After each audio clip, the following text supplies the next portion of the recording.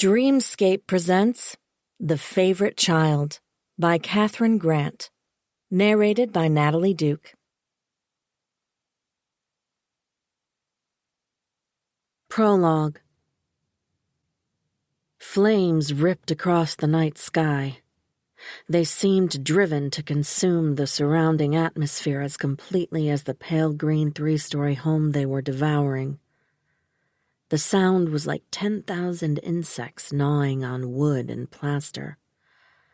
Teeth and jaws crunching through rooms imagined and brought to life in the Victorian era, restored to their original beauty 40 years ago and meticulously maintained every year since. Gone with the lick of a 1,000-degree Fahrenheit tongue of fire. The odor of smoke suggested a pleasant bonfire, not the death raging through the house, filling pale pink lungs, asphyxiating peacefully sleeping bodies. It burned freely for an hour before the shriek of fire trucks pierced the chilly night air of the Northern California coast. Far too much time had passed before the emergency call was placed, but there were other things that had to be taken care of first. The story needed to be believable and airtight for the police. 1. The moonlight poured through the bedroom window. It woke me from a dream that was already slipping through my fingers as my eyes opened. I was glad to escape it, but something about the way the light filled our bedroom gave me the feeling I might have stepped into another dream. It was always this way when Michael and I stayed at my parents' home. The bed was familiar but not. The room was our own but not. And the house where I'd grown up was such a part of me that it appeared frequently in my dreams, whether I was sleeping under its eaves or at our home in Mountain View. I got out of bed. My throat was dry, my tongue tacky against the roof of my mouth. I placed my hand on my round belly. I passed a soundless word of comfort to our baby girl curled inside my womb, her sleep undisturbed at the moment. My bare feet brushed the cool wood floor as I walked to the door and opened it. I moved along the silent hallway and down the curving staircase to the first floor. In the kitchen, I filled a glass with water and took a small sip, hoping that would tell me whether I was awake or dreaming, even now. My body was moving, my thoughts were coherent, but the feelings from the dream gave me the sense I was still in another place. Wind seemed to be cutting through the thin fabric of my nightgown. Strands of hair had plastered themselves across my face, clinging to my skin for dear life. I was scared, but I had no idea why. Dreams in my parents' home often featured my older brother and sisters, probably because when I was sleeping there, they were also home visiting. It was as if we all reverted to our former selves when we came home, and that childhood world recreated itself in my dreams. Jake telling us girls how life worked, the shifting alliances among us, the jealousy that ate at our roots but was never to be talked about. Never. The Ledger family didn't indulge in petty emotions like jealousy. Shunning that kind of self-pity kept our family strong. I carried my glass of water to the living room, taking small sips as I passed through the cold rooms. Everything was so quiet. Even my breath was difficult to hear. Was I walking in my sleep? But if I was, would I be having that thought? Would I be aware of cool water running across my tongue and down my throat? I went to the bay window that looked out across the flower garden, then to the wild growth of beach grasses and junipers and Monterey pines that stood between the house and the edge of the cliff, with the dark waves of the seemingly endless Pacific Ocean beyond.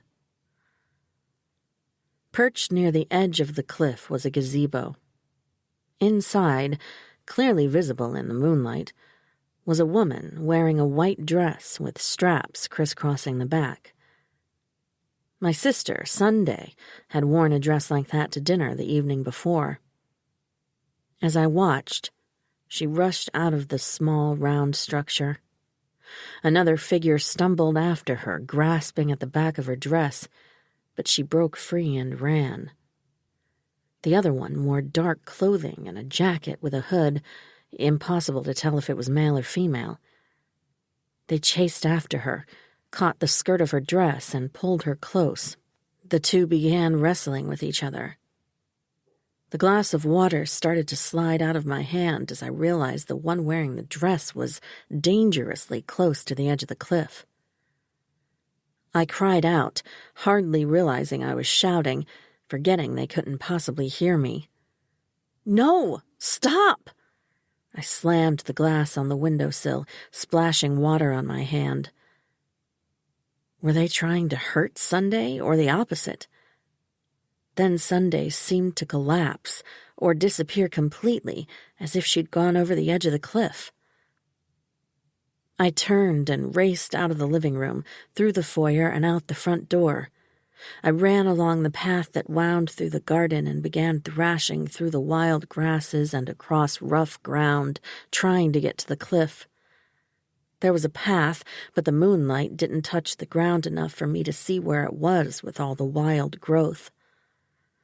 Small stones cut my feet, and long, waving beach grass grabbed at my legs and the hem of my nightgown, slowing my progress. Finally, after what seemed like half an hour, but was only a few minutes, I reached the open space around the gazebo. The building was empty. Sunday and the other person were nowhere in sight. I moved carefully, stepping closer to the edge of the cliff. The cold was more intense now that I'd stopped moving. The wind was stronger, coming right off the open ocean. It tugged at me as if to pull me closer, pushing me to lose my balance. Looking over the edge made my stomach collapse into a thick liquid that felt like raw egg. One moment I wanted to jump off, to know what it felt like. The next, I was certain someone would shove me over and I would be crushed on the rocks below. As I looked down, I shivered. I felt my body sway. I expected to see a white dress fanned across the rocks around Sunday's broken body. There was nothing but darkness and a streak of moonlight across boulders dark with water. Could she have fallen where the moonlight wasn't touching the rocks? Should I climb down the narrow trail that led to the strip of sand and rocks? Should I get Michael? There was no longer any doubt I was awake, but had I been walking in my sleep when I saw Sunday and the other person? Still dreaming a dream that seemed so familiar? In that half-awake state where the mind creates nonsense stories? No one was here now. The other figure had disappeared as cleanly as Sunday. I continued staring down at the rocks, willing my eyes to see through the darkness, straining to find anything that told me she'd fallen, half sobbing in fear that she had. Why, when I looked over these sharp-edged cliffs, did I always expect to see a body on the rocks below? There was always a compulsion to look down, and always that expectation. Where did it come from? I hated it, and I couldn't get rid of it. I moved back. It was a dream. I was sure of it. The violent struggle, Sunday's disappearance as if she'd been pushed over. I was alone out here. Hadn't I dreamed something like this before? Many times? I hated the edge of that cliff. Hated the sheer drop, hated how we'd grown up with that threat of sudden death just a few 100 yards from our play yard. I made my way back to the house and up the front steps. Inside, I climbed the stairs to the second floor and went to Sunday's bedroom. Slowly, I turned the knob and opened the door a few inches. Sunday's body was clearly visible, curled up under the comforter. I opened the door wider and saw her blonde and brown-streaked hair spread across the pillow. I whispered her name, but she didn't move. Her white dress was on the floor. I considered tiptoeing inside and touching it to feel if it was cold from the night air. Was she truly asleep? If she was, I didn't want to wake her from a pleasant dream. I closed the door carefully and walked down the hall to my room. As I pulled my own comforter over my shoulders, I was sure I'd been awake the entire time. But at the same time, it still felt like the kind of vivid dream that clings to your brain long after you wake. Sunday was not lying dead at the base of the cliff. She was sleeping peacefully in her bed. I wondered how long I'd stood at the edge, looking down at the rocks and the crashing surf. 2. The way my parents treated Sunday was like something out of a Gothic novel. It wasn't normal in modern times for parents to give most of their attention, lavish gifts, and more privileges to one child, was it? Other families we knew weren't like this. It made my parents seem like monsters in some ways, although in every other part of our lives and the way they treated us individually, they were relatively normal parents. They didn't neglect the rest of us. They were warm and interested in our lives. We had more than most children. We were loved and cared for. We just existed in the shadowy edges of the spotlight that surrounded Sunday. Sunday was showered with privileges and gifts and attention that were so blatantly beyond what the rest of us were offered. What choice did we have but to envy her? But envy was a quality that did not reflect well on a person's character, so my parents directed us to find ways to keep it from taking possession of our hearts. My father, Dave Ledger, was a family wellness guru. At his insistence, everyone called him Dave instead of David. He assured them he wasn't a guru. Instead, they should think of him as a wiser older brother. He'd made a fortune writing books, giving speaking tours, and hosting week-long retreats where he helped families follow the same principles that shaped our family. Principles that he believed were critical to keeping a family solid and strong, resulting in lifelong love and commitment. Solid families valued the family unit above the individual, so they avoided breeding selfishness. They kept their emotions under control, eliminating destructive drama, and they didn't allow jealousy to poison their relationships. Above all, they were loyal to one another. His principles were the foundation for productive, happy children and produced marriages that lasted until death. The family was the primary building block of society. Without strong families, the entire culture would fracture and crumble. Humanity would descend into chaos. My father was going to change the world, one family at a time. I didn't feel the same uncontrolled jealousy of Sunday that Jake and Colette did. Maybe it was because I was younger and I never knew life without Sunday. Maybe I'm just not a jealous person. Maybe I could see that Sunday didn't have everything they thought she did. There was no doubt she had a much larger bedroom, private horseback riding lessons, and trips alone with her parents, and that she went to a more expensive college. But she didn't have the fierce loyalty of siblings that the three of us had. I could see how much that hurt her. Like my other two siblings, I did grow up craving attention from our parents. It was almost a sickness with us at times, how much we wanted them to notice us, at least more than they did. It wasn't that they failed to pay attention, but the imbalance with Sunday made us desire it unnaturally. All of it bothered me even less now that I was pregnant, partially because my parents acted as if I were carrying the next Dalai Lama in my womb. My father wanted me seated beside him at the dinner table now, and when the meal was over, he placed his hand on my belly feeling my baby's presence there, waiting for the small flutter of her feet as she shifted gently inside me. My mother, Paula, looked at me with happy tears in her eyes whenever she caught my gaze, as if we shared a secret my sisters and sister-in-law weren't privy to. After years of longing for just a little more from them, the extra love felt nice. It softened the edges of what had gone before and made me glad to be home for our annual summer holiday. The morning after my waking dream, or my sleepwalking, or whatever it had been, I didn't mention the experience to Michael right away. He was so protective of me now that I was pregnant.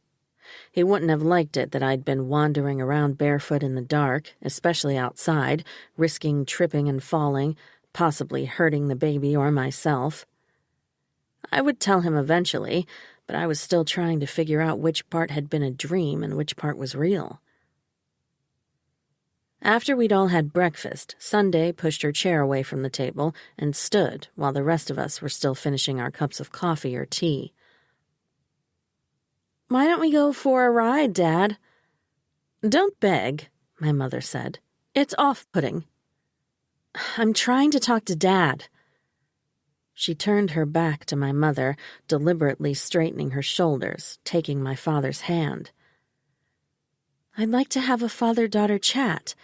It's a perfect day, not a wisp of fog. I'll ask Quinn to—" "Your father has to work on his next podcast episode," my mother said. "He doesn't have time." "Dad can speak for himself." Sunday didn't even look at my mother. It seemed as if she couldn't care less what my mother was complaining about, which was strange.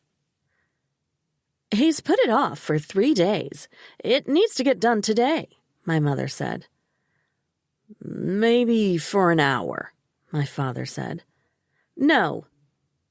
My mother stood and walked around the table to stand near Sunday. "He can't go. Don't pressure him like this." Sunday dropped my father's hand and whirled around to face my mother. "I'm not pressuring him. I asked him to go horseback riding for 1 hour. He can't go." "Dad, I probably should get—" "It's 1 hour. I haven't had time alone with you all week." "There's plenty of time," my mother said. "No rush. Let him get his work done." "Why are you talking for him?" "Because you're being needy." "I'm not."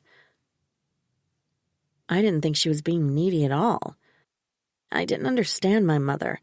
She never tried to stop Sunday from doing anything she wanted. Never. Her strange, sharp attitude added to the distorted feelings I'd had in the middle of the night. Why was my mother so determined to stop Sunday from going riding with my father? What was the big deal? She acted as if it was the worst thing she could imagine. Sunday pulled her phone out of her pocket.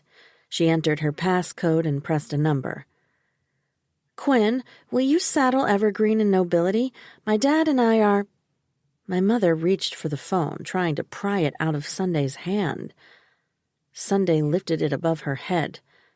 My mother jumped slightly, batting at her arm. What was wrong with her? "I can go for an hour," my father said. "No, you keep putting this off, and it needs to get done." "Back off, Mom." Sunday put the phone to her ear. "Are you still there, Quinn? Can you get them ready?" She nodded once. "Thanks." She returned the phone to her pocket. My father was already halfway out of his chair. He came around the table and put his arm around my mother's waist. "Don't ever speak to your mother like that." "She's acting crazy. I just want to go for a ride and talk to my father. You have all day to do the podcast." "I told you to watch your tongue, Sunday. That's not how you speak to your mother, and you know it." He pulled my mother close as if he was comforting her, although she didn't look like she needed comfort. "It's better if you go riding alone right now. You need to calm down. I'd rather not be with you when you can't control your emotions." Sometimes, and I knew my siblings were with me on this, I got so sick of hearing about the family principles. It made me feel like I didn't get to be a normal person. Speaking your mind, getting a little emotional about it, should not be considered a failure that results in time out, which was what he was telling her. "I just wanted to go for a ride with you." Sunday was crying now. "You need to settle yourself," my father said. Crying harder, as shocked by this sudden rejection as I expected we all were, Sunday bent her head forward to hide her wet, splotchy cheeks and hurried out of the breakfast room. The rest of us sat in confused silence. All but Jake. Seated next to his wife, Bella, he leaned back in his chair, his broad shoulders and muscular arms giving him a slightly intimidating look, even though he wasn't standing, wasn't towering over anyone. He had a smug look on his face. More than Colette or me, he resented Sunday with a passion that was sometimes terrifying. The years of bitterness seemed to have carved hard lines in his face. Maybe because he was the oldest, the resentment had more time to put down roots. As far back as my memory went, Jake was jealous of Sunday's place at the center of my parents' hearts. None of us understood why they acted as if they loved her more, and because of it, despite the love our parents did show to the rest of us, Jake, Colette, and I had tiny holes in our hearts, because Sunday was treasured in a way we were not. I turned to my father. "Why won't you go with her?" "She's out of control." "She just wants to go riding, to have some time alone with you." I heard the wobble in my voice, as if even mentioning this basic desire was a shocking breach. But it was. Everything about the past few minutes was shocking. I felt like I was in another sort of dream world. Sunday never cried. None of us did, because my father believed that indulging emotions magnified minor problems out of proportion. What was more frightening was this was the first time I could recall my father denying Sunday anything she'd asked for. It was the first time I'd heard a sharp edge to their voices, and it pierced me, leaving in its wake the childish fear of helplessness. It felt as if my whole world was shifting sideways. They stared at me, silencing my questions with steady, practiced gazes. I went to the breakfast table and took a sip of orange juice that was too warm now. I left the room and climbed the main staircase quietly. I went to Sunday's bedroom, which looked out over the front garden, and knocked. "Go away. It's Annie."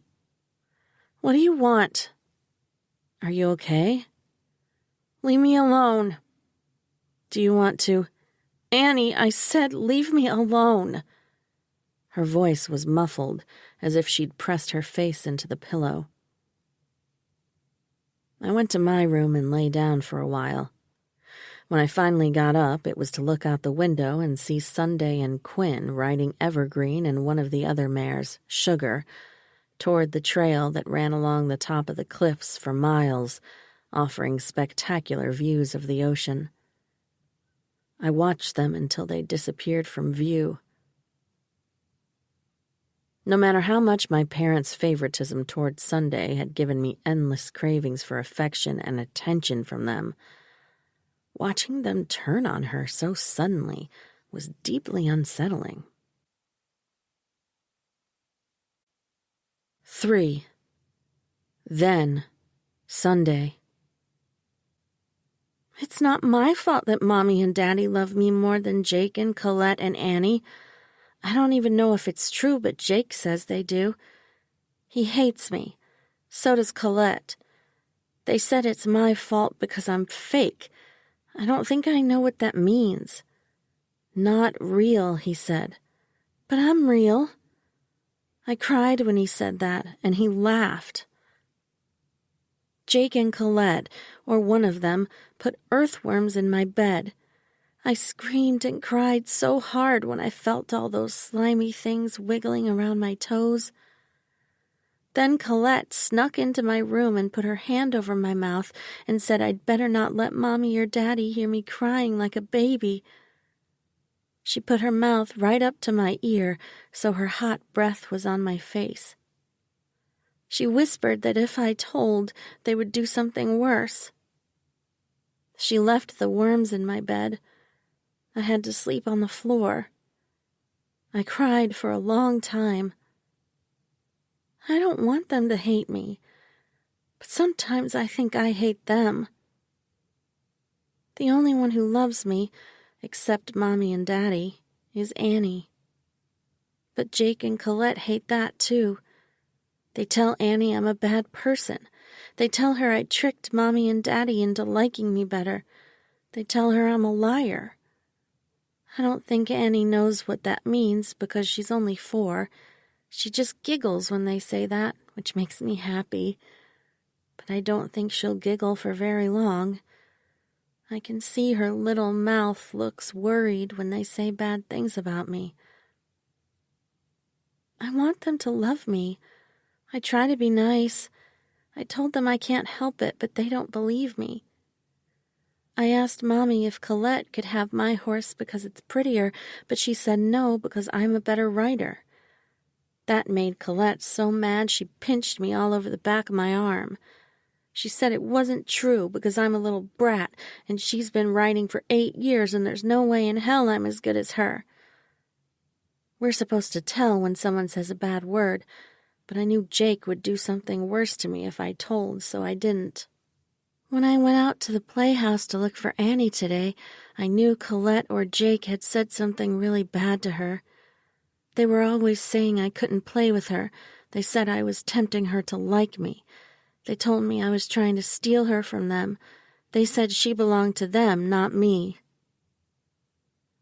Annie was sitting on the steps of the playhouse. She was holding her stuffed rabbit that she takes everywhere. It has overalls with buckles, and she likes to buckle them herself. When I said hi, she looked like she was going to cry. Then she looked scared, really scared. She told me to go away. "Let's pretend we're princesses with magical powers," I said. "Go away." "Why?" "I can't play with you." "Why not?" I walked closer to where she was sitting. She squeezed her rabbit and hid her face behind his ears. "Jake will push you off the cliff. He'll tell Daddy I did it, and you'll be dead." She didn't cry. She stared at me as if I were already dead. I started crying. "I love you, Annie." She stood up. She hugged her rabbit and walked away. When I turned to watch her, she didn't look back at me. After she was gone, I went into the playhouse and sat on the floor in the corner. I stayed there all day. I didn't cry tears, but I cried inside. It was almost dark when I came out. 4. After the coldness from both my parents caused my sister to rush out of the breakfast room, sobbing like a little girl, I didn't see much of my family for the rest of the day. During these long family holidays, which Michael was starting to complain were a little too long, all of us tried to make sure there was some space built in for alone time. None of us wanted to spend 3 solid weeks every hour of daylight and long into the evening with the people we'd grown up with. Breathing room was necessary if we were to enjoy each other the rest of the time. In the evenings, it was like we were young children again, as we played board games or did jigsaw puzzles in front of a roaring fire in the enormous stone fireplace that dominated the living room. On the Northern California coast, fires were a regular feature in the evenings and early mornings when the fog came in. During the day, we tossed a frisbee or played softball. We went hiking, climbed along the rocky shore below the property, exploring tide pools and collecting shells, or drove a few miles south to a sandy beach. And of course, everyone spent plenty of time riding the horses. We'd grown up riding, and it was the reason my father had bought the beautiful old Victorian house surrounded by 20 acres of relatively level ground, where our horses had created their own trails over the years.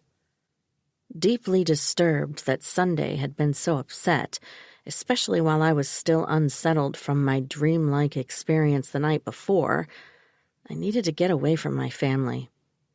I needed to reorient myself to the lives Michael and I had created, to put my childhood back in the corners of my memory where it belonged. I put on leggings and a top that showed off my bump, and Michael and I drove to the nearby town of Mendocino. We wandered in and out of the shops, spending more than necessary on baby clothes. My friends back home had planned a shower, and the employees at the nursery I owned and managed were also planning something. The next time we came to visit, it was likely my mother would invite over a few people whom I'd known growing up, who would also shower me with more infant clothes than a child could possibly wear in 12 short months. Despite all of that, it was thrilling to stroke the unbearably soft fabric of all the tiny shirts and pants, dresses and hats.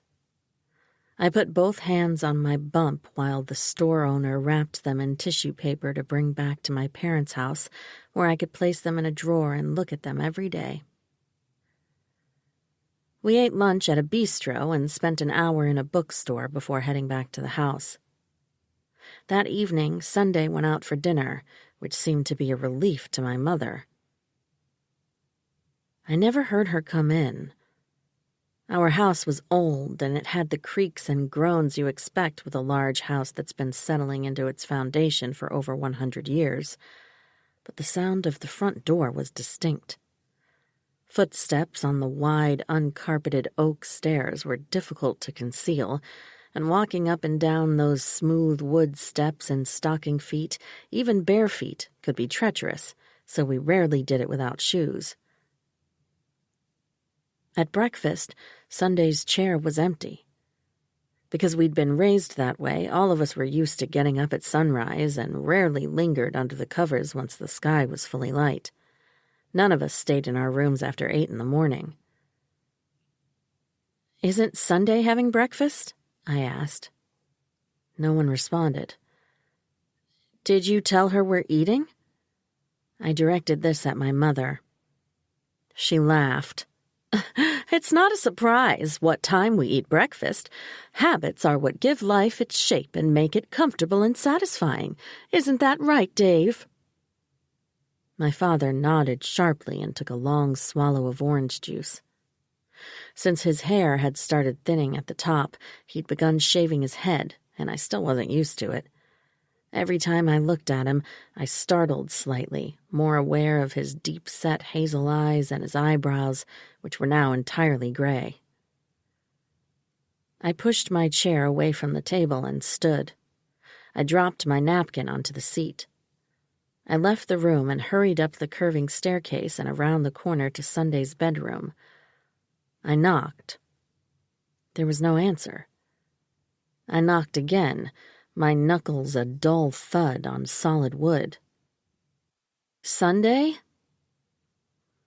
Knowing my uninvited presence might not be welcome, but unable to stop myself, I opened the door.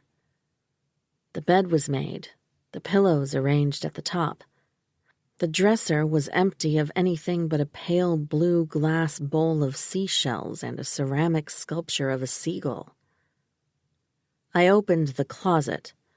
The hangers were empty, and her yellow suitcase was not standing at the back as I'd expected. In the bathroom, all her makeup and hair products were gone. When I returned to the dining table, the rest of my family members were buttering their toast and refilling their glasses of juice. "She's not there. All her things are gone." "I guess she left," Colette said. "Why would she do that?" "She's still in a snit about not being able to go riding with Dad," Jake said. I sat down, but I didn't feel like eating the egg dish I smelled cooking in the kitchen. I don't think she'd leave without saying goodbye. I thought of what I'd seen on the cliff. Obviously, nothing had happened to her that night, since I'd seen and talked to her since, but it had left me feeling worried about her safety. She wouldn't just leave. "She absolutely would do that," Colette said. "Do you want me to carry in the eggs, Mom?" "Thanks," my mother said.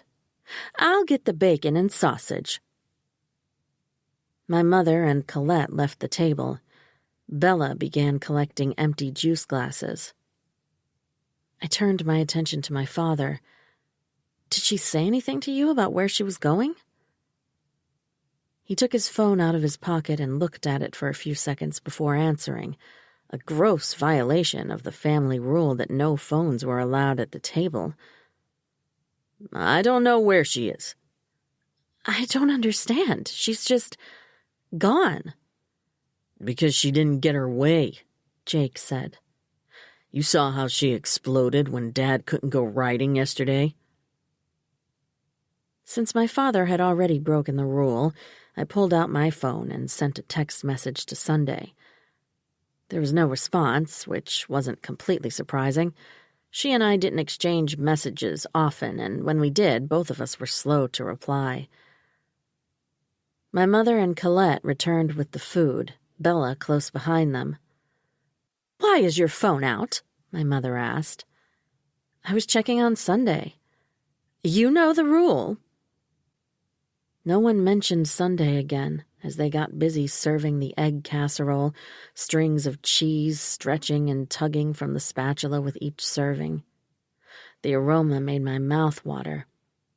At the same time, my stomach felt uneasy as I wondered how concerned we should be. Watching Sunday struggle with that hooded figure at the edge of the cliff couldn't possibly mean anything now, but the memory clung to the back of my mind. I felt as if I'd had that dream before, and each time I forgot that it was recurring, or I'd seen something similar. Trying to sort the dream from memory was giving me a headache. It wasn't that I thought I'd had a premonition. I didn't believe in that sort of thing. But it wouldn't leave me alone. While we ate, Jake started talking about the curriculum for his junior high school history classes. Summer had just started, but his head was in the big class project that would take all of October and November. I couldn't listen. I couldn't do anything but wonder what was going on with my sister. She and I weren't close, but I cared about her, and something wasn't right. When Jake finally paused for air, I spoke. "She didn't say anything to anyone?" "Who?" Bella asked. "Sunday. She's missing." Jake laughed, a loud, threatening sound like a barking dog. "She's not missing. Don't be so dramatic." "She disappeared into thin air. She sure seems missing to me. She was planning to stay 3 weeks just like the rest of us, and after 5 days, she's suddenly gone, and no one knows where she is, and she didn't answer her phone. That sounds like something's wrong." "Do you answer your phone every time it rings?" Jake asked. "It's been 20 minutes. Michael put his hand on my leg and squeezed it gently. "Don't worry so much," Colette said. "She decided to leave. You said her things are gone, so she's not missing. She's always been impulsive." My mother nodded eagerly. I stared at her. Had Sunday always been impulsive? I didn't think so. But even if she had, it wasn't like my mother to agree with Colette when she criticized her. "Especially since she got divorced," Bella said. My parents stood and began clearing the table. They seemed utterly disinterested in where Sunday had gone. Normally, they would consider one of us leaving as an act of treason meant to sabotage the family vacation. But in this case, They acted as if they hardly noticed. At the same time, they seemed to be ignoring each other. They disappeared into the kitchen, my father carrying a stack of plates and my mother clutching the handles of the fruit tray. The minute the door closed behind them, Jake slurped his coffee for dramatic effect. Besides, who cares if she's gone? She sucks up all the energy. Bella scooped her hair away from her eyes, showing a shadow of dark hair beneath the soft blonde. She leaned toward Jake and kissed him full on the lips, not stopping when my parents returned. Neither of my parents commented on Bella's public display of affection as they took their seats and picked up their coffee cups. She finally moved away from Jake. I sent another text message to Sunday. I'm a little worried about you. Let me know you're okay. I left my phone on my lap so I would feel it vibrate if she responded. When she responded. I looked at my father. Did Sunday ever talk to you yesterday, Dad? Annie, give it a rest, Jake said. My father pushed his chair away from the table. Delicious as always, Paula. He stood and plucked a toothpick out of the crystal container in the center of the table. I felt Michael's arms tense beside me. He hated my family's crystal glass of toothpicks, hated how they used them at the table. He hated the whole idea of toothpicks. He said it was like spitting into your mouth and swallowing it right in front of other people. Still working the toothpick around the spaces between his teeth, my father walked out of the room.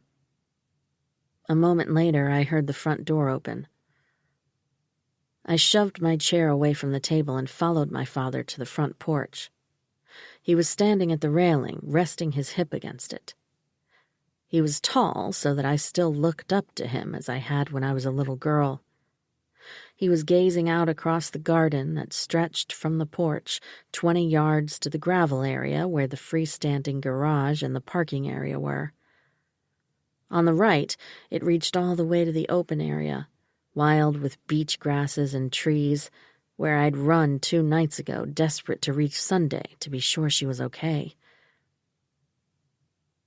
I leaned on the railing beside my father. Aren't you worried about Sunday? Did she ever talk to you yesterday? She seemed so anxious about it. Where did you get that idea?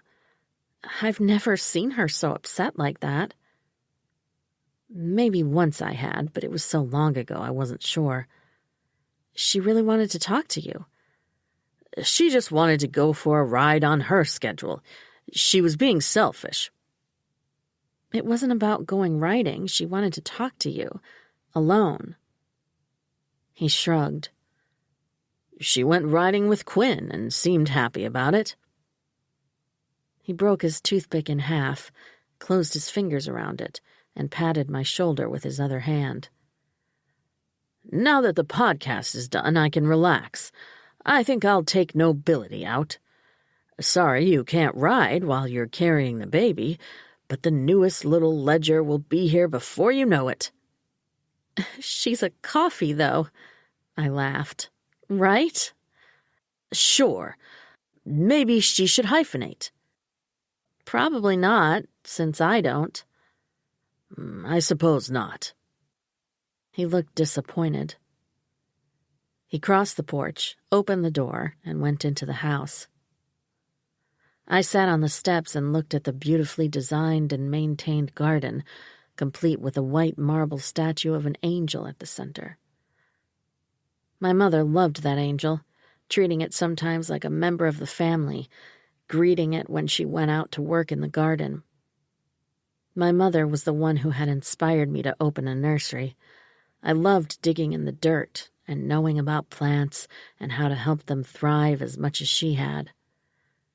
I wished I could remember working beside her in the garden as a small child, but all my childhood memories were blurry. She must have, though. Why else would I love gardening so much? Now the thought didn't give me much pleasure. I was too disturbed by my father's insistence that all Sunday had wanted was a horseback ride. It had seemed clear to me she wanted to talk to him about something. Was he obtuse, or had I completely misread her desire? 5. My family dispersed for the day, as we usually did after breakfast during these marathon family holidays. We all needed to breathe. As large as the 3-story, 5-bedroom Victorian house was, complete with library and formal dining room, it could still feel claustrophobic. Partially because my mother liked to collect artwork and antique furniture, and she could never part with any of her cherished possessions to make room for new acquisitions. It wasn't a hoarder's atmosphere by any stretch, but every room was well fleshed out. My siblings all took their horses out. My mother left to meet friends in her flower arranging group, and my father went into his study to begin work on his next book, now that he had one ready for publication in 6 months' time. Michael and I sat on the wide front porch to read, both our tablets loaded with books, and we watched the sun ease its way through the clouds. In the emerging sunshine, the image of Sunday struggling near the edge of the cliff felt more like a dream. The whole thing, even coming down the stairs for a glass of water, felt like something I'd dreamed, then had a clear, detailed memory of. I remembered the beach grass grabbing at my legs, but now my legs looked smooth and unblemished below the hem of my dress. My dreams were so vivid. I hated that I often couldn't tell if they were memories or dreams, especially here. I wasn't sure if it was the ancient house filled with the lingering energy of previous families or just proximity to my parents and siblings. Maybe it was the wild, crashing waves that could be heard through our partially open bedroom window, or the now unfamiliar food my mother cooked. I don't understand why everyone is so unconcerned that Sunday disappeared, I said. Their reaction is a little creepy.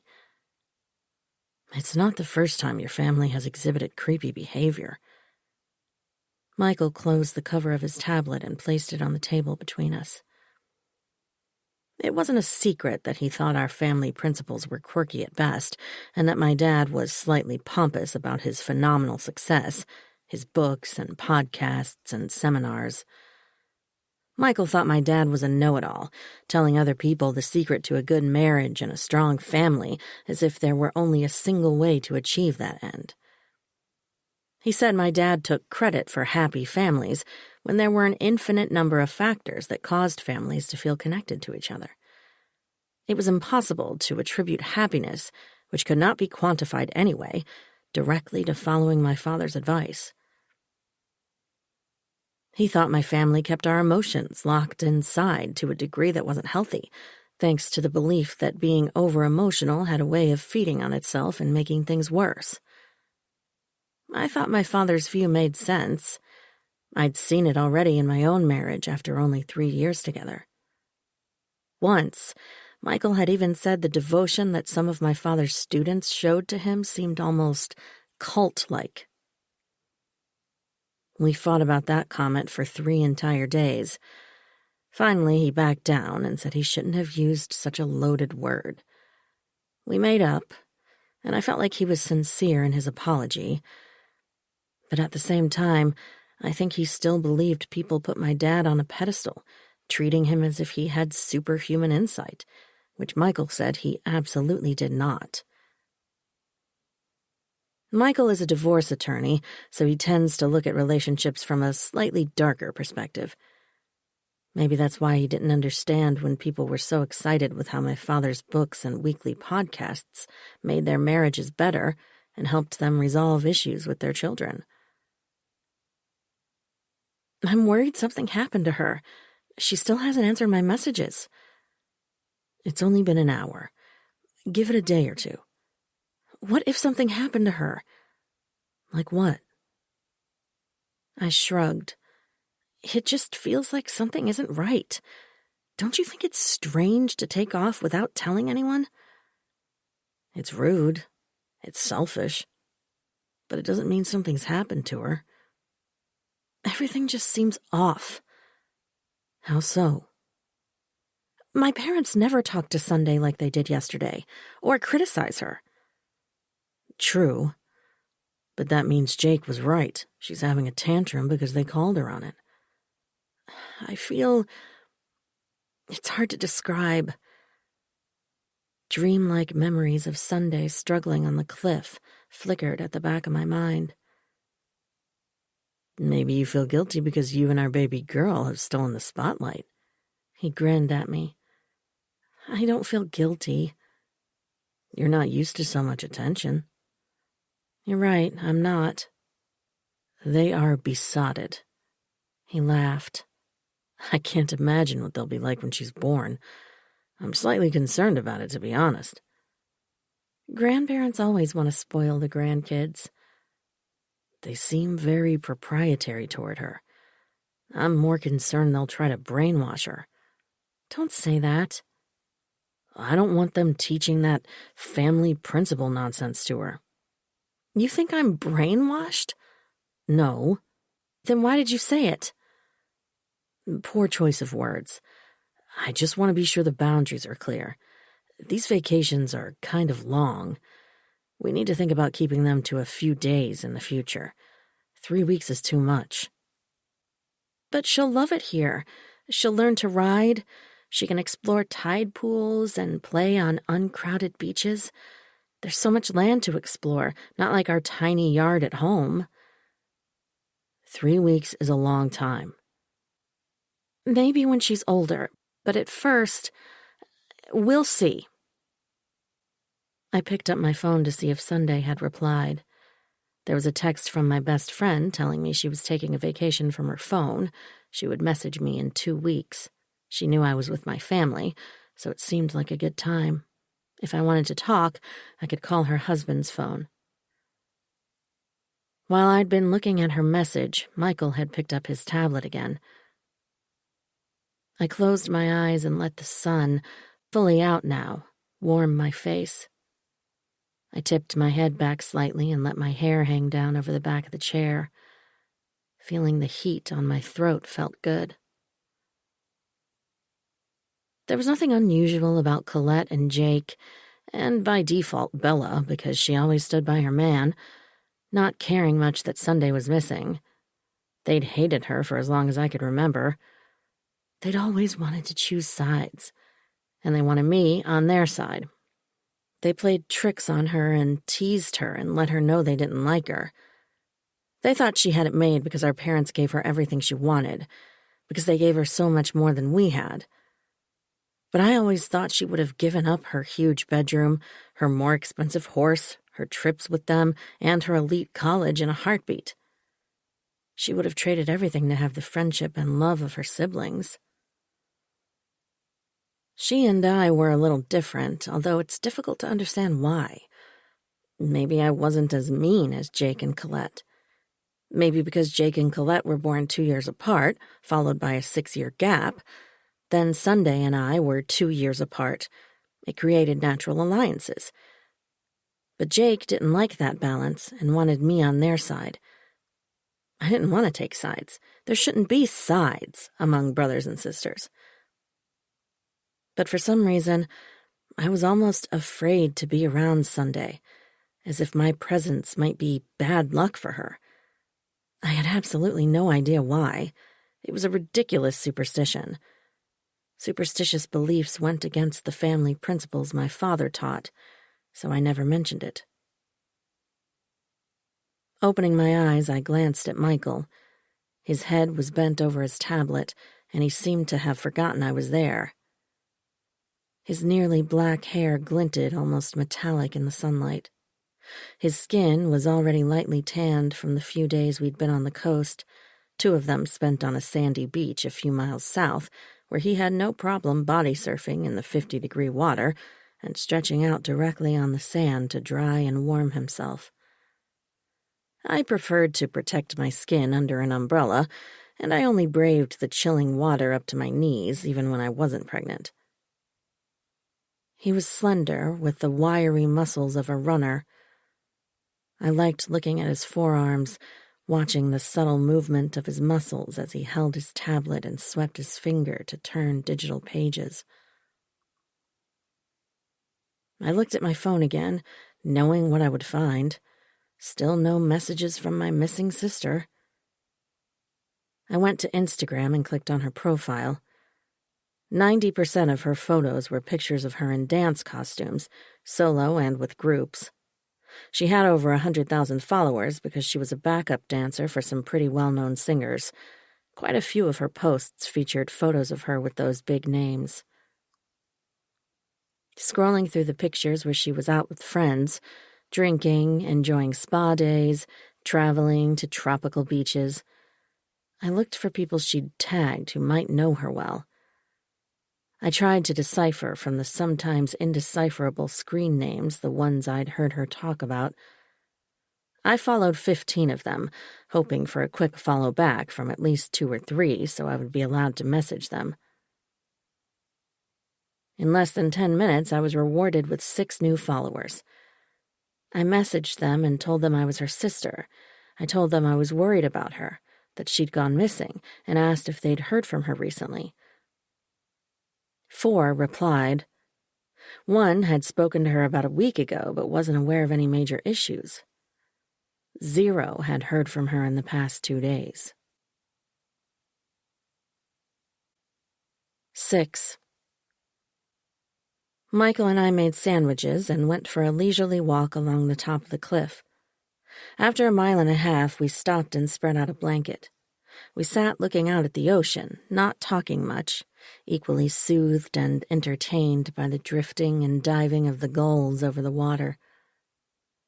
After we ate, we lay down, curled against each other, and took a short nap.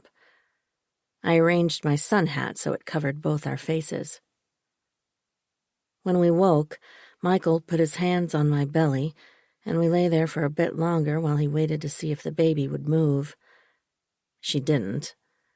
She usually waited until bedtime to make her small flutters felt. We kissed for several long minutes, then started our walk back. At the gazebo, I stopped, feeling the images from my dream-like wandering pierce my mellow feelings. I think I'll sit out here for a few minutes. Do you mind taking our things back? Extending your time away from the constant belly stroking? I laughed. He kissed me and headed back toward the house, carrying our blanket and basket as well as my sun hat. I stepped inside the gazebo and sat down. Although I'd spent much of the past 3 hours staring out at the endless blue of the Pacific, I turned my attention to it again. I never got tired of looking at the water.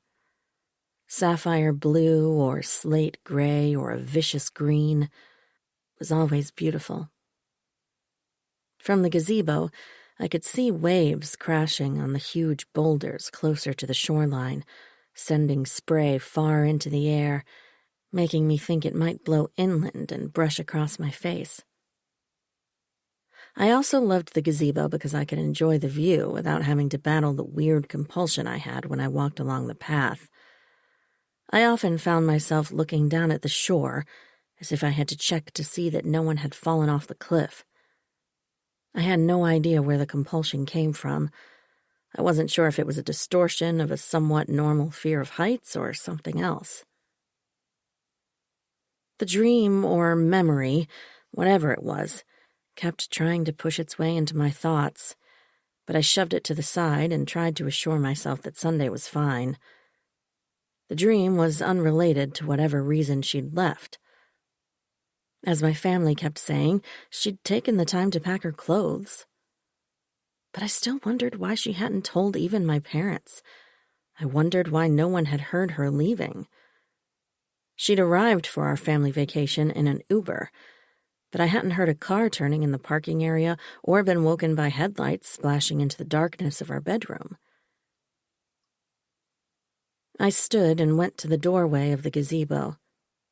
The ground just outside was worn to bare earth from people going in and out over the years. It was slightly muddy from fog and drizzle that had dampened everything most nights. I looked down to make sure I didn't place my foot in a particularly wet patch. As I did, something glinted at me, half buried in the mud. I bent my knees for a closer look. A large diamond winked back at me, with a tiny ruby above the diamond. The stones were set in a platinum teardrop. I knew it was platinum because it was Sunday's necklace. I plucked it out of the mud, ignoring the grit that wedged beneath my fingernails. The chain came with it, the clasp still done, the chain broken. As I lifted the diamond, the broken chain slid out of the loop and fell back into the mud. I picked it up and cradled both pieces in my hand. My parents had given the necklace to Sunday on her 18th birthday. She wore it every day, as far as I knew. It was an obscenely large diamond for a girl that age, and far beyond anything Colette or I had ever received. In fact, neither of us had been given any precious stone, not even our birthstones. I stepped around the mud and turned to face the house. Jake was standing near one of the trees in the open area between the garden and the cliff. He was staring at me, as if he'd been watching me for several minutes, maybe the whole time I'd been sitting there. He didn't wave or smile. He stared for a few more seconds, then turned and walked toward the house. It was strange that he wasn't curious about what I'd been fishing for in the muddy patch below the gazebo step. I wondered why he wasn't interested. Usually Jake wanted his finger in everything that happened around our family home. I shook off the thought and hurried back to the house. I went directly to the kitchen, knowing my mother would be starting dinner. Without saying anything, I opened my hand and held it out to her, showing her the mud-encrusted diamond and chain. For a moment, I thought I heard her gasp, but when I took my eyes off the muddy necklace and looked at her face, her expression was neutral. She didn't take the necklace from me. "Oh," she said. "Sunday mentioned she'd lost it. I'm glad you found it. If you don't mind cleaning it, we'll take it to the jeweler to have the chain repaired. They can check the setting to make sure the stones aren't loose." She smiled and returned to dipping chicken pieces in egg, then rolling them in flour and seasoning for her incredible fried chicken. "I'm shocked she didn't demand we form a search party to look for it," I said. My mother laughed. "She loves that necklace. She wears it every day," I said. "How can you possibly know that?" "Every time I see her, she's wearing it. She has it on in most of her Instagram photos." "I don't have an Instagram account." "I know, Mom. I'm just saying, I can't believe she didn't say anything. Ask us to look for it. Ask if we'd seen it." "She's careless with her things." "No, she's not." My mother turned on the faucet to wash her hands and let the rushing water fill the silence. Why was she criticizing her favorite child? I didn't get it. I felt like my head was going to explode. "Mom, aren't you worried about her?" She continued scrubbing her hands. "I'm sure she's fine." She was so upset. I've never seen her like that. "Haven't you? She's always had her tantrums." She laughed softly. "I suppose that's why we gave in to her so much." "Tantrums? I don't remember that." She turned off the faucet and dried her hands. It felt as if we were talking about two different people. Had Sunday had tantrums and cried a lot as a child, and I simply didn't remember? Why had no one mentioned this until now? "Why are you saying all these negative things about her?" "You know the family principle. No hysterics. It makes small problems seem insurmountable." "But she—" My mother turned to face me. She smiled as if we'd just had the most heartwarming mother-daughter chat. "How are you feeling? Your color looks good. Did you and Michael have a nice walk?" I nodded. "Walking is good. I bet our little girl will be kicking up a storm tonight." She moved closer and placed her hand on my belly. "She usually does after I walk." I waited until she moved her hand. "I'm getting more worried." "This is the best part. Your 5th month. No more sickness. You can still move around easily. You're not tired, and you can feel her activity. I loved the 5th month, every time." I smiled. "I am feeling pretty good." "Just make sure you're eating enough. Do you want an apple?" She reached for the large ceramic bowl on the center island. She took an apple and handed it to me. "It's washed." I knew it was washed. That ceramic bowl had held fruit before I could reach that high. I studied my mother's smiling face and thought about how everyone always marveled over how we looked so much alike. I couldn't see it, but everyone remarked on it when they saw photographs of us together. My father was always talking about it. Even Michael made a big deal out of it, telling me he appreciated knowing what I would look like when I was in my late 50s. My mother and I had the same narrow face and wide blue eyes. We had the same very straight dark brown hair, my mother's touched with low lights now to minimize the gray. She and I were the same height, and we both had narrow hips and small breasts. Even though I could see these individual features that were technical mirror images, when I looked at photographs or stood facing her, I didn't see myself at all. It was the same when I looked in a mirror. Gazing at her now, I wondered if my daughter would look as much like me. I wondered if I would be as blind to seeing the resemblance beyond a catalog of features. I helped my mother cut the cooked potatoes and chop celery and onions and mix the potato salad. I prepared the ingredients for a green salad. When she was ready to fry the chicken, she dismissed me. "Go put your feet up. If I need help serving, I'll ask Colette or Bella." It felt strange to hear her leave Sunday's name off the list, as if she'd ceased to exist. Instead of going into the living room, where I could hear my father, Jake, and Michael talking about the merits of several superhero characters, I went outside and wandered back to the gazebo. It was one of a few places, outside of going for a long walk or a ride on my horse, where I could almost guarantee being alone. So I liked hiding out there, sometimes for hours. The rest of my family was averse to sitting in that tiny open building that seemed designed to grab the wind as it whipped off the cliff, pulling it through open spaces of the structure. I called Sunday's number. It rang a few times and went to voicemail. I raised my voice above the sound of the wind. "Hey, it's Annie. I guess you know that." I laughed, my voice shrill and jumpy. "I'm worried about you. We all are. Give me a call, 'kay? Or text me. Anytime. Just to say you're okay. Bye."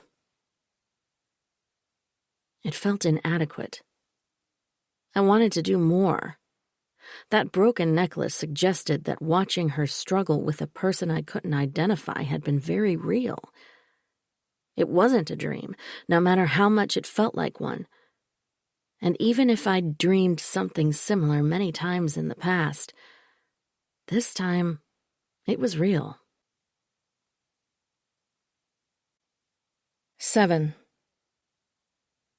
That night in bed, as I fitted myself against Michael's back, resting my chin on his shoulder, I whispered in his ear, "I saw something the other night that I didn't tell you about." I went downstairs for a glass of water. When I looked out the living room window, I saw Sunday wrestling with someone right on the edge of the cliff. At first I thought they threw her over because one minute she was there, looking like she was fighting for her life, and then she just disappeared. He turned toward me. What do you mean, fighting? They were in the gazebo and she ran out. The other person grabbed at her. I think that might be when her necklace broke. Then they... What person? I couldn't see. She was in that white dress she wore at dinner, so I knew it was her. The other person was in dark pants and a dark coat with a hood, so I couldn't tell. But she just disappeared. Obviously she was fine since we all saw her the next day. But they were fighting, and she never looked for her necklace. Maybe she did and she couldn't find it. She would have said something about it. She would have begged us to help her look for it. What if the person she was fighting with did something to her? Are you saying you think she's dead? My voice shook when I answered. I don't know. I can't believe that. I don't want to believe that. It was just so strange. And when I went out there, Out there when? I went out to see if she was okay. You went out to the edge of the cliff in the middle of the night? What were you thinking? That's so dangerous. She just disappeared. I had to see if she'd been pushed over. He sat up and turned on the light. What were you going to do? You should have woken me. I needed to get out there as fast as I could before it was too late. Too late for what? If she fell over that cliff onto the rocks... He put his arm around me and pulled me close to his chest. Why did you have to get out there? He asked. I don't understand what you thought you were going to do. It sounds like you weren't fully awake. You didn't see what it was like. It wasn't just a struggle over the last sale item on a rack. It was violent. Maybe you were sleepwalking. I pulled away from him. I don't sleepwalk. That we know of. I sleep so deeply I'd never know. You could be having a cocktail party on the landing and I wouldn't hear a sound. You always have ridiculously vivid dreams when we stay here. He was right about that. And I always seemed to forget I had them. Why was that? Each time we visited, it was like a new discovery, and then I would remember that it was always the same. Dreams from which I recalled tiny details about the items in a room and the entire sequence of events, not like normal dreams, where you feel as if you're suddenly teleported from one setting to another, or the story playing out in your subconscious changes suddenly. I resented it that he immediately assumed it had been a dream. I'd finally managed to believe it was real, to be clear in my own mind what had happened that night. And now he'd undermined me without giving me a chance to tell him the whole story. I don't think he intended it that way, but it's how I felt. He didn't believe me. He wasn't worried about Sunday. The disdainful voices of my siblings and the nonchalant tone of my parents had suppressed my voice. It made me feel foolish. I already struggled with feeling like a child when we returned home for these family holidays. Although my mother had redecorated the room, it remained my childhood bedroom. The sense of myself as a little girl permeated the walls and floorboards. When I didn't say anything more, he turned out the light, and we slid beneath the covers, holding each other close. After he fell asleep, I slipped out of his encircling arm and out of bed. I left our room and walked to the landing. I dialed Sunday's number again. The call went directly to voicemail. I guessed her battery had died, or she'd turned off her phone. In the morning, I got up before sunrise and made myself a cup of tea. I started the coffee brewing, hoping the aroma might filter upstairs to the bedrooms and bring my family down more quickly so I could talk to them about Sunday. I'd woken at 2 a.m. and checked my phone. There were no messages from her. We had to file a missing person report. Waiting any longer was stupid and irresponsible and possibly endangering her further. Maybe the police wouldn't do much, but we couldn't sit around pretending everything was okay. Within 10 minutes, Bella and Jake had arrived in the kitchen. Bella started loading a tray with granola and yogurt. Jake began cutting up fruit to go with it. "I can't take another meat and potatoes breakfast," Bella said. "This will be nice and healthy for baby." She patted my belly. I had planned to tackle the members of my family one-on-one to convince them we needed to be concerned. But the very fact that people needed convincing to be concerned that someone we loved was missing sickened me. Now I couldn't seem to find the words. Bella and Jake talked over me each time I thought I was ready to mention how blind everyone was to an alarming situation. At the same time, I wasn't sure how to be more persuasive. None of them knew what I'd seen, and I didn't want to tell them, especially after Michael's reaction. I shouldn't have to persuade them. The concern should arise naturally. What was wrong with them? Finally, we were all seated at the table. My father was only pouting slightly over the fact there was no bacon or sausage, and my mother was ignoring the yogurt, which she found disgusting. Why would anyone eat something that tastes like milk that's gone sour? And you can add fruit flavor all you want, that's still what it tastes like. I spooned yogurt into a bowl, sprinkled granola on top, and looked directly at my mother, who should have been sick with worry over Sunday's disappearance. My mother cherished these holidays. She gushed about it every year. She looked forward to them for months. She planned the menus weeks before we arrived. Together, my parents shopped for new board games and puzzles they thought would please us. My mother's family was everything to her. She reminded us every Christmas and Thanksgiving, the two other times of the year we all gathered outside of the summer vacation. She considered herself blessed that all her children enjoyed each other's company and that they liked spending time with their parents. It was the reward of a lifetime, the greatest blessing of all. This blessing was attributed to the family principles devised by my father. A family that stayed close when the children were adults was the greatest joy life offered, and following those principles ensured that happened. That was how both my parents saw the world. Sometimes I wondered why any of us came home. Especially Jake and Colette, dragging more psychological baggage than they had suitcases, filled with years of affronts and slights and favoritism toward one child. It was a dysfunctional situation, according to Michael. I hated to agree with him, but occasionally, when I was feeling brutally honest, I did. "We need to file a missing person report," I said, keeping my gaze on my mother's face. I tried to keep my tone kind. "I think you're not realizing how serious this is, Mom.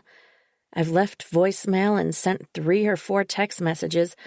I didn't pry. I just asked her to let us know she was okay. She hasn't responded, not even a thumbs up. I got in touch with a few of her friends, and no one has heard from her."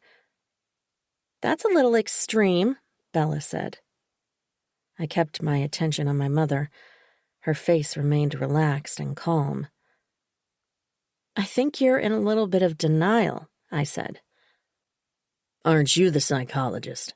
Jake said. "Mom's fine because she knows—" "I can speak for myself, Jake. But he's right. Please don't get yourself so worked up, Annie." My mother cut a piece of cantaloupe, speared it with her fork, and put it in her mouth. No one spoke while she chewed it as if she were comparing samples. "Sunday took her things. She hasn't disappeared. It's rude that she didn't let us know she was leaving. I'm very upset that she left in the middle of our family get-together, and I think she should have responded to your messages. But I'm not concerned that something's happened to her, and we absolutely do not need to go running to the police." She laughed softly, making it sound as if I were a little bit of a lunatic. "It would make you look alarmist," Bella said. "In fact, you could get in real trouble for filing a false report," Jake said. If they came here to check on when we'd seen her, and we told them she took her suitcase and purse and her phone—" He sipped his coffee, then put down the mug and leaned back in his chair. "Did you read about all those grade school kids they found living without an adult in that mobile home park, Dad? Taking care of themselves and getting themselves to school every day for over 6 months, and no one knew?" My father nodded and launched into his usual spiel about how the structure of society was very fragile. It made him more driven to increase awareness about his podcast, to promote his books more widely. "The basic building block of all societies is the family unit. It's been breaking down for decades, and now we're seeing the results." He sighed. "It's a heavy burden sometimes." As he finished outlining thoughts we'd all heard many times before, my mother stood and began clearing the table. My father jumped up to help her, and they disappeared into the kitchen. I looked around the table. "So we're going to do nothing. We're going to assume the fact that, as far as we know, not a single person on this planet knows where Sunday is or how she's doing is just fine? We're going to accept that she lost her favorite necklace and didn't even bother to ask us to look for it? Is that how it is?" "You sure are worried about a sister I thought you found as annoying as the rest of us," Colette said. "What's up with that?" "I love her. She's part of our family. If you don't care about her, you should care about how much Mom and Dad love her." "They don't seem too worried," Bella said. "Or do you want them to be worried?" Jake laughed in a way that sounded like he was snorting at me. "I guess you think if it turns out something happened, Mom and Dad will know that Annie was the most caring, supportive daughter who showed the most concern for their fave." Colette poured coffee into her mug. She splashed in enough cream to turn it into coffee-flavored milk. "It's kind of nice not having her around." Their lack of concern was so disturbing I couldn't find the words to respond.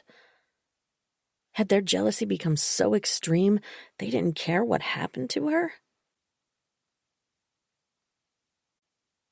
8. I felt like I was losing my mind, watching the placid faces of my family as they dismissed my concerns and went on with their vacation plans as if nothing unusual had happened. No one acknowledged that for most of her adult life, Sunday had been in the habit of texting my parents almost daily. When Michael said he was thinking of going for a run, I came close to tying his running shoes for him and shoved him out the door, encouraging him to take an extra long run. Jake, Bella, and Colette had gone riding again. I had no doubt the horses were getting an earful about my wild imagination. My parents were sequestered in my father's study for a video call with his publisher. Even though I was essentially alone in the house, I went out to the gazebo. Not only was it private and unused most of the time, I could also see someone approaching from all sides. I scrolled through my contacts and brought up the info for Sunday's ex-husband. They'd separated about a year ago, and their divorce had been finalized a few weeks before Christmas. Despite my siblings' belief that she'd been more impulsive since her divorce, I didn't see it that way. She seemed calmer.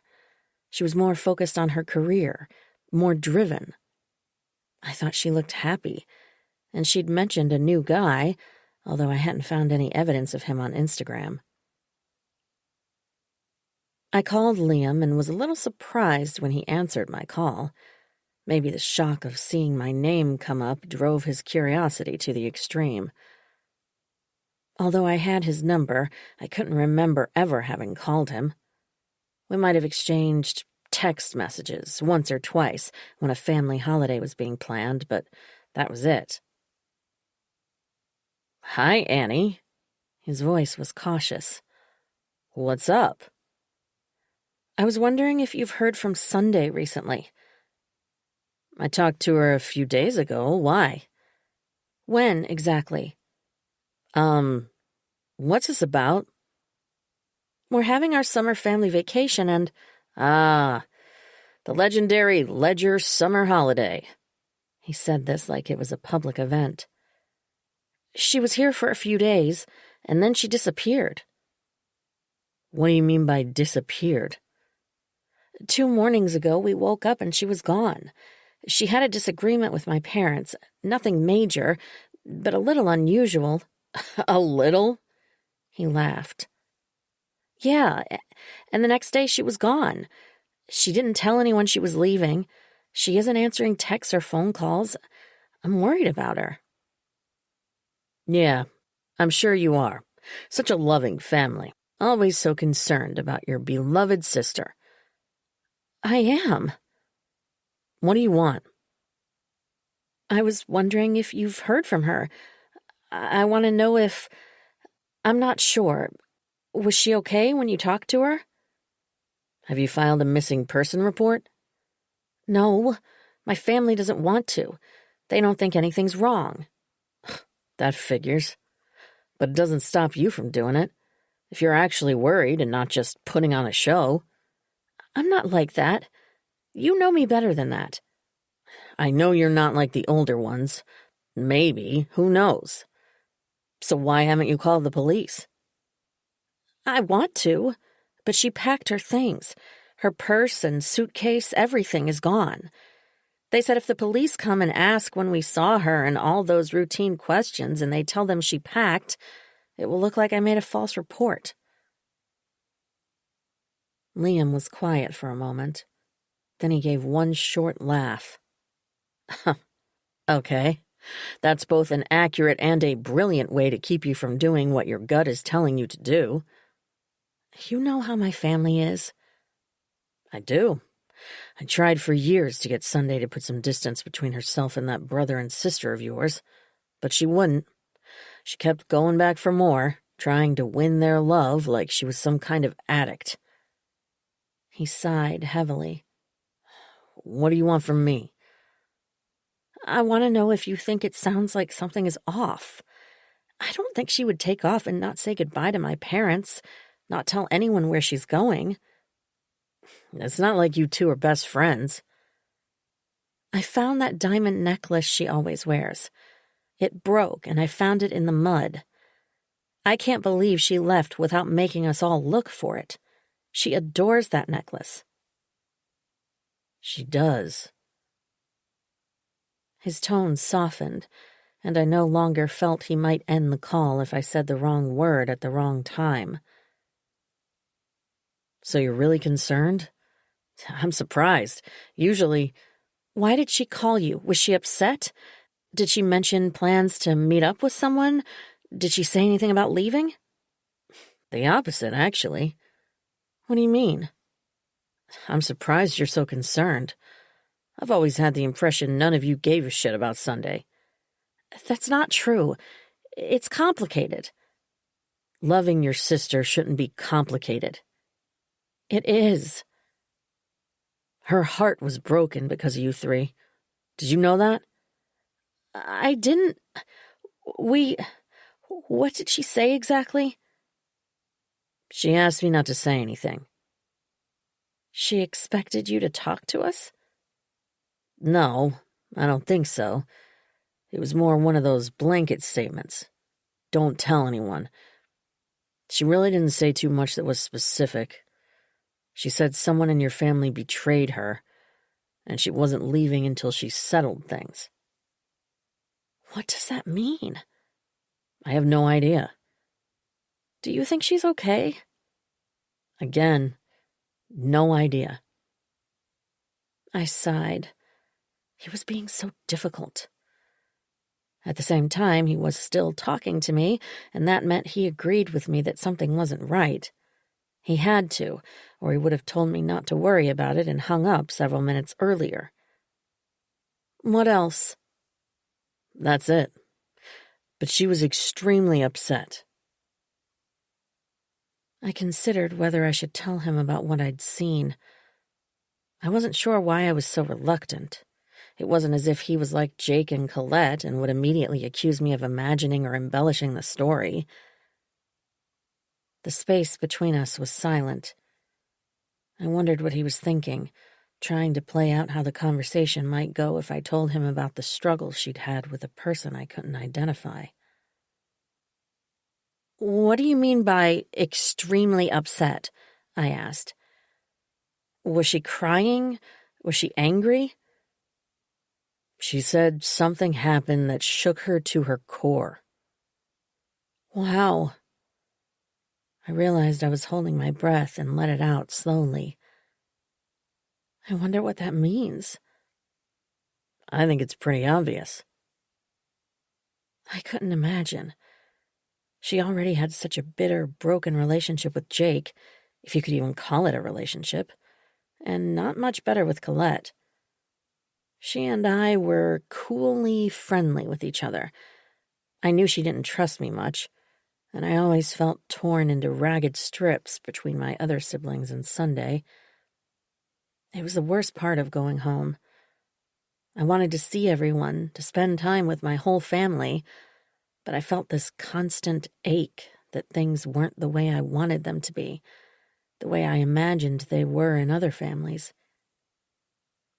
Even though our family was supposed to be a shining example of strength and affection and love, we were nothing like that. "Do you think I'm right to be worried?" I asked. "Do you always ask other people how you should feel? You feel how you feel. Are you worried?" "Yes." He didn't say anything. "Can you come to the house and talk to them?" He laughed. "Are you serious? What would be the point? Plus, it's a 4-hour drive." "They don't believe me when I say that something's wrong." "They certainly aren't going to believe me. I'm her ex-husband, remember?" "But you talked to her. You have information. You have proof she was upset. They can't accuse you of imagining things. You need to tell them what she said." "That would go well." "They need to realize she wasn't planning to leave. Someone took her, or hurt her. I saw her wrestling with someone a few nights ago. It looked like they were trying to push her off the cliff." He was quiet. After a few seconds, he cleared his throat. "Who was it?" "It was dark. I don't know." "Someone in your family?" "I don't even know that. Probably, maybe, but I don't like to think that." "And now she's missing?" "I saw her after that, and she was fine, more or less. But Please come up here. I know it's a long drive, but it's really important. I won't tell them you're coming.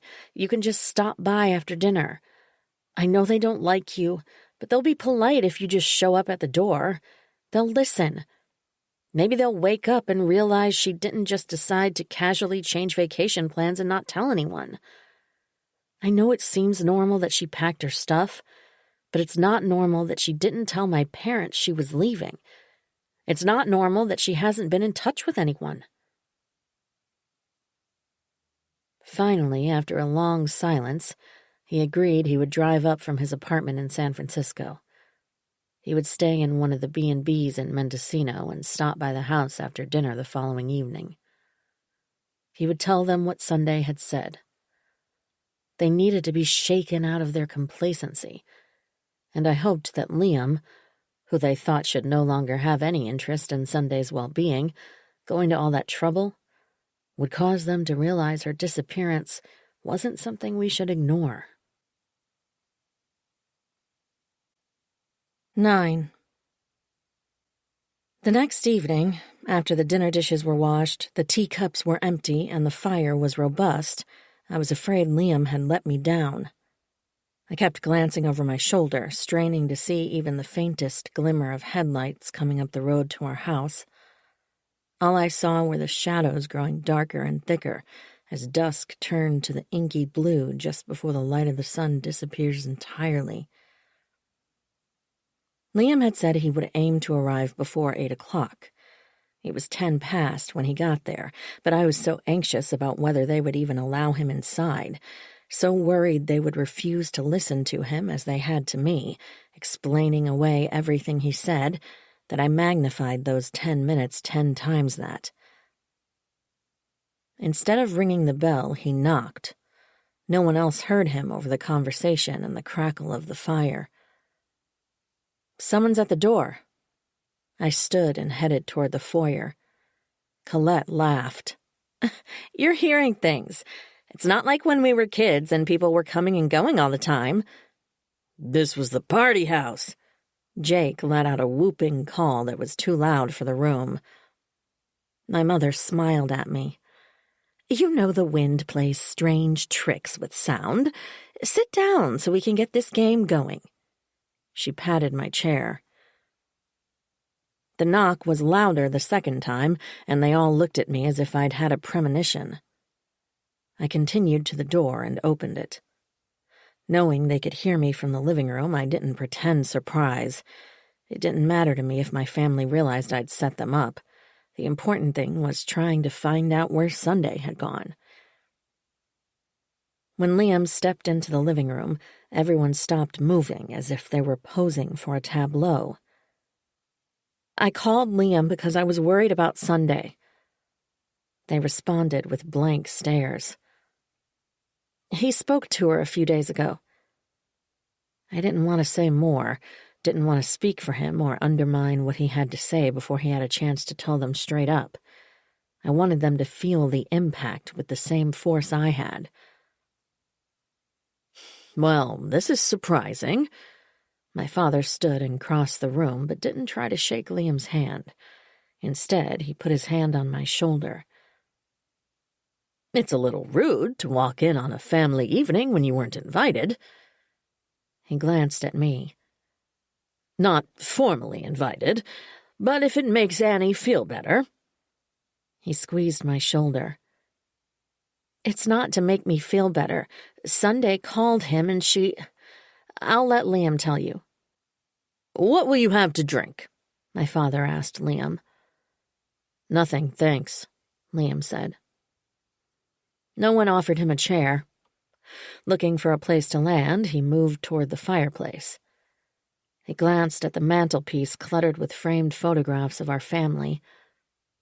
He put his fingertips on the edge of the thick stone as if to keep his balance, and looked around at my family one by one, each of whom returned his gaze with decidedly unwelcoming expressions.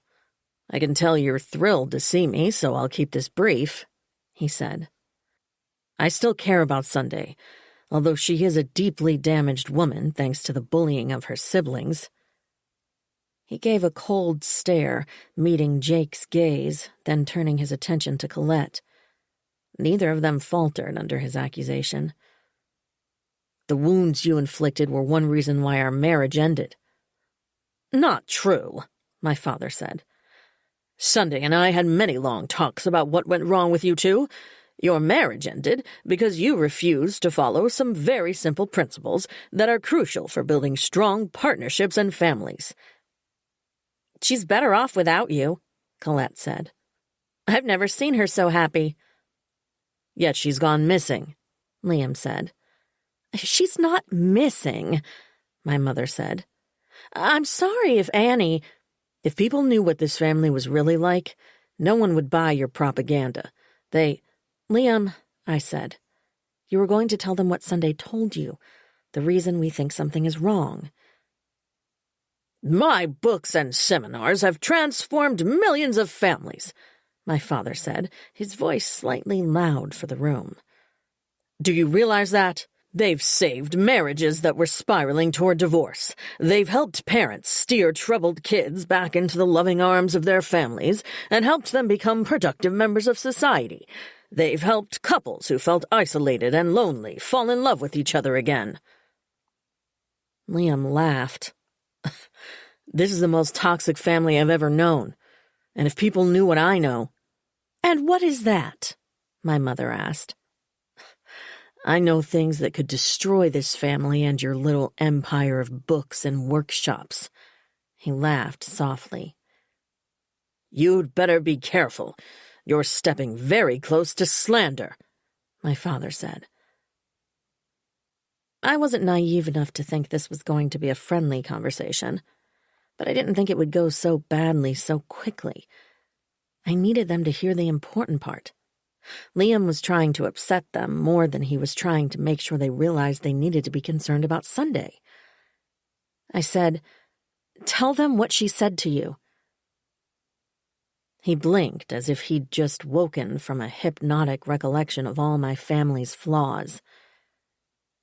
"When Sunday called me, I hadn't spoken to her in a while. The fact she even called me, that there was no one else she could talk to, shocked me. She was extremely upset. She said someone in her family had betrayed her." I looked around the room as he spoke. Not a single face twitched or changed expression, suggesting they might know how my sister had been betrayed. Colette smiled with exaggerated patience. "Always the drama queen, isn't she?" "Isn't that your role?" Liam asked. "She told me she was shaken to her core. I've never heard her like that, not even when I decided to end our marriage. She would not have left after being so determined to set things right, whatever that means. So what did you do to her?" My mother's face twisted into something now, but it was more rage than anything resembling fear or grief for her missing daughter. My father must have seen the same thing I did. He moved to her side and put his arm around her, pulling her close. "I think you should leave. Annie asked me to come because you're acting like nothing is wrong. A missing person report needs to be filed immediately so the police can start working to find out what happened to her. Or did you do something to her and you don't want the police involved? Is that the problem?" "Watch your mouth," my father said. "It's time for you to go." Jake, Colette, and Bella stood. As a single unit, they walked out of the room. A moment later, I heard them climbing the stairs. Liam and my father stared at each other. "What secret do you think you know about our family?" my father asked. "Or are you such a loser you're thinking about dabbling in phony blackmail now?" "Far from it. I do just fine on my own, as you know. But I think it's very strange you're not showing any concern for your daughter's welfare, unless you don't want her to be found." My father took his arm off my mother's shoulders. "I want you to leave." He took my mother's elbow and steered her toward the doorway.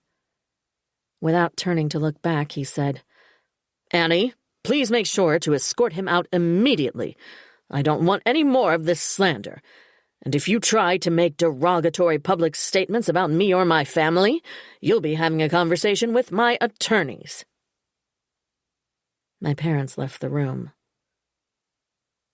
My husband stared after my family as if he wasn't sure whether he should follow. He looked at me. Concern wrinkled his brow, but I wasn't sure if it was for Sunday or for me. Most likely for me. He seemed frozen to the spot where he stood on the far side of the room. The game table in front of him, game markers and cards and a complicated board spread out before him. He picked up the dice and rolled them around in his hand.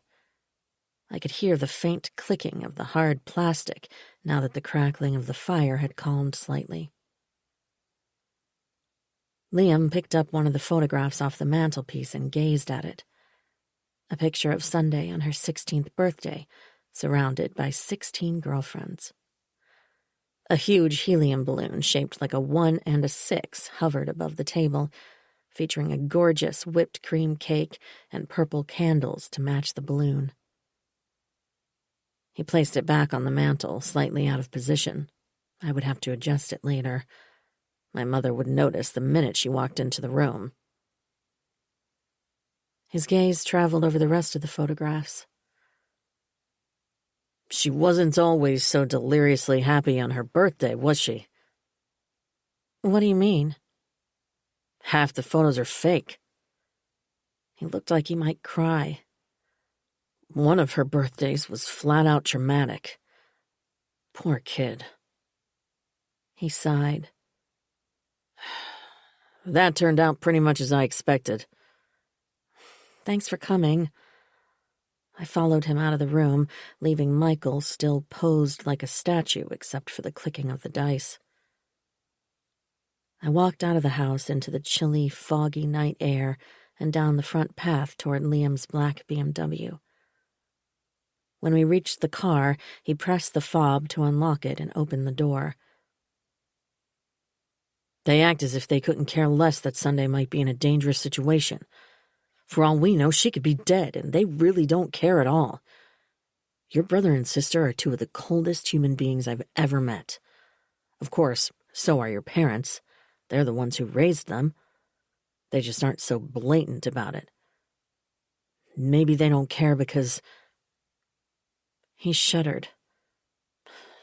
I don't know how you can tolerate ever spending time in their presence. It's my family. Sometimes it's healthier to find a new family. I could never...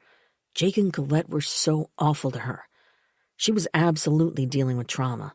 She couldn't get into bed at night without first throwing the bedclothes off to check there weren't any earthworms under the sheets because of what they did to her.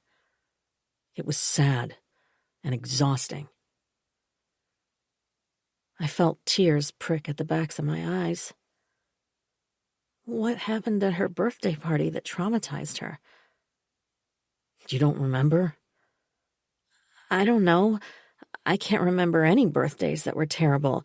She was always running around like she was having the time of her life. My parents gave her amazing gifts. She always seemed blissfully happy. Her 9th birthday. How old would you have been? 7. And you don't remember that party? The party that never happened? I shook my head. I closed my eyes, trying to remember something awful, but there was nothing. Just a dark hole inside my head, with faint images of all our birthday parties tossed in together, bits of light flickering across my brain, quickly blanketed in shadows. The morning of her party, Jake and Colette called the parents of all her friends. They told them Sunday had the stomach flu and the party was canceled. No one showed up. Sunday was heartbroken. She thought her friends secretly hated her, and they'd all gotten together and chosen her birthday to show her they didn't want to be her friend anymore. She cried all day long. She didn't find out until the following Monday at school what had happened. So she was miserable and upset all weekend. My mother didn't call to find out what was going on? Sunday wouldn't let her. They never guessed that Jake and Colette were involved, so calling seemed like further humiliation. I felt like someone had taken my heart in their hands and was squeezing it, trying to wring out the blood, twisting it like a towel. I ached for my sister. I wondered why 2 teenagers would be driven to hurt someone so deeply. I had an overwhelming desire to hurt them back, even now. So that's your exemplary family and their principles. He climbed into his car and put his hand on the interior handle to pull the door closed. What did you mean that you know something that could ruin our family? I asked. He gave me a sympathetic smile. Nothing. I wanted to get their attention, and I did. He laughed bitterly. It wasn't a leap. Whatever someone did to betray Sunday, maybe it's something that would destroy them. Who knows? I regret driving all this way. Thank you. It didn't do any good. Maybe after they sleep on it. You're very optimistic. Good night. I moved away from the car and he closed the door. I stood in the driveway shivering as I watched him circle the area in front of the garage and start down the road to the edge of our property. He was out of sight before he reached the turn onto the highway. Even after that, I stood there, turning my face up to look at the moon blurred by a thin covering of fog. 10. The atmosphere when we sat down to breakfast the following morning was stiff. Every member of my family was very deliberately ignoring me, as if I'd committed an unforgivable social breach by inviting Liam to come into our home and accuse them of hurting Sunday. No one made eye contact with me. The conversation sounded staged. I couldn't shake the feeling their gestures looked false, even though I was pretty sure it was simply my heightened awareness making it appear that way. My father was late to arrive at the table, and we were almost finished with our homemade waffles when he seated himself without saying good morning. My mother jumped up and hurried to his end of the table.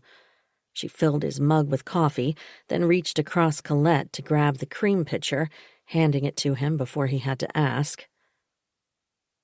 I cut a section of waffle and ate it, feeling the crisp batter, damp with syrup and butter, on my tongue.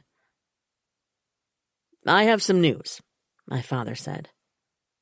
Everyone went on eating. "Ben Riddle called last night, late, after midnight. You remember him. He graduated from high school a year ahead of Sunday. He was with the highway patrol for a few years, then a local officer, now detective. A really good guy." That ended the eating. Forks tapped against plates as everyone set them down. We looked at my father, and I felt my heart grow so tight with fear I could hardly pull air into my lungs. I wondered why he'd felt compelled to provide Ben's resume, along with the minor personal endorsement. "There was a car accident. You know that section of Highway 1 where it washed out and they narrowed the road to a single lane?" "What's the holdup in fixing that?" Jake asked. "It's a complicated project. A lot of infrastructure support needed along the riverbank. It's not visible from the road." Jake nodded. "Why are you talking about road repairs? You said there was an accident," Colette said. "Liam ran off the road, right into the Navarro River." "That's terrible." My mother paused with her mouth open. Everyone waited for her to finish. "I hate to say it, but he drives that car like a bat out of—" "His car went into the water," my father said. "Completely submerged. He drowned, obviously." "He's dead?" My whole body was suddenly cold. Michael put his hand on my wrist and held it. His skin also felt cool, although I knew he meant to warm me with his touch. "That's what drowned means," Bella said. "Don't be like that," my mother said. "She's trying to process it." "Yes. Ben said he thought I'd want to know because, of course, he knew Liam used to be married to Sunday. A young woman saw his car sinking into the river. The headlights were pointing right up at her because it had spun around and was going in backwards. But she's a new driver, and it was dark. She didn't feel safe climbing down to the river herself, which was good thinking on her part. She might have fallen in the darkness and gotten into trouble herself. She called for help, but by the time paramedics arrived..." My father sighed, but it wasn't clear whether he was feeling any grief or even sadness. There was a flat acceptance that accidents happen on washed-out roads. What a shame this was. "But I don't understand how he—" I wasn't sure what I wanted to say. How could he be dead? He was a good driver, and he must have known it was washed out. Wouldn't he have seen the barriers and warning lights on the drive to our house? It was still light at that time. "Sadly, you're right, Paula," my father said. "He drove that car much too fast. He thought he was a good driver just because he had an expensive, well-engineered car." "How is that different from you and your Mercedes, Dad?" He glared at me. "I drive the speed limit." "You've never even been in his car. You don't know how Liam drives. It sounds like you're blaming him." My voice trembled, tears at the back of my throat. calm down. I'm not blaming him. I'm just delivering information. It's hard to believe, I said. He was just here, just talking to us. How can he be dead?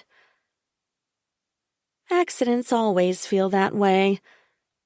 Bella gave me a smile that I think was meant to be comforting, but came across as a look of superiority.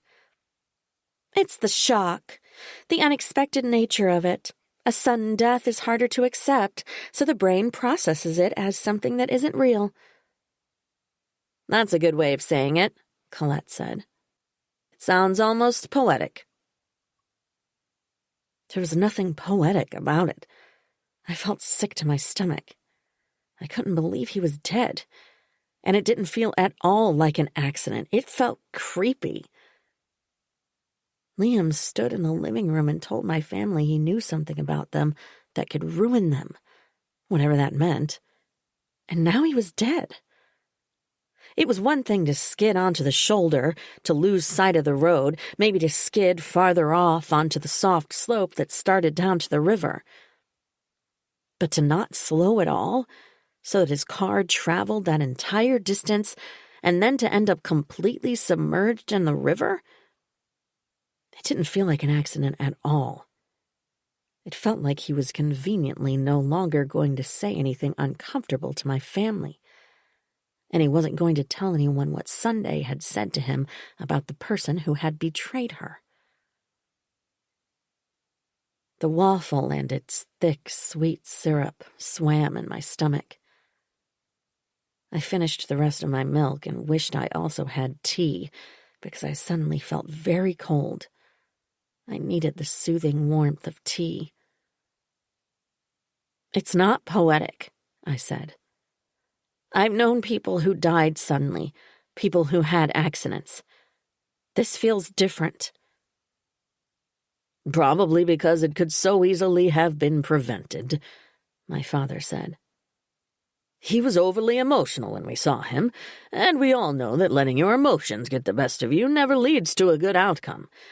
He was probably exhausted from driving all the way from San Francisco, and add to that his tension over showing up uninvited to a gathering where he obviously wasn't wanted. It was a recipe for careless driving. An accident was almost guaranteed. I wanted to scream at their casual dismissal of a man's death, a man who, until fairly recently, had been part of our family. That is total victim blaming, I said, my voice slightly shrill. Let's not sink into the laziness of pop psychology buzzwords, my mother said. I'm not. I just think it's horrible that he died, and I feel slightly responsible. We all should. Because you invited him? Bella said. No one is responsible. Michael put his arm around my shoulders, resting it on the back of my chair. Can I make you some tea? I nodded. He moved his arm away, squeezed my thigh, then stood and disappeared into the kitchen. I was thinking of a visit to the botanical gardens this afternoon, my mother said. Who wants to join me? Everyone nodded, but no one spoke. My mother didn't follow up with any suggestions for a time they might leave or who would drive, like she usually did when making plans for the family. Jake turned to Bella and began talking in a low voice about repairs to their deck planned for later that summer. Colette had pulled out her phone and had it on her lap, where she was glancing at it every few minutes. My parents hadn't noticed, and I wanted to laugh that she was behaving like a rebellious teenager, taking advantage of their distraction to flout the dinner table rule. I felt physically ill, watching them carry on as if a man hadn't taken his last breath and died a painful, terrifying death a few miles from our home, a man who until less than a year ago had been a member of our family. All but Colette having been deprived of contact with their phones for the past hour, the members of my family disappeared quickly from the table. They drifted up the stairs to their bedrooms, where I guessed they were checking the news for additional details of Liam's death, unless they cared so little they'd already forgotten and returning their thoughts to the botanical gardens or whatever else was occupying their minds. 1 week into our family vacation, it was turning into a shared nightmare. Michael and I put away the leftover fruit in plastic containers, loaded the dishwasher, and washed the coffee pot. I thought about Liam, feeling equal parts despair over the loss of his life and my own loss of the only other person who expressed concern that Sunday was missing. Liam dying like this makes me even more worried about Sunday, I said. Michael picked up a linen towel and began drying the coffee pot, polishing the glass so that not a single water spot remained. The things he said did put the situation in a different light. We could try to file a police report, but as they keep reminding you, the fact she took her luggage doesn't make it seem like she left against her will. I think the police will treat it as an adult woman changing her plans without telling Mommy and Daddy. Nothing unusual. I knew he was right, but I hated feeling so helpless. My brain refused to stop circling around from sadness over Liam's death to frustration over my family's lack of concern to fear for Sunday. No other thoughts could make their way into the rapidly spinning circle. Was I condemned to the repeating pattern until something came along to knock one of those 3 pillars off its foundation? The doorbell rang, as if in answer to my desire for freedom from my circling thoughts. I hurried out of the kitchen, but my father was already in the foyer, opening the door. Ben Riddle stood on our front porch. "Hi, Mr. Ledger. I just wanted to give you an update on Liam. I know you were upset about the accident." "That was thoughtful." My father smiled as if the detective were bringing him news that one of our horses had won a blue ribbon in a show. He opened the door wider. "Come in. I just have a few minutes. So the bottom line is we checked the side of the road. There were skid marks in the mud and tracks showing the car fishtailed. It appears he braked with too much force, and our guess is he went airborne, right into that river, and you know what it's been like since this past winter and spring, way above the usual water line." "It's a tragedy," my father said. "I think I mentioned last night I knew he'd been drinking before he got here." Ben nodded. I stepped forward. I hadn't smelled any alcohol on Liam at all. And I would know. I'd had nothing to drink since the start of my pregnancy, and I was hyper-aware of the odor on anyone's breath, even a single glass of wine. "I feel terrible," my father said. "Absolutely awful. I wanted to be the gracious host, and I offered him a drink. I never should have. Don't blame yourself, sir. He's an adult. He knows the law, and he should have known his limit. People from Silicon Valley come up here and think they can drive their hot cars like they do on the freeways down there. They don't bother to familiarize themselves with the conditions. It's tragic." He shook his head. I found myself shaking my head as well. My father had offered drinks, but Liam declined. "Dad, Liam—" My father spoke quickly. "Tragic is truly the only word to describe it. Thanks so much for stopping by to tell me personally. Even though his marriage to Sunday ended so badly, we still cared about him, obviously." "Obviously." The detective stepped back. "By the way, thanks again for those seminar tickets. That week away completely transformed my marriage." He laughed. "You promised it would, and I doubted you. I shouldn't have." "Glad to hear it," my father said. "But you and Jenna are the ones who did the work. All I do is point the way." When the detective was gone, I stepped in front of my father the moment he turned away from the door. "Liam wasn't drinking before he got here. I would have noticed. And he didn't have a drink when you offered one. Why did you tell him that?" "He had a shot of whiskey." "No, he didn't." He gave me a kind, calm smile. You were nearly as emotional as he was, Annie. I think you've forgotten. He did not have a drink. I was right there. He stood next to the mantel, and he didn't move the whole time. My father stepped around me. Don't get so upset, sweetheart. He rubbed my upper arm. It's a tragic accident, and it plays tricks on the memory when something like that happens. I'm sorry you have to deal with this while you're pregnant. You should go do something life-affirming. Why don't you and Michael go out for lunch? He rubbed my arm again, then walked to the stairs and started up. Dad! He continued climbing. I tried telling myself that he was more shaken than he'd let on, and he might have misremembered the events of the evening as easily as he thought I had. When I called his name again, he still didn't turn to acknowledge me. His back was straight, and his shoulders relaxed as if he'd just spoken to someone about pruning the Monterey cypress that was obstructing the view, not lied to a police detective about the circumstances leading up to a man's death. 11. It seemed as if my father went looking to find strength in numbers when he climbed the stairs, leaving me standing in the foyer wondering which of us had a blank spot in our memory. Within 20 minutes, the entire family had gathered on the stretch of lawn between the garden and the fenced area around the stables, where the horses spent their daytime hours. "What happened to the trip to the botanical gardens?" I asked. My mother shrugged. "We can go another time."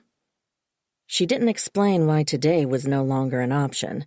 Instead, she'd set up the wickets for a game of croquet, even though they regularly reminded us not to play when the lawn was wet from the morning fog.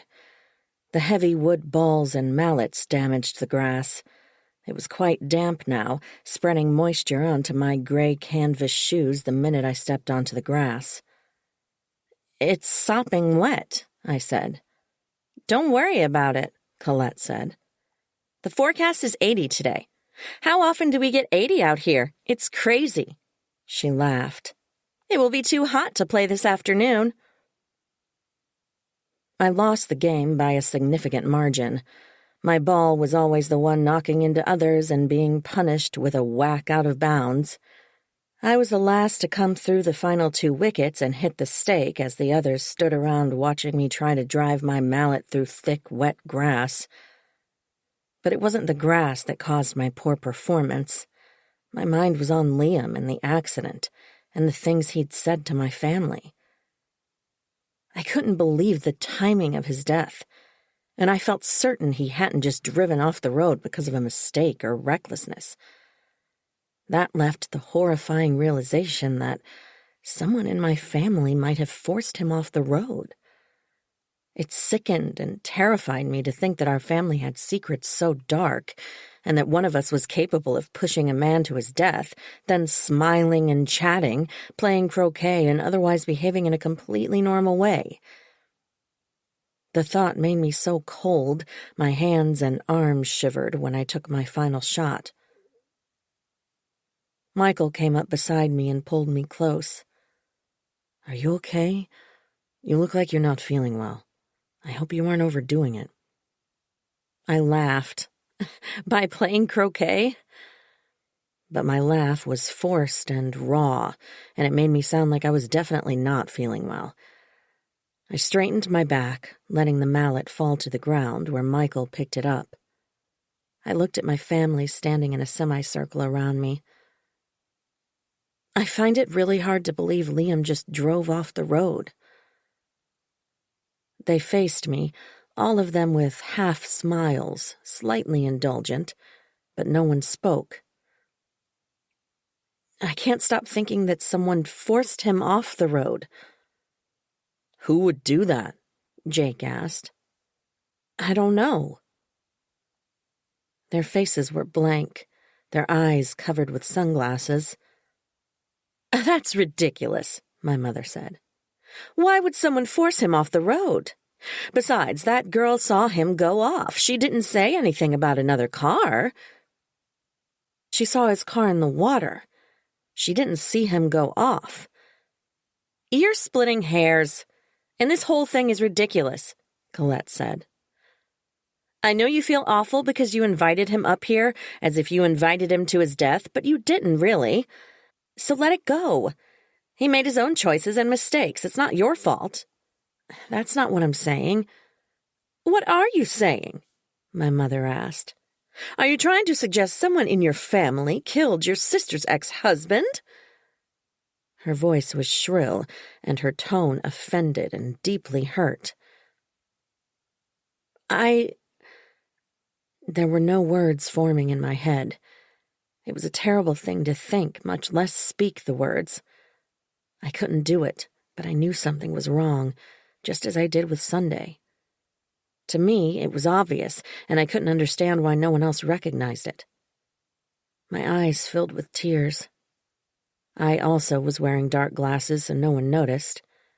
At first. Hey. Michael put his arm around me and pulled me against him.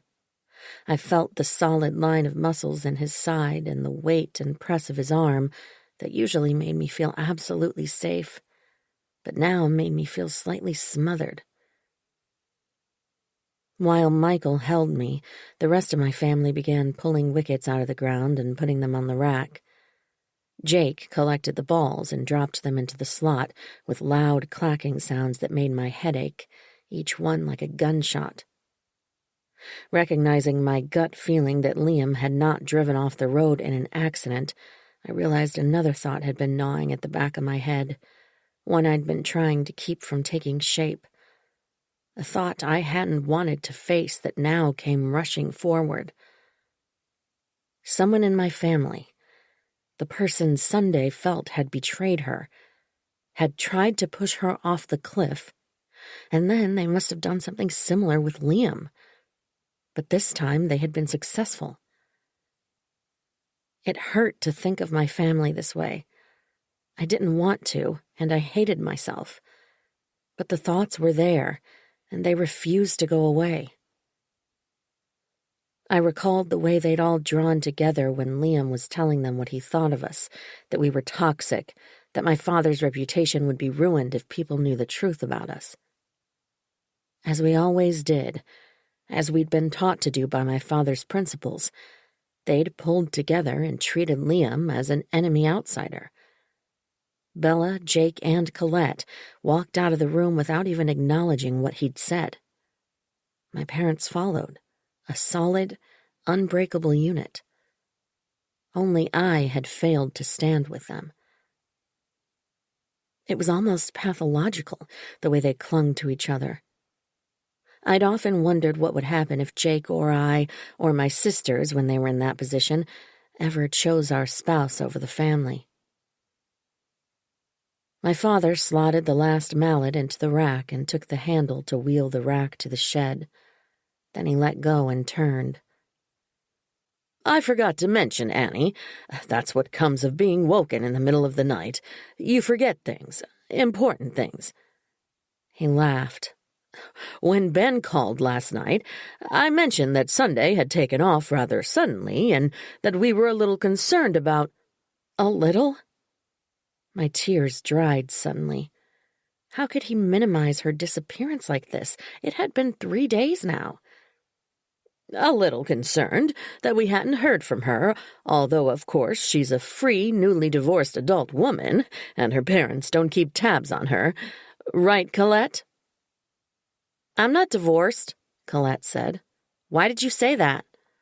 But you're single. You like to keep your private life private, am I right? She nodded, grinning. I told him we worried, as parents do. He said he would put the word out and mention it to a few of his buddies in Humboldt and Sonoma counties as well. That sounds rather casual and slap on the back and do nothing, I said. My father's jaw tightened noticeably. I told him we were concerned, and he said he would put the word out. There's nothing else he can do. She's an adult with her own free will." Without my noticing she'd moved closer, my mother was suddenly on my opposite side, sliding her arm around my waist, so I was now held up by her and Michael. "You need to stop getting yourself so upset," she said. "It's not good for the baby." "That's an old wives' tale." I tried to wriggle out of her encircling arm. "You can't hurt the baby by being passionate about something." "That's right," Bella said. "Paranoid or panicked thoughts create toxins. They move into your bloodstream and cause stress for baby girl." "I'm not paranoid or panicked," I said. "Well, I thought you could relax knowing the police are aware," my father said. "If someone is out there trying to hurt her, which I highly doubt, the police are paying attention." "That doesn't sound like much." I wondered if the police would do anything at all. He smiled at me, then took off with the rack of croquet pieces. The others drifted away, and I remained, leaning against Michael, devastated by my father's coldness. 12. Then, Annie. Daddy said I was his princess. Whenever he read me a bedtime story, he said that. He closed the book and kissed my nose. "Good night, Annie. You're my little princess. Never forget that." I wasn't sure if he was right. Colette said Sunday was the princess in our family, and we were her servants. She said I shouldn't let them make me her servant, but I didn't know who she was talking about. I didn't ask who they were, because Colette didn't like it when I asked questions. She said, "You asked too many questions. Curiosity killed the cat." I didn't know what that meant either. Even when I was brave enough to ask questions, she usually didn't answer. She smiled and said, "That's for me to know and you to find out." Or she just smiled and didn't say anything at all. Once, I asked Daddy if it was true that I was really his princess. He said, "Why would you ask that?" "I want to know if it's true." "Everything I say is true," he said. I closed my eyes and tried to think if that was true. It didn't seem like it was, because no one told the truth all the time. Jake said Sleeping Beauty wasn't scary, but it gave me bad dreams. And Colette said black licorice vines were delicious, but I spit it out because it tasted terrible. Even Mommy didn't always tell the truth. She told me Sunshine, our cat, would come home, but she never did.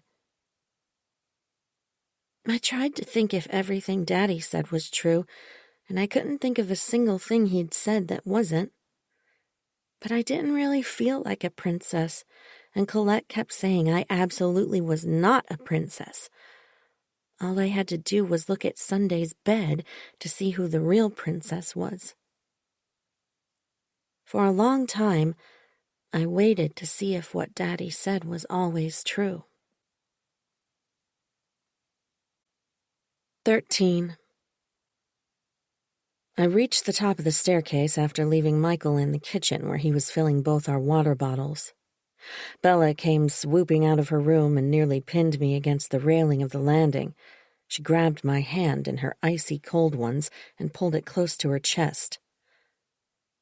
"I'm worried about you, honey." She'd never called me honey or any other term of endearment in all the time I'd known her, and I couldn't imagine what had caused her to do it now. I tugged, trying to pull my hand out of her grip, but she tightened her fingers around mine. "Don't be so resistant. I'm trying to give you some calming energy." "I don't need calming energy." "I think you do. You are really stressed out." "Our sister disappeared, and no one has heard from her for 3 days. I think my feelings are completely appropriate. And now her ex-husband's car crashes into the river and sinks." My breath caught, and I couldn't continue speaking. She rubbed my fingers. "You're overreacting. I'm not sure why you're having so much trouble seeing that. I'm really worried about you and baby girl." She gazed at my bump. I could tell she wanted to rub it as well, but she wasn't about to loosen her grip on my hands and allow me the chance to pull away. "We love you, sweetie. We really care about you and baby girl. You're not thinking clearly. You mock common-sense advice as old wives' tales, but they became accepted beliefs because there's truth in them. Old wives have wisdom." She chortled and dropped my hand, unable to keep hers off my bump, which she began rubbing. "We need to give her positive energy. All this talk of death and missing people is not good for her. You must know that emotional trauma can cause a miscarriage." "That's ridiculous." "Even though I'm an RN, I'm not so caught up in the medical-centric view of the human being. There's a mind-body-spirit connection that can't be ignored. I've seen it many times. I've never shared this, but you should know I've come to see my anxiety cause 2 of my miscarriages. The third, well, it most likely played a part there as well." Her eyes filled with tears. She blinked rapidly and increased her pressure on my bump. "Please don't press on me like that." I grabbed her wrists and lifted her hands away from me. "Don't deny me the pleasure of giving loving touches to your baby. Hopefully someday she and I will be related by blood when Jake and I are finally blessed with 1 or 2, maybe more." She gave me a watery smile. "Then be gentle," I said. "And my emotions are absolutely normal. Liam was our brother-in-law. It's natural we should grieve for him. Sunday may have taken her things, but it's concerning that we haven't heard from her. It's not like her. And everyone knows that. I have no idea why you're all acting as if that's not the case." "Because you're borderline hysterical. You can't see it. Maybe talk to Michael about it, get some perspective. Your hormones are out of control. I know mine get that way when I'm going through a cycle of extra hormones to help us get pregnant. Those little buggers make you cray-cray. Every woman knows that. Come on, Annie, have some self-awareness." "I have plenty of self-awareness." "Those hormones took over my entire personality.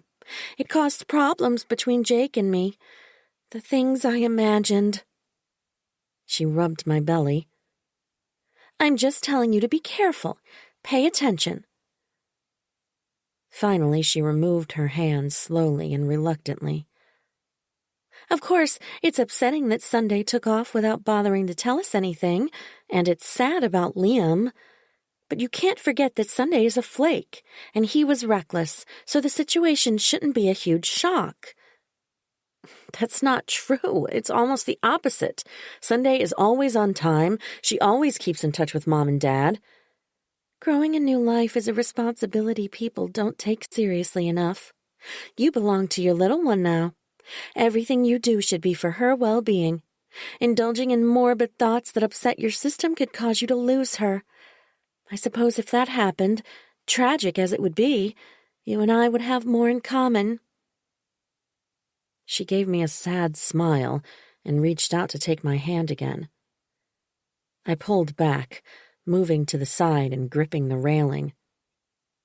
Her words sank into me like heavy stones dropping to the bottom of a pond. It sounded as if she wanted me to lose our baby. I stared at her, looking for some suggestion that she didn't realize what she'd said. Did she hope for something so awful? Did all of them hope that? Maybe my siblings hated that Mom and Dad were doting on me because I was pregnant with their first grandchild. It had never occurred to me that all their hatred for Sunday might now be turned on me. Or maybe I didn't matter at all. Maybe my parents only wanted my child, the promise their family would continue into the future. Maybe my siblings recognized this and imagined history repeating itself as my parents favored my child as they had Sunday, pushing Jake and his wife and Colette even farther to the side. Maybe they were pretending not to believe me about Sunday because they wanted me to think I was crazy. Maybe they wanted me to do something that would cause me to lose my baby.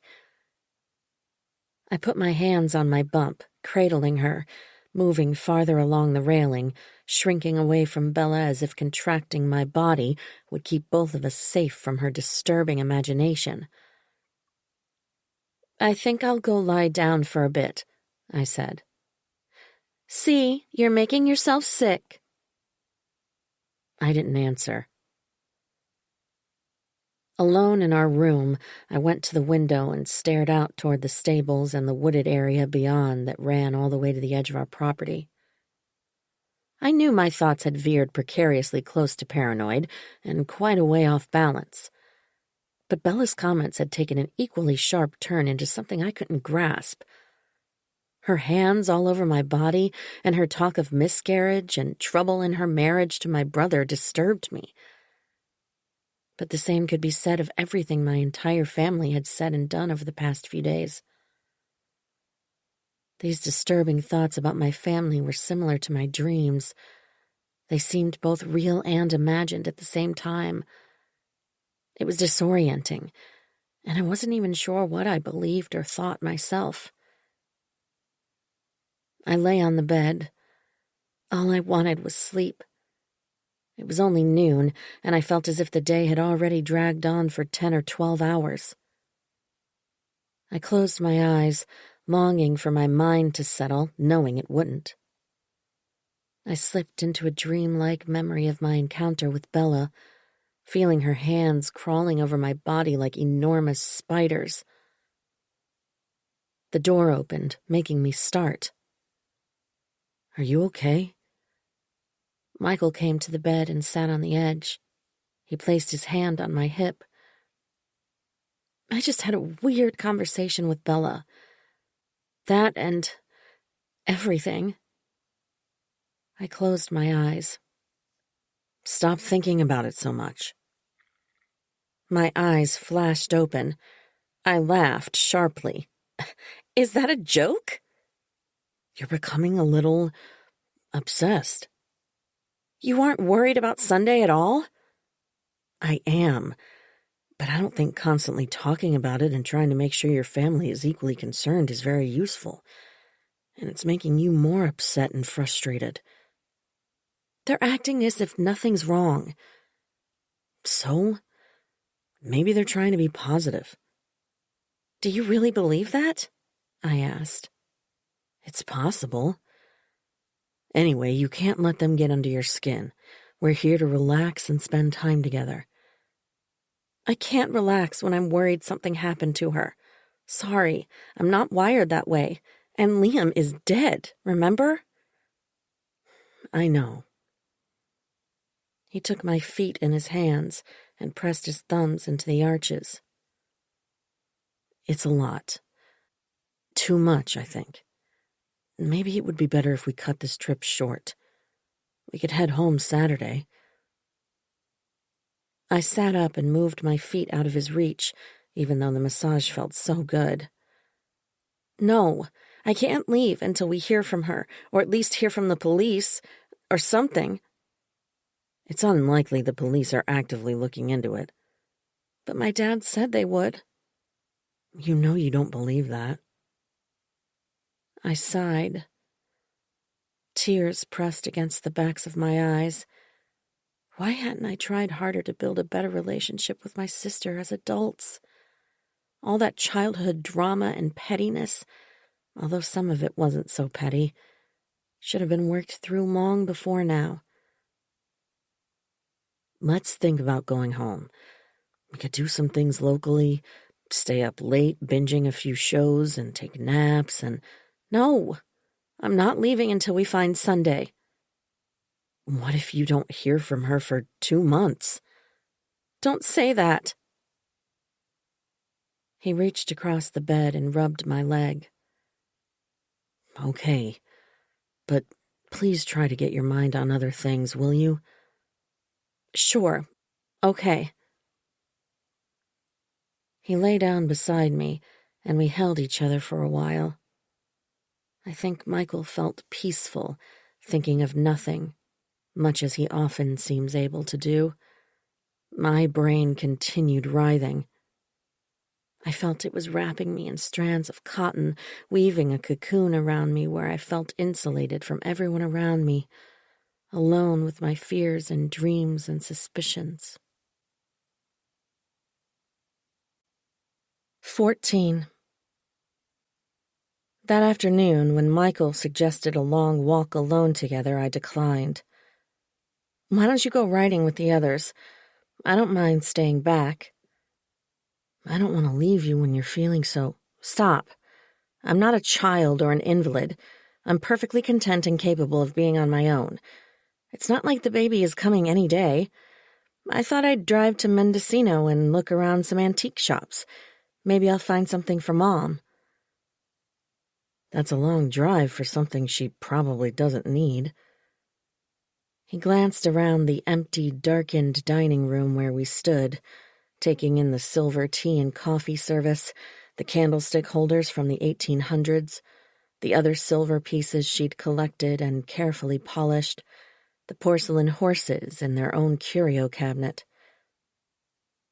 "I like the drive, and it will clear my head to get away from here."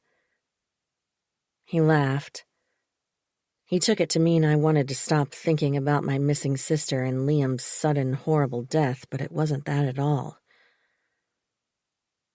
The moment I saw the last horsetail flick out of sight, I took off the dress I'd been wearing and changed into my oldest pair of leggings. I put on a shirt that I usually wore hiking and tied up my sturdy shoes over thick socks. It felt strange driving after not having been behind the wheel since we'd arrived at my childhood home over a week ago. I backed out of the spot beside Colette's car and pulled around to the long, curving road that led from our house to the highway. After I crossed the bridge over the Navarro River, I slowed to below the speed limit, trying to find the exact spot where the road had washed out. I knew there would be barriers and reflector lights to warn me, but I also remembered that it came up suddenly, which helped explain partly why Liam might not have been prepared. When I saw the first barrier, I slowed further, then pulled off onto the shoulder just as the road narrowed to a single lane. The shoulder at that part of the road seemed solid. I could tell from the ruts and gravel that it had been used to park construction trucks and earth movers while road repairs were underway on weekdays. I opened the car door and was greeted with the loud rush of water running in the Navarro River, headed toward the Pacific Ocean. I got out, closed the door, locked it, and pocketed the key fob.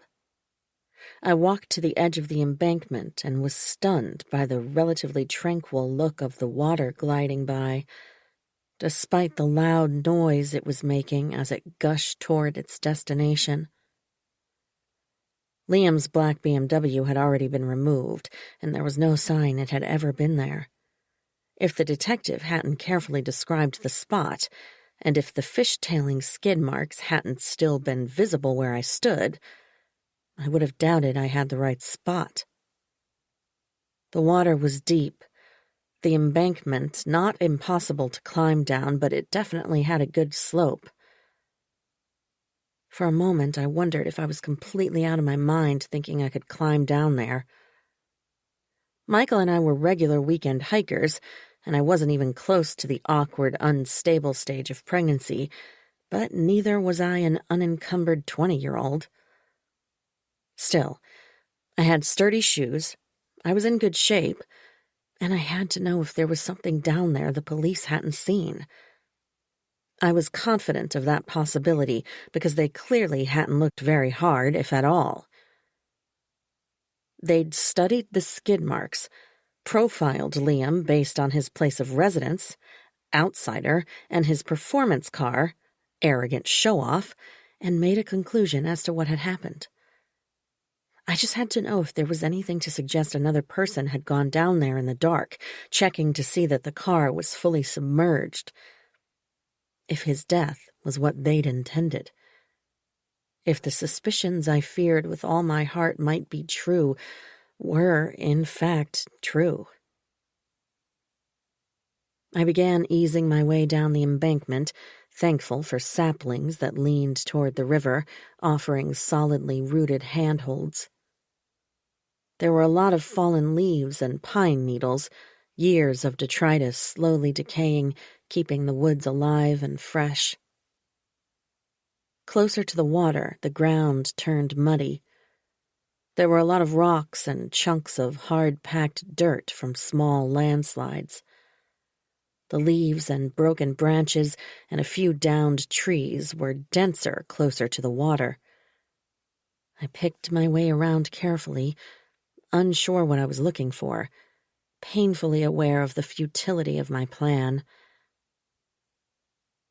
I stopped a few yards from the edge of the water, not wanting to get too close and lose my footing, sliding on wet, possibly unstable earth into water that I might not be able to fight.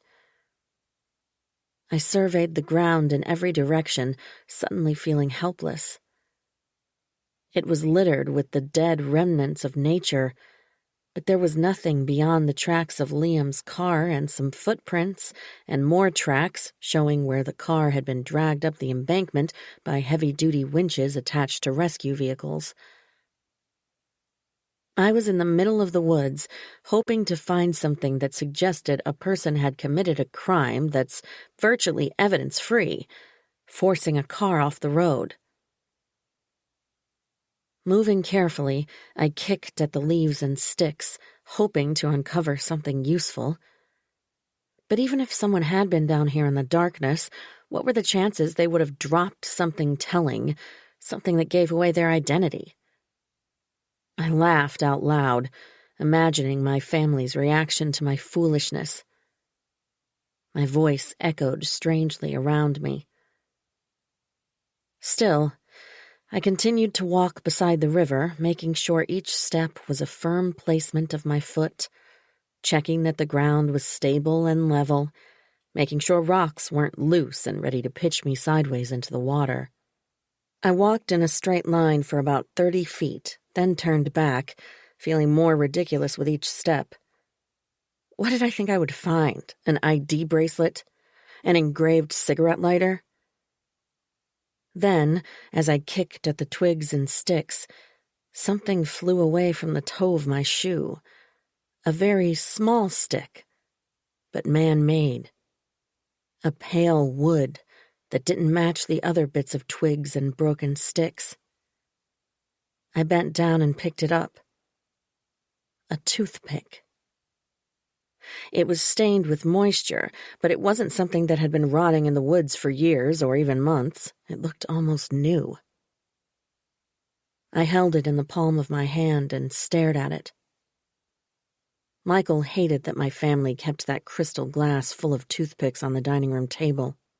From the first time he'd eaten dinner with us, he'd expressed disgust. He said it was an invitation to pick your teeth at the table. It was rude, and it turned his stomach that my family all followed this practice. All but me, once he told me how it made him feel. He was horrified when, after the meal was over, his enjoyment of the food was destroyed as he watched people pick bits of it from between their teeth. It's like spitting into your mouth and eating it. I could never forget those words. Since that time, I felt equally queasy when I watched my family after meals. I closed my hand around the toothpick, despite knowing it very well might have been in someone's mouth. It didn't surprise me it was still out here. Even if the police had looked around the area, even if they had seen it, the innocuous item would have meant nothing to them. If I showed it to them now, they would laugh at me. There are probably billions of toothpicks on the planet. Finding one near the scene of a car accident means absolutely nothing. But I couldn't shake the feeling that someone had forced Liam off the road after he taunted them with his mild threat that he had a secret capable of destroying our family. And if they'd done that, they would have taken the trouble to climb down the embankment to check that the car sank far enough into the water that Liam wasn't going to survive. 15. I put the toothpick in my coat pocket and stared at the steep hill above me. I didn't know if I had the energy to climb, fighting the weight of despair that had washed over me. Before I could grab hold of the first sapling to start my climb back up to where my car was parked, I heard voices. "Annie!" The sound carried, giving me the feeling it was floating on the river behind me. I looked up and saw Jake and Bella standing at the top of the embankment. Jake shouted at me, "What are you doing?" I wanted to respond with the same question. How had they suddenly shown up here? Had they followed me? I wasn't aware of another car behind me during the drive to the washed-out section of the road. I knew they hadn't gone riding with Colette and Michael and my parents, but I'd assumed they were in their room, Jake working on lesson plans, Bella flitting around Facebook and Instagram, giving unsolicited advice, one of her favorite pastimes. Jake started down the hill. "Stay there. We're coming to help." "I don't need help." I grabbed the nearest sapling and began making my way up. "Oh, God!" Bella moaned repeatedly from the top of the embankment, as if I were in danger of being swept away by ferocious rapids at any moment. Her obvious panic was making me nervous. I moved more quickly, keeping my attention on Jake to be sure I stayed well out of the area where he was making his way down. I did not need my brother assisting me up the hill. Even if I hadn't been pregnant, I wouldn't have wanted that. I'd come out there on my own because they were treating me like an anxious, hysterical child. Now it looked like that was about to get worse.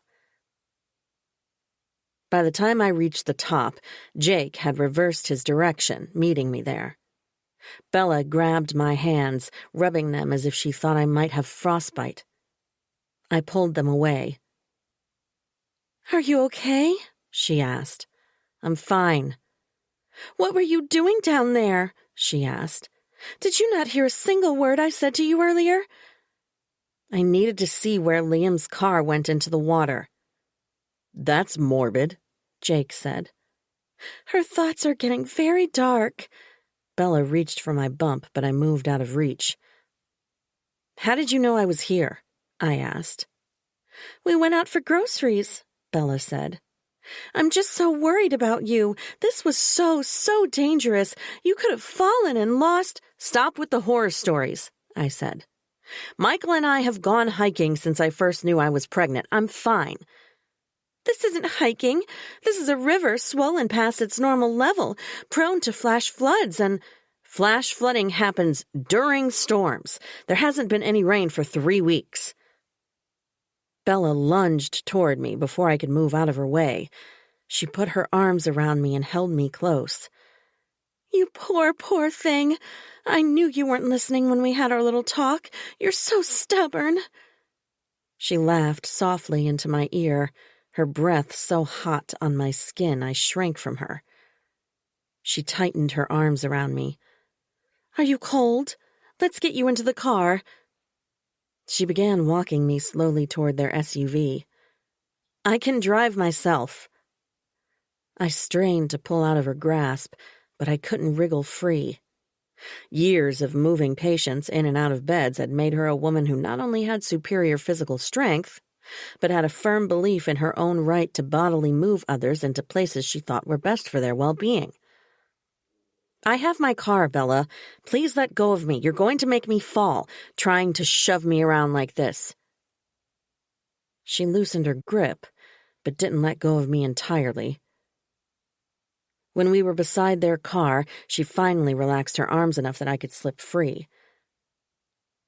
"I think we should drive you home. Jake and Michael can come back later for your car." "Why? There's nothing wrong with me." I pulled the key out of my pocket, feeling in the other pocket for the sharp stab of the toothpick. "What on earth were you doing down there anyway?" she asked. "You could have fallen into the water. You could have gotten hypothermia. You could have hit your head and drowned. You could have been washed out to sea." I laughed. I was down there because the police made an extremely fast decision about the cause of his accident. It was less than 24 hours. Did they investigate at all? There was nothing to investigate, Jake said. It was clear-cut. He skidded off the road because he didn't realize it was washed out. He was going too fast, didn't see the barriers, and over he went. There was no need to go digging around in the woods looking for clues if that's what you thought you were doing. They were both staring at me, waiting for me to speak. I said nothing. I pressed the fob, and my car beeped. After another brief pause, Jake spoke. Did you find anything? What would I find? They hauled the car away. You saw how it is down there, fallen trees and years of leaves and mulch. Then what did you think you would find? You knew they already pulled the car out. I don't understand the purpose of climbing down there and digging around in the leaves, as if the police need your help. They're the experts. They said it was an accident. You shouldn't be second-guessing them. You're probably right, I said. Not worth risking a sprained ankle over, is it? He nudged me with his elbow. Always the adventurer, aren't you? I gave him a tight smile and opened my car door. I glanced at their SUV. A single grocery bag sat in the cargo area. I thought you said you went grocery shopping? We need to make sure baby girl has her nutrients right. Mom just went 2 days ago, and it doesn't look like you got much. She laughed. Just some fruit. There's never any shortage of fruit in that house, I said. Some of it's spoiled. I nodded. So you already went to the store and were on your way back home when you saw my car? What's your point? Jake asked. Nothing. I slid into my car. Are you sure you're okay to drive? Jake asked. You look pale. I'm fine. I pulled the door closed. I felt in my pocket for the toothpick. I wondered how long they'd stood at the top of the embankment watching me. Had they seen me bend over and pluck the toothpick out of the leaves? Had they seen me studying it and closing my fingers around it? They wouldn't have been able to see what it was from where they were standing, but they might have known I found something. I wondered what they were thinking, and I wondered if they'd followed me there. It didn't seem possible that they had time to go to the market, buy fruit, and be headed back home in the short time I'd been parked on the shoulder. I recalled how I'd seen Jake watching me when I found Sunday's diamond necklace. Now I felt again that he was paying too much attention to me. Had he always been this way? Or was this something new? I couldn't be sure. 16. By the time I arrived home, I wondered if my brother and sister-in-law had been partially correct in worrying that I wasn't fit to drive. My hands were shaking badly, and when I climbed out of the car, my legs felt weak, as if I'd lost control of my muscles. I wasn't about to let anyone, not even Michael, see that I was so upset it was affecting my body. I stood for a moment, leaning on the open car door. I took several long, slow breaths. I desperately wanted a drink of water, but I hadn't thought to bring my water bottle with me, something I rarely forgot. When my legs felt as if they'd regained control, I went directly to the kitchen, glad that I didn't run into anyone sniffing around for a snack. I was able to stand near the sink, looking out at the garden, and drink a large glass of water. I savored each swallow, as if I could feel it flowing to my muscles, revitalizing the tissues, making them stronger. I felt in my pocket for the toothpick, wondering what the point of it was. It proved nothing, but it wouldn't stop whispering to me that someone in my family had caused Liam's death. Upstairs, I found Michael in our bedroom. His hair was wet from his shower after horseback riding. He smelled clean. His smooth skin and perfectly groomed fingernails made me feel grubby from my trek along the riverbank. "You don't look like you had a very relaxing time antiquing." He kissed my forehead. "You smell like pine trees and... Where were you?" "I took a detour." "Oh?" He sat in the armchair to pull on his socks. "I didn't go to Mendocino after all." "I thought you were back awfully fast." He picked up his phone and checked the time. "Where did you go?" "I went to see where Liam's car crashed into the river." "Oh, Annie." He stood and crossed the room. He wrapped his arms around me and pulled me close. "Why? And if you felt you had to do that, why didn't you ask me to go with you?" "I didn't need you." I felt his muscles tighten against my ribs. "I didn't mean that the way it sounded, but what I mean is that I don't need you to hold my hand. Everyone's treating me like I'm an invalid or incompetent because I'm pregnant. Sometimes it feels like everyone cares more about the baby than me." "You're completely misreading things." "Am I?" "Yes." "Jake and Bella saw my car on the side of the road, so they stopped. Your car? Where were you?" "I went down to the river." He pulled back, still holding me, looking into my eyes. He spoke carefully. I could see he was aware of not treating me like I was incompetent. "Was that a good idea?" "Do you see what I mean?" I saw the look of disappointment cross his face. He hadn't chosen his words carefully enough. But I couldn't help myself. It was irritating and insulting. "We go hiking. I work in the garden. I drive to wholesalers to order plants. I'm pregnant. I don't have a debilitating disease." "Okay, fair enough." They acted like I was truly insane. "But why did you go down there? I don't understand. They towed the car away already, didn't they?" "Because I think someone forced him off the road."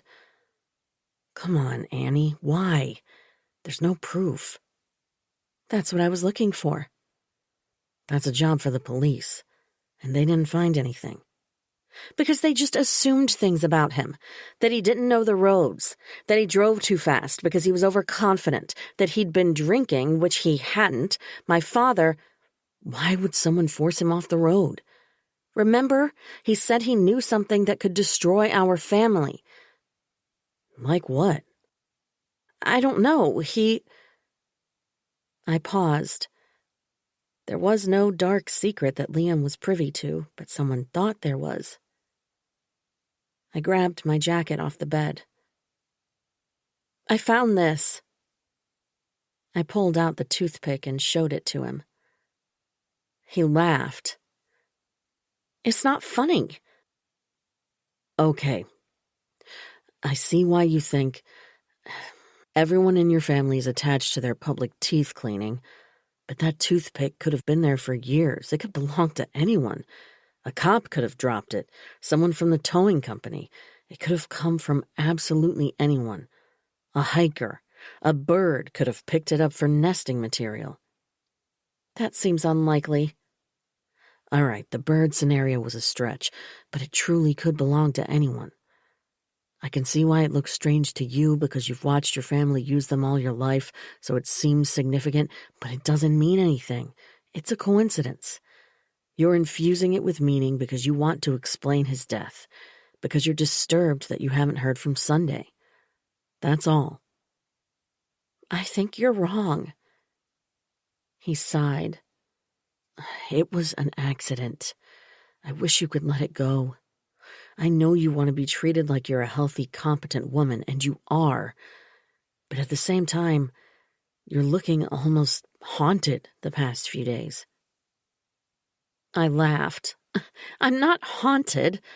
I'm worried. You sound like you've been talking to Jake and Bella. It feels like they're influencing the way you look at me, which is a little insulting. Quite insulting, actually." I'm not being influenced by anyone. I love you. I know you're upset, but there's nothing we can do.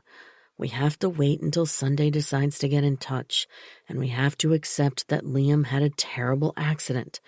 It's shocking and upsetting, but it happens. I didn't want to talk to him anymore. I felt like he wasn't listening, and I was tired of trying to explain.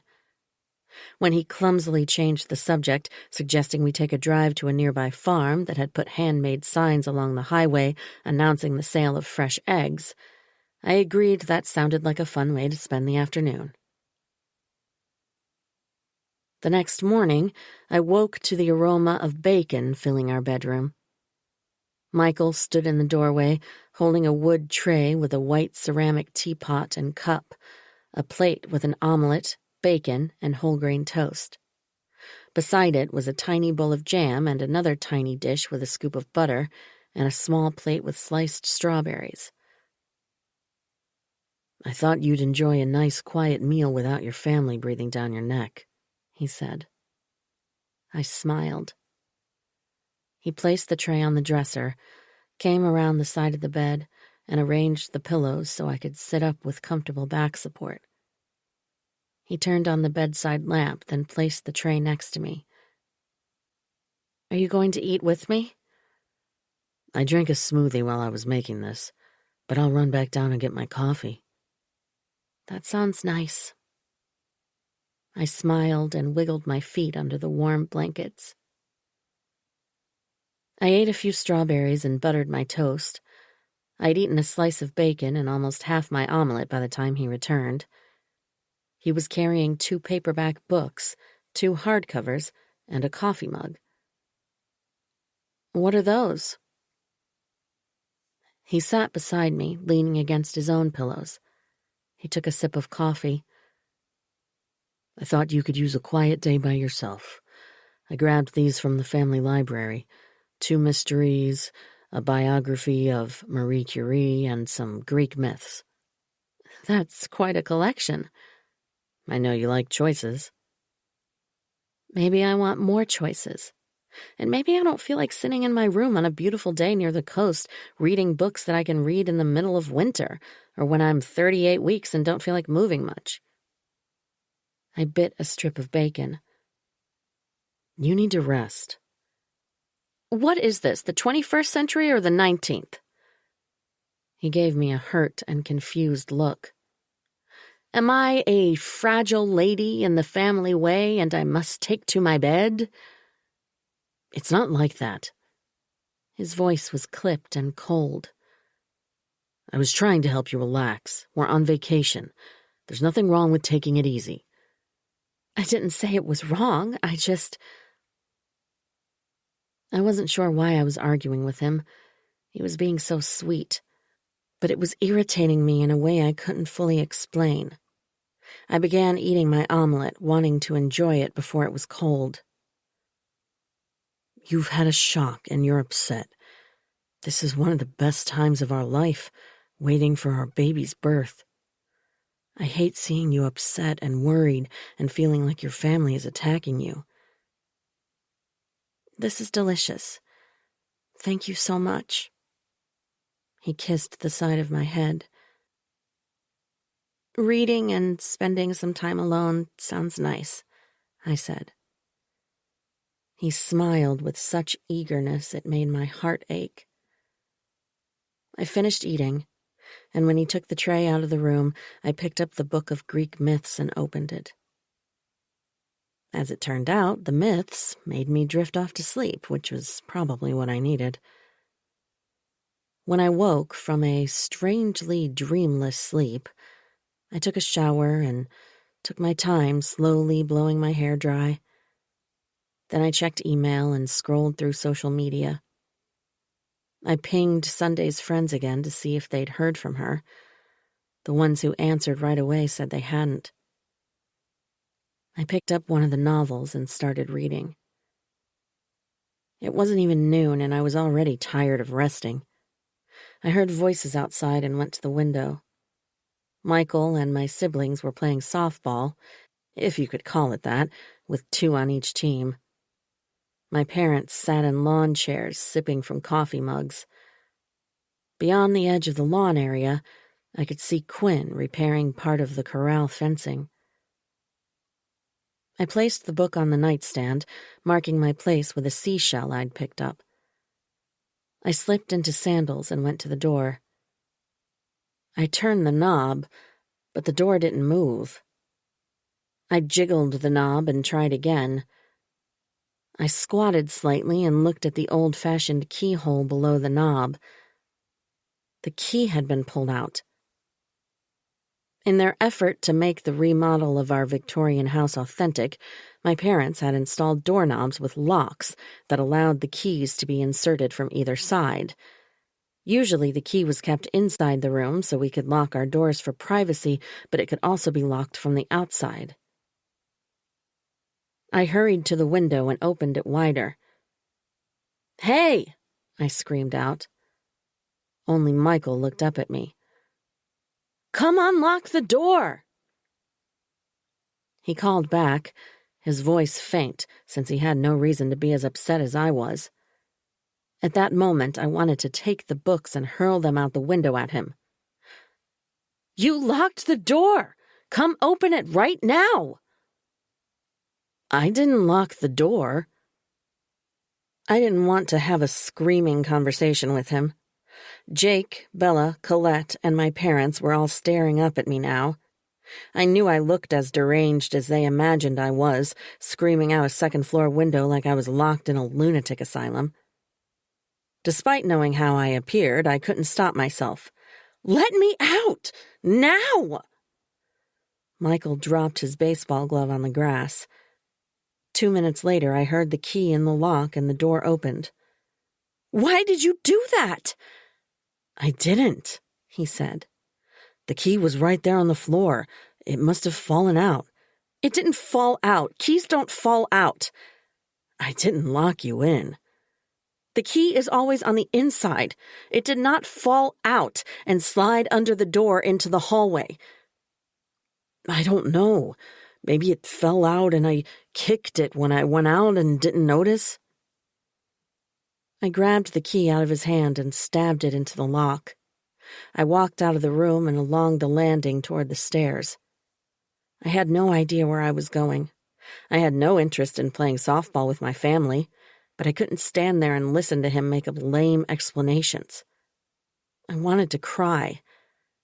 Did he think I was so unglued that he needed to lock me in my room? But I was not the one who was disturbed here. It was everyone else. "Annie." He followed me into the hallway. "Please, let's talk.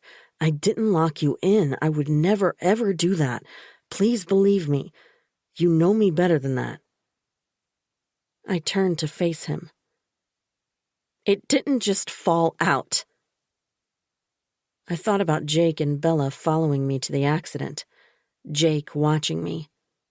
I thought about the odd behavior I'd witnessed from my family the past few days. I walked back to him and put my arms around his waist, resting my head on his chest. "I'm sorry. I freaked out. Anyone would. But it wasn't me. I know. I'm sorry." We stood there holding each other. Maybe I would try talking to Colette. She knew what it was like to be dismissed as kooky, crazy. She'd had to listen to that for years. They pretended like it was affectionate and fun, but I knew she hated it. 17. Ever since she left for college, Colette had entertained the family with stories of swashbuckling, magical, suave boyfriends when she came home to visit. Of course, she didn't see it as entertainment, but the rest of us did. Each visit brought a story of the latest guy who had swept her off her feet, and it was always a mysterious, one-of-a-kind guy. Even as an adult, the Christmas holidays and Thanksgiving weekends and our summer vacation gatherings were not complete without a fantastical story of the latest, incredible man Colette was dating. None of them ever came to our house. None of them ever progressed beyond the role of new guy. She never moved in with any of them, never talked about marriage. It was the newness that excited her. To us, the question was whether the stories about their feats were true or if they existed at all. She never blushed when she told us about the latest, never acknowledged that at this point there was a cast of easily 30 or 40 men who had paraded through her life. The mystique thrilled her, and that mystique often sounded invented. We could never be sure. After a while, those stories took on the proportion of family legend, and Colette took on the unwanted reputation as slightly unstable. At the start of our current vacation, she'd told us about Neil. He owned a yacht and boated around the world. He'd already taken her on a trip from San Diego, where she lived, to Acapulco. This was a far cry from yachting around the world, but only Jake was cold enough to point that out. The rest of us waited patiently. I think we hoped to find out more information rather than making comments that would cause her to retreat into her own thoughts, hurt and sulking that we didn't believe her or were making fun of her. If we heard more stories, we might be able to figure out the truth. Neil was tall, as all her mysterious boyfriends were. He had dark hair and dark eyes and had Middle Eastern ancestry, but he and maybe his father had been born in the U.S. She wasn't positive, though, because he hinted that he had a lot of property in exotic but possibly dangerous locations he couldn't really talk about. He also didn't have a career, but spent all of his time and energy on the yacht.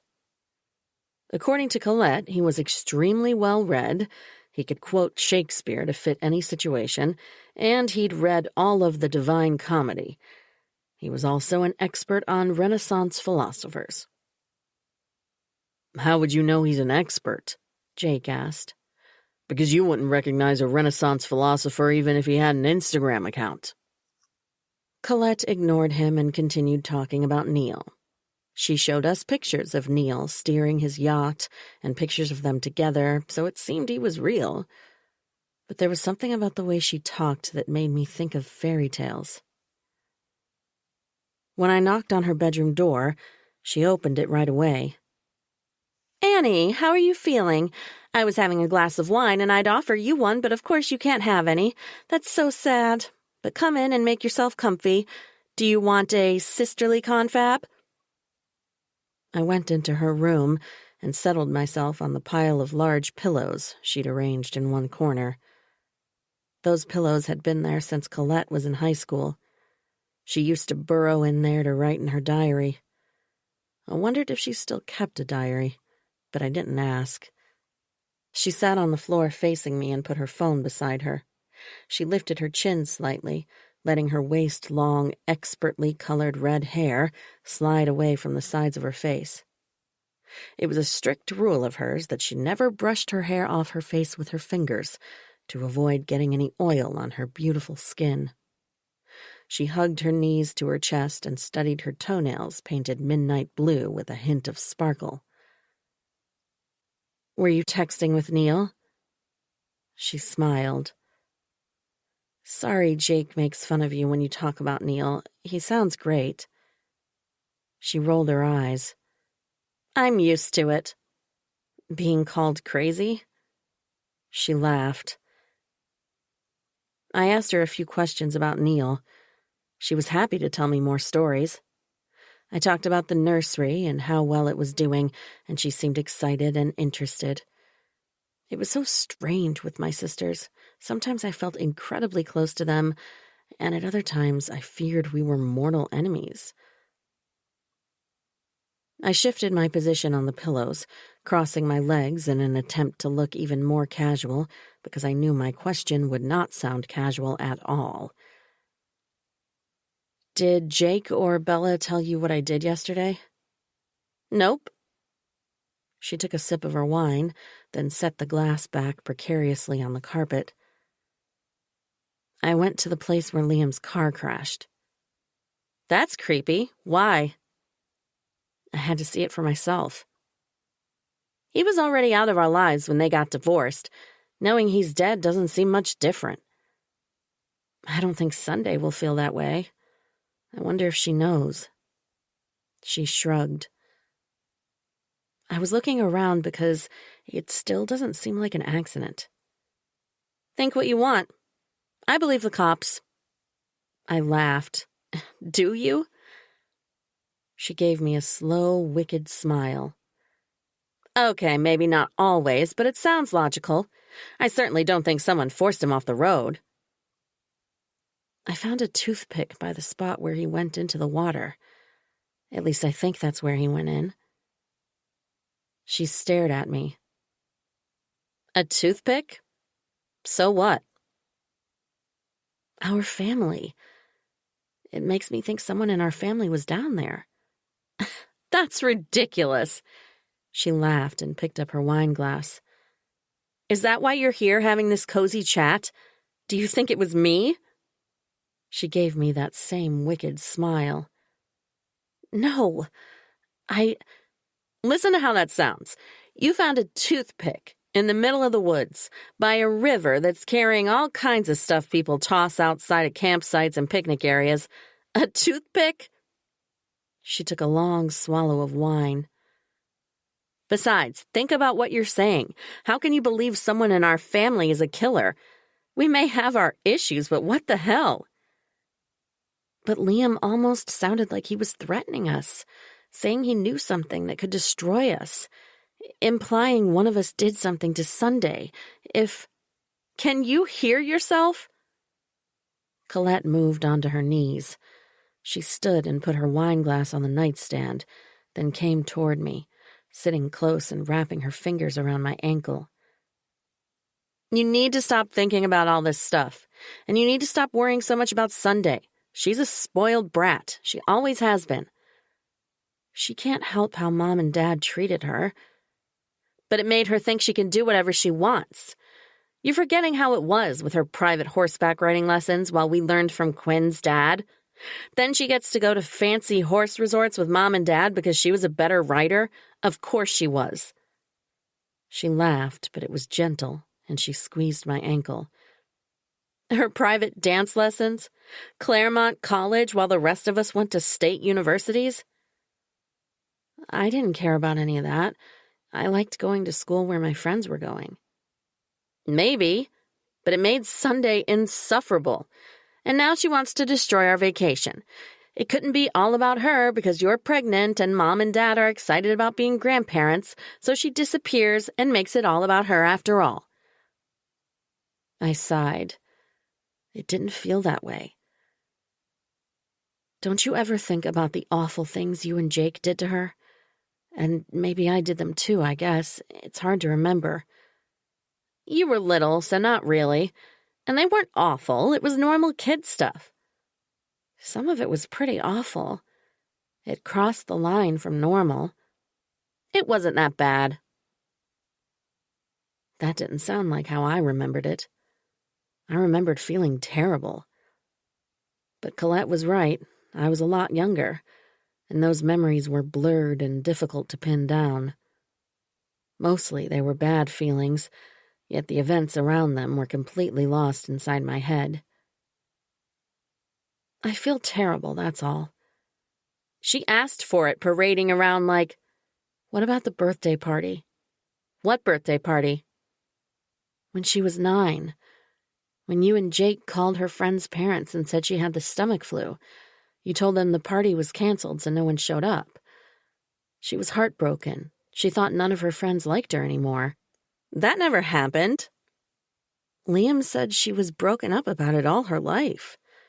Well, it never happened. She lied to him. He said it was her 9th birthday party. Why would she make that up? She's a drama queen. It never happened, I'm telling you. Don't you remember her 9th birthday party? That's when Mom and Dad gave her a damn cell phone. And all the kids were going nuts wanting to play with it. Maybe it's too hard for you to remember, but calling her friends so they wouldn't show up? She laughed. Nope. Before I could say more, she asked me if we'd settled on names for the baby yet. She suggested Colette might make a nice middle name. I told her it was still a long list, and I doubted we would use a family name at all. She pouted, but then she laughed. She got up and walked over to her nightstand to pick up her wine glass. I felt unsettled about the birthday party. I couldn't imagine why Sunday would make up a story like that. Did she want Liam to feel sorry for her? What was the point? If she wanted sympathy, there were 100 other ways to get it rather than making up a silly, pathetic story from her childhood. When I went to bed, I didn't tell Michael about talking to Colette or about the birthday party. The memory felt confusing to me. Something about the cell phone. But I couldn't figure out what was wrong with it, and trying to explain it to him would make it more confusing. 18. Then, Colette. My little sister has a bigger bedroom than mine. I don't think that's fair, but I'm not supposed to complain because complaining is not nice and no one likes a complainer, and it's not being grateful for what you have. I'm not supposed to go in her bedroom because we don't go in other people's bedrooms without permission, but I can't help it. My mom took Sunday to horseback riding lessons and my little sister Annie went with them. Jake is at basketball practice and Dad is giving seminars in Los Angeles where he got to go on an airplane. I have the house all to myself. Connor and his son Quinn are at the stables and they're supposed to keep an eye on me, but I don't think they know what that means. That's what Quinn said. I think it mostly means they have to make sure I don't invite strangers into the house or use the stove or jump off the roof. I never thought about jumping off the roof until Quinn said that's the kind of thing that keeping their eye on me must mean. Now I kind of want to jump off the roof. I opened the door to Sunday's bedroom. It isn't like I've never seen it before, but sometimes I forget how amazing it is. Her room faces the front of the house, and it has a huge round window with a curving window seat that looks out across the edge of the garden and the front path. She even has her own bathroom. I don't know any girl at my school who has her own bathroom attached to her bedroom, with a shower and a bathtub. I step into her room and feel the pale blue carpet under my bare feet. It feels softer than the rug in my room, softer than any carpet in our house, softer than a cloud.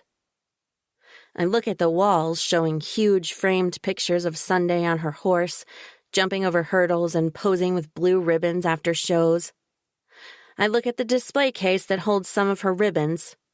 The rest of her ribbons and trophies are displayed in a glass cabinet downstairs.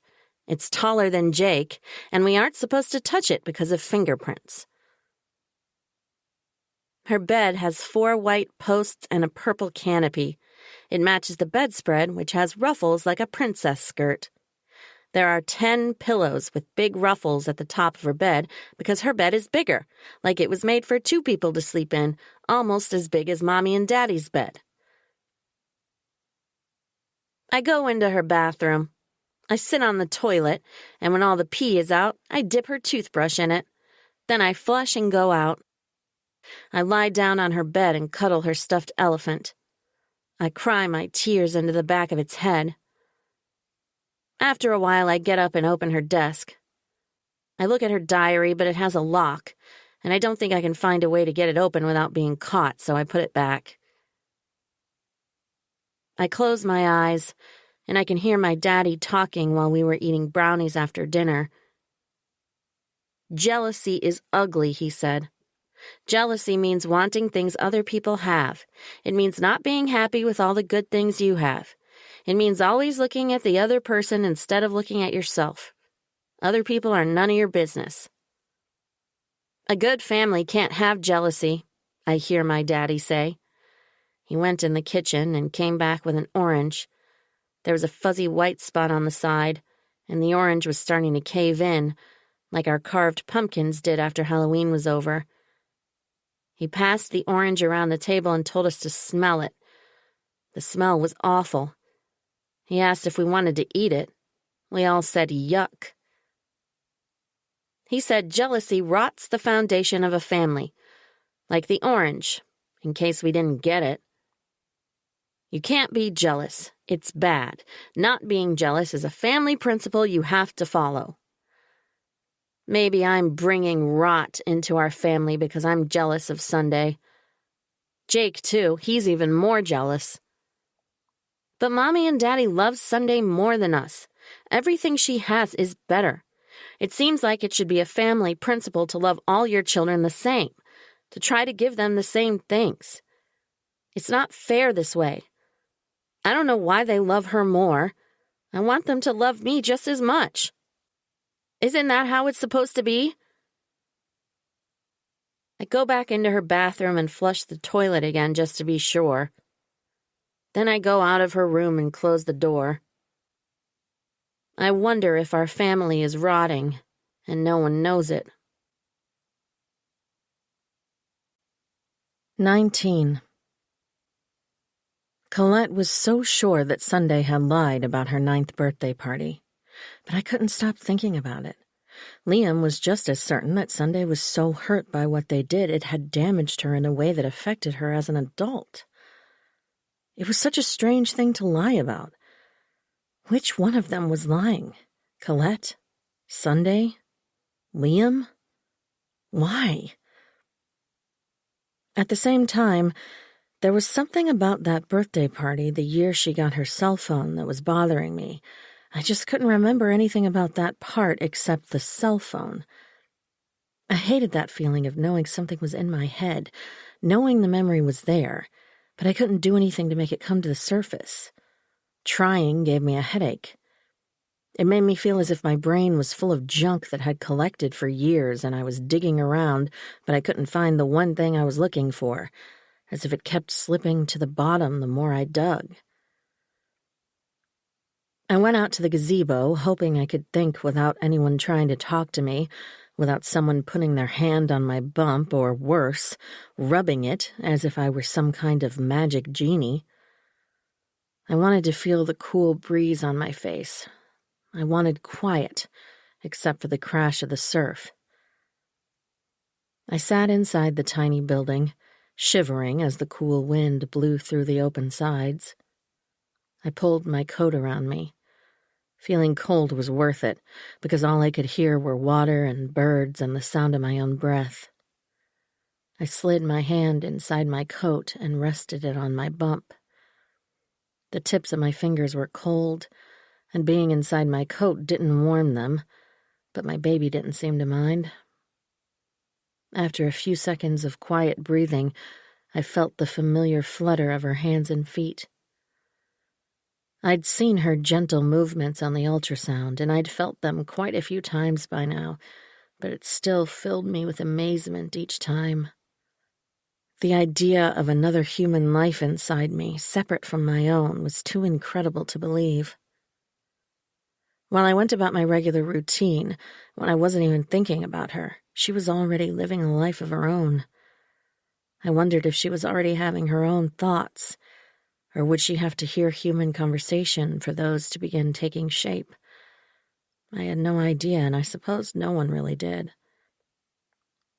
Closing my eyes, I tried to picture what I could of Sunday's birthday party and that cute little cell phone that everyone wanted to hold. Kids didn't have cell phones then. A lot of adults didn't have cell phones. All the kids at Sunday's party wanted to flip the cover open and closed. They wanted to call their brothers and sisters. They thought it was so cool. My memories of the reaction to that tiny silver phone were sharp and clear. But other than that, there was nothing. I couldn't remember any other kids' faces or their names. I couldn't remember how the cake was decorated. I couldn't remember what games we played or any other gifts she'd received. The backs of my eyes ached from trying to picture it. As I tried to relax, to stop forcing myself to bring to mind something that wasn't there, the sensation that someone was watching me crept slowly over my shoulders and up my neck.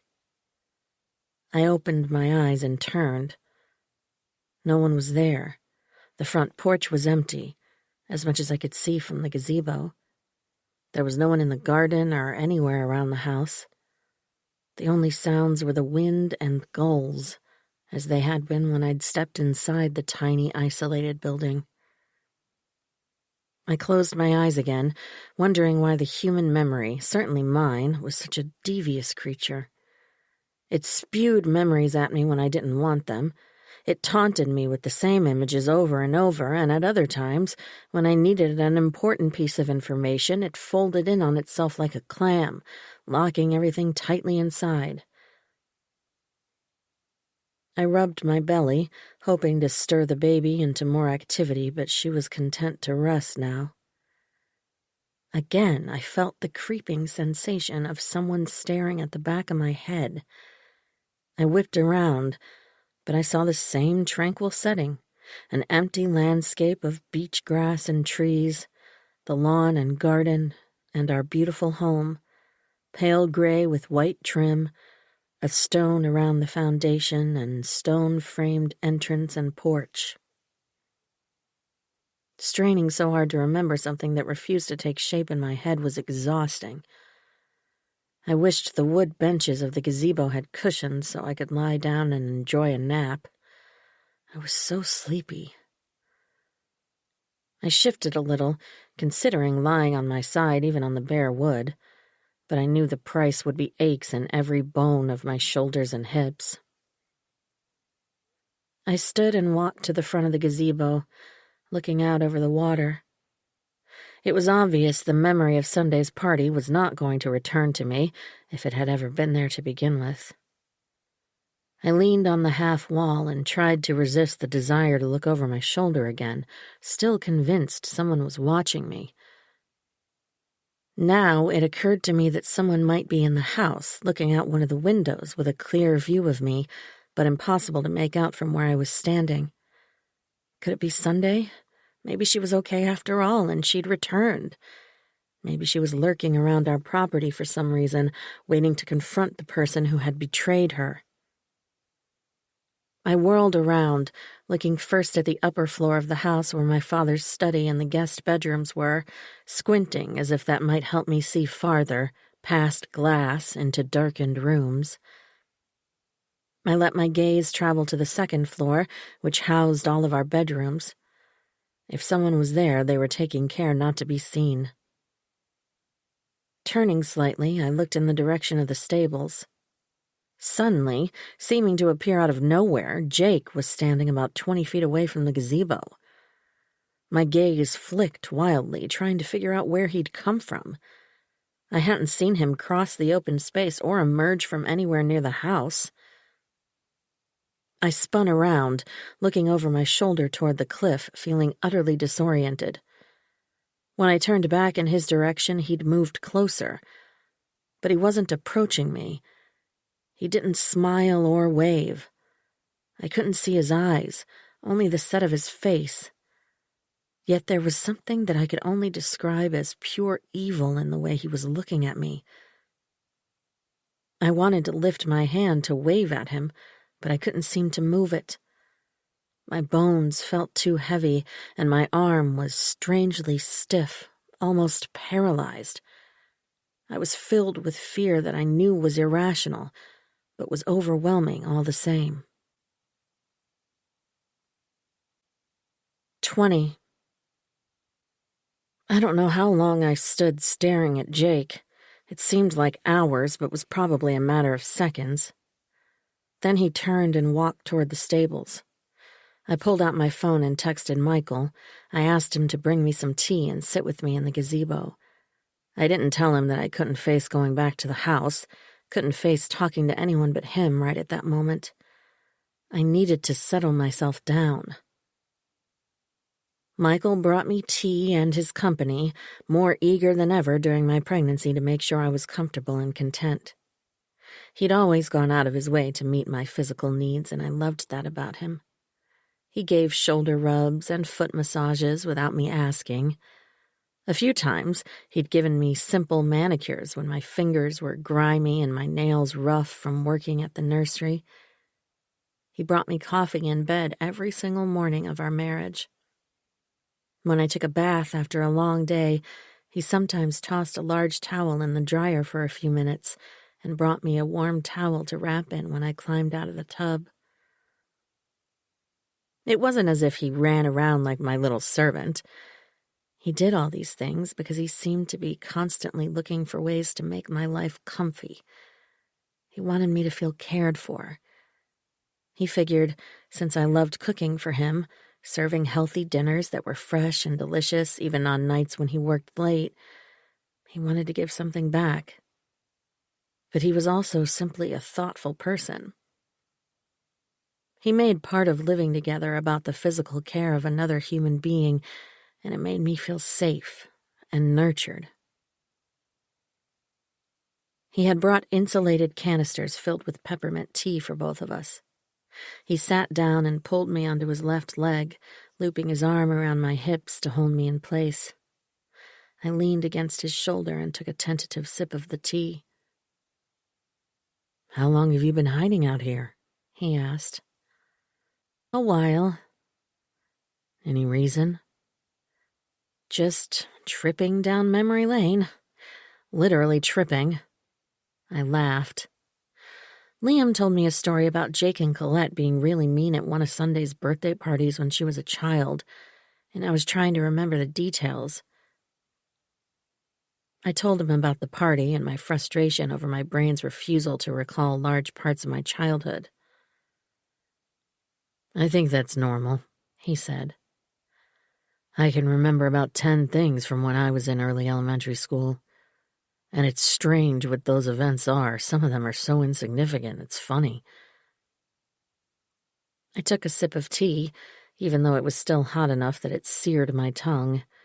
I needed the warmth of it inside me. I wanted company because I kept feeling like someone was watching me. "When?" "Not when I was little, sitting here before you came out." "Was there?" "Actually, yes. The first few times I looked, I didn't see anyone. But then Jake was standing right over there." I gestured to where he'd been. It seemed like he appeared out of nowhere, and he was just staring at me. It was almost creepy. Michael laughed. "Pregnancy is playing tricks on your mind, or being around your family is." He didn't wave at me or say a word. He had this look of... I laughed, knowing I sounded nervous and self-conscious, but I had to say it because the feeling had been so strong. He looked like pure evil. He laughed again, although he sounded uncertain.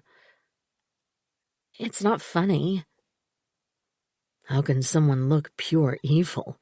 That's such a cliché and so dramatic. He's your brother. He can be a bit of a tool, but evil?"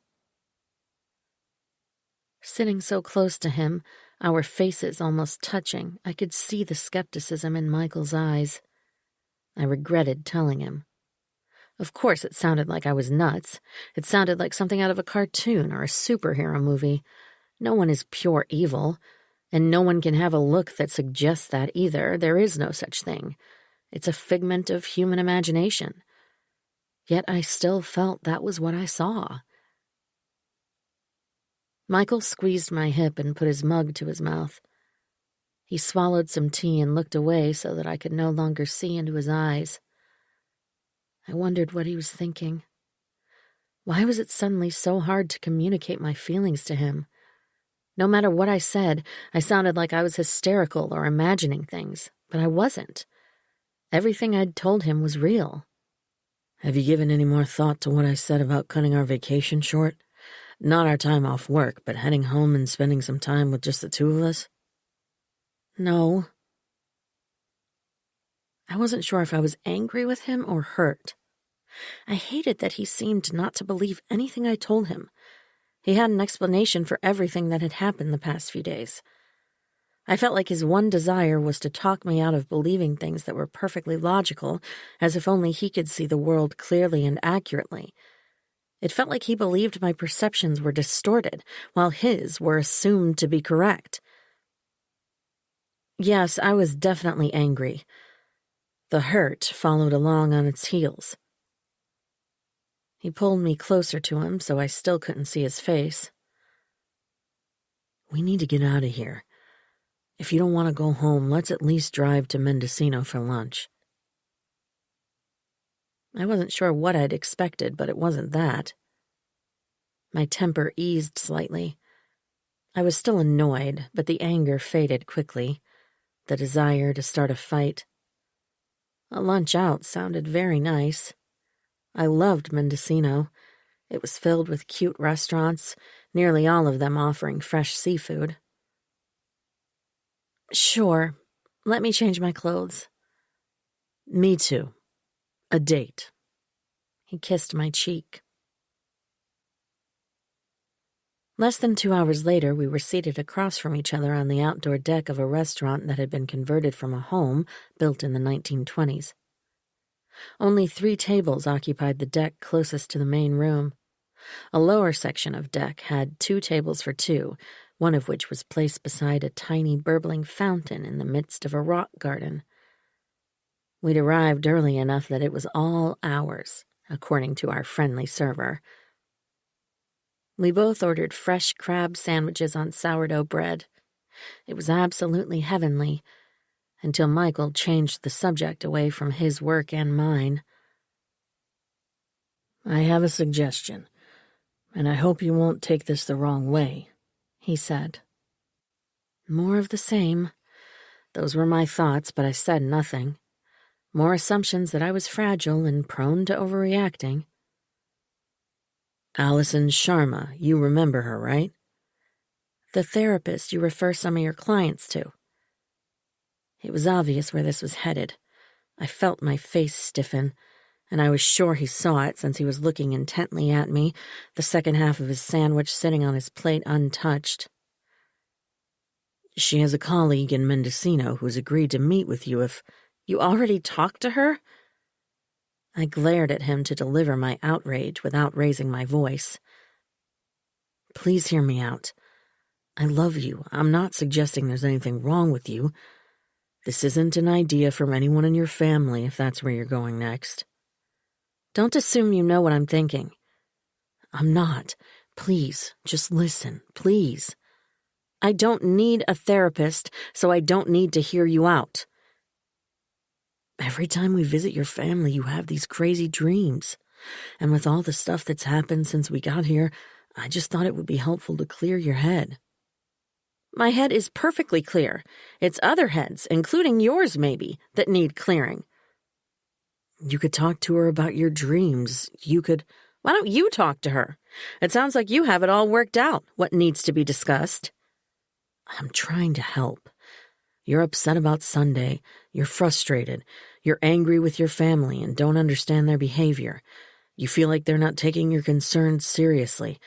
Isn't that worth bouncing off someone who isn't directly involved? Someone who doesn't know them? I stared at him. He had a point, but I didn't want to tell him that because I still felt like he was treating me like a basket case. I shouldn't have been entertaining those thoughts because Michael had always treated me with respect. Until recently. And maybe I was reading things into some of his behavior because absolutely everything was distorted by my family and that dream and Sunday vanishing into thin air and Liam. I don't see how one session with a counselor is going to resolve a dream that plagues me every time I visit here. Maybe you can get some insight. And you can talk to her about your concerns. Maybe she'll have some suggestions regarding Sunday. That's not what therapists do. They don't give advice. They get you to figure things out yourself. Your family can be smothering. I thought a different perspective would help. I thought she would be more helpful than talking to me. You're helpful. This isn't a plea for sympathy or a pat on the head. I took a bite of my sandwich. I turned my attention to the musical sound of water trickling from the fountain beside me. It was so soothing. What was it about water that calmed your thoughts? Any kind of water had the same effect. Enormous crashing waves or something like this. Maybe it really did remind us of the womb, as some people said. I placed my hand on my bump and wondered what it was like for her inside me. I wondered if she heard the amniotic fluid like a river moving past her ears. I wondered if she was hearing at all yet. I would have to look that up. I couldn't remember at what stage hearing began. Okay, fine. Why not? It's a way to spend the afternoon instead of going back to the house right away. But what will you do? I'll stop by the bookstore and pick up a book about fatherhood. Have a cup of coffee and read. He grinned. I haven't sent you enough blogs and articles about parenting? Sometimes I need more depth. We finished our sandwiches, and I found myself looking forward to talking to a woman who wasn't related to me. 21. This was my first time visiting a therapist, but a friend from college who was raised by an alcoholic mother had seen one for several years, so I knew a bit about what to expect. Her waiting room was modern and sparse. She came out to greet me right away, which I appreciated. Hi, Annie. I'm Kate Irving. She ushered me into her office and showed me a floral armchair. She sat across from me on a matching love seat. I also appreciated that she didn't look eager to take notes on what I might say. Instead, she crossed her legs and placed her hands on her lap. I understand we'll only be talking this one time, she said. I'm good friends with Dr. Sharma, and I'm doing this as a favor. She smiled. It's not my typical policy, but a little talking never hurt anyone. She broadened her smile, then turned serious. If you decide you want to talk to a therapist when you return home from your vacation, I can give you a referral at the end of the hour. I doubt it, but never say never. Right. So tell me what brought you here.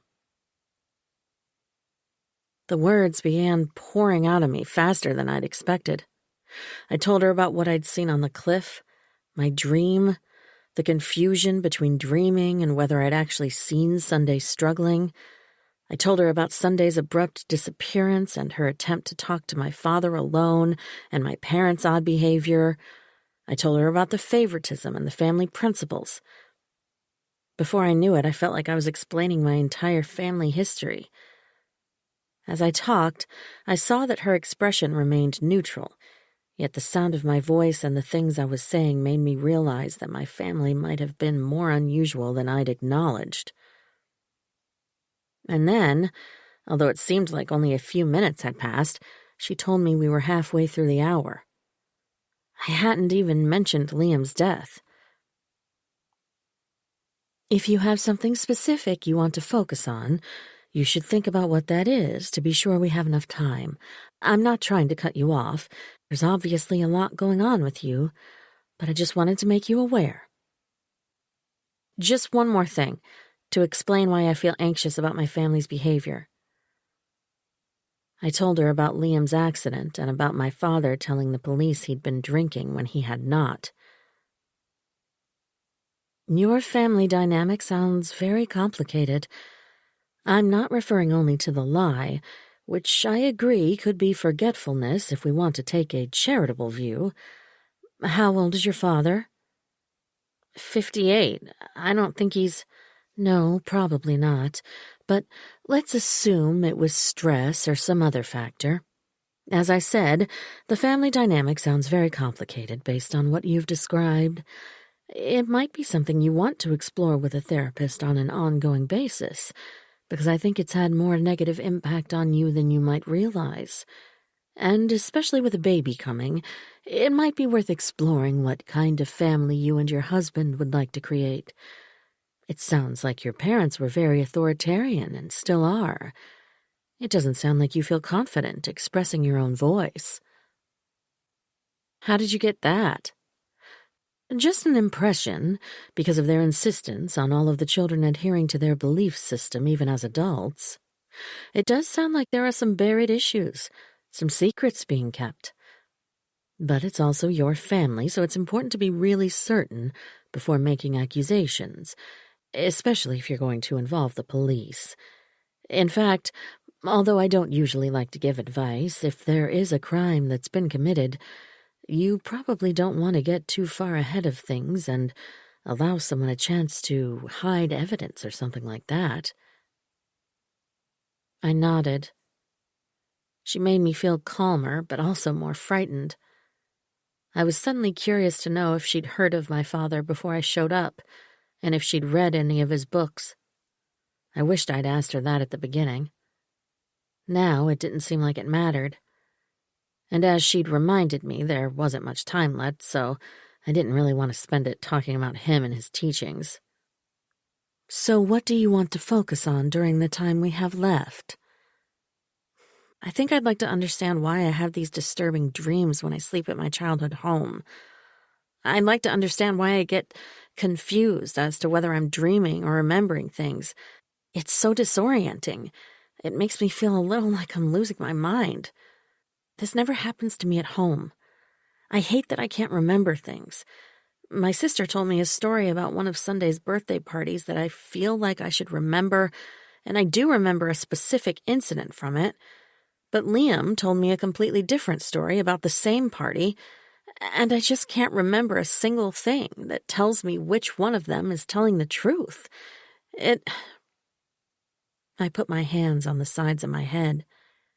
I don't understand why I can't remember. Memories are very elusive because that's stating the obvious. She laughed. I was glad she hadn't taken it as an attack. I hadn't intended it that way, but I wanted her to say something helpful. We had a few minutes, and I needed some useful insight to hang on to. This was exactly what my friend had told me about therapy. It could be frustrating, more questions than answers. Since we don't have a lot of time, I have a suggestion that will give you something concrete to work on. I think this will make you feel like you're moving forward, and it could possibly address your frustration with your dreams as well as your memories. She uncrossed her legs and leaned forward slightly. First, I suggest you keep a dream diary. Even though you feel as if you remember this dream and others in great detail, I expect it's fading more than you realize.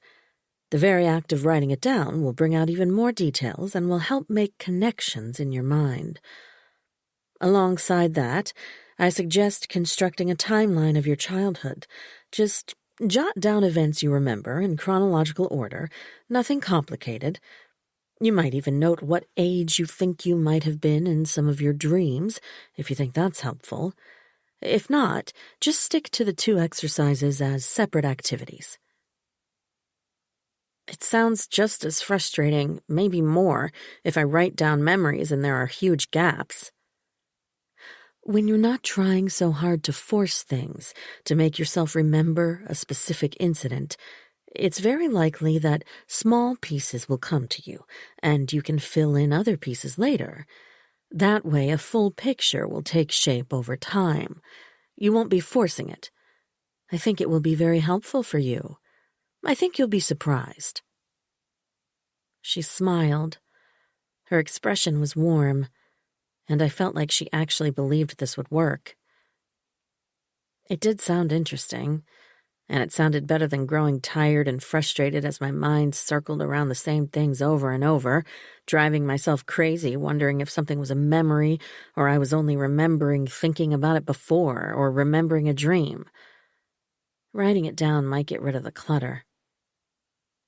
I felt a little foolish for not figuring out something so simple by myself. She moved to stand, and I did the same. We shook hands. I know these are simple exercises, she said, and it might feel like something you should have worked out on your own, but sometimes just taking the time to focus on a problem, like you've done by coming to talk to me, can clear things up. We have a tendency to create patterns in our brains without stepping back to observe, to take a more deliberately analytical approach.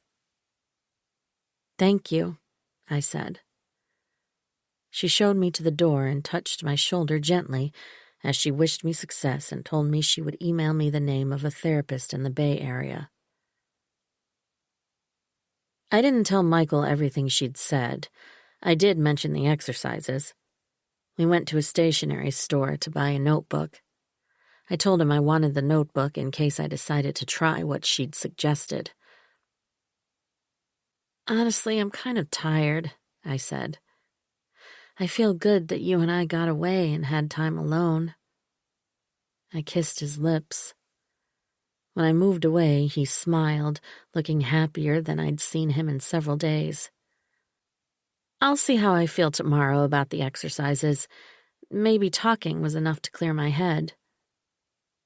"Could be," he said. We climbed into the car. As he pulled out onto Highway 1 and headed south, I thanked him for arranging the time with Kate, for urging me to talk to her. He didn't crow about it, and he didn't pry into the details of what we'd talked about. He did make one comment, so quietly I almost dismissed it as a whisper to himself. "I'm starting to wonder why we spend these long holidays with your family. They're so awful sometimes. It's hard to—" "You only get one family," I said. "Maybe we think too much about the bad memories because we keep retelling those stories, and they bury all the happy moments." During the drive home, I fell asleep, but I didn't dream. 22. When I woke, it was because Michael was slowing to turn into the road leading to our property. The trees cast a shadow over the car, and I looked at my hands on my lap. They appeared limp and chalky white, as if the blood wasn't flowing to them. I rubbed them on my legs, but they weren't cold. As the car turned, my memories suddenly clicked into a previously hidden slot, proving to me again how much it worked on its own inscrutable timetable, as if it had been there all along. I remembered why I knew Sunday hadn't been given the cell phone at her 9th birthday party. When I watched her open the small box containing the cell phone, I'd been missing my top front teeth. I clearly remembered standing off to the side as the kids played with her phone, sticking my tongue through the gap. I was pretty sure the second tooth had only fallen out a day or two earlier. That entire day, all I remembered was the space at the front of my mouth. It fascinated and consumed me. I lost my teeth when I was 6, so Sunday would have turned 8. It was a small thing, but in all the millions, possibly billions of senses and moments stored inside my brain, most of them never to be found again, this one had stayed close enough to the surface that hearing Colette insist Sunday was 9 when she received the extravagant, slightly inappropriate gift of a cell phone had caused a rough spot that wouldn't be smoothed over. The feeling that washed over me was one of being a child again, triumphantly telling one of my older siblings that I was right and they were wrong. I could probably count on one hand the times I'd been able to do that as a child. It was a feeling of power, a feeling of trusting my own mind, knowing I could count on myself. Colette had been so sure she was right. She'd tried to convince me that Sunday had made up a self-pitying lie. She'd implied I was foolish for believing a story like that. I was probably meant to infer that I was a terrible person for thinking Colette and Jake would have been so cruel to disinvite her friends, making her think she was hated. But I was right. Michael couldn't drive the car fast enough for me. I wanted him to race up the drive so I could run into the house and find Colette. Instead, what we found was an empty house. I went out to the stables and spoke to Quinn, who said they'd all gone riding. He said they'd left an hour earlier, which meant they could be back in 15 minutes or not for another 2 hours. The rest of the afternoon dragged, and dinner seemed to go on forever. It wasn't until after we'd played 2 hours of the days-long board game we were involved with that I had a chance to get Colette alone, following her up to her room. She was carrying a glass of red wine and a plate with 3 chocolate candies from a box Jake had given to my mother. "Do you have a few minutes to talk?" I asked. "Always for you." She nodded at her door. I opened it for her, and she carried her wine and second dessert into her bedroom. We settled into the same places we'd taken the day before, as if this was about to become a nightly routine. She took a sip of wine and held out the plate of chocolates to me. "Would you like one?" "No, thank you." She took a bite from one of the chocolates, inspected the filling as if it wasn't what she'd expected, then took another sip of wine. "What's on your mind?" That birthday party where Sunday got the cell phone was when she turned 8. "So?" "My teeth were missing, which means I was 6. So it wasn't when she turned 9. "So what?" "You were so sure that wasn't the party where none of her friends came because it was all about the cell phone." She laughed. She ate the rest of the chocolate. "You're confusing me. 8, 9, what's your point?" "Maybe you and Jake did call all her friends, and now you feel terrible about it, so you didn't want to tell me the truth."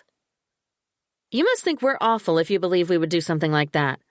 Liam said, "You believe Liam and not your own sister? He dumped Sunday." "I don't think he dumped her. It was more complicated than that." "Whatever." She took a bite out of the next chocolate. "These aren't as good as I thought they'd be. No wonder no one else is eating them." "No one else is eating them because they were a gift from Mom."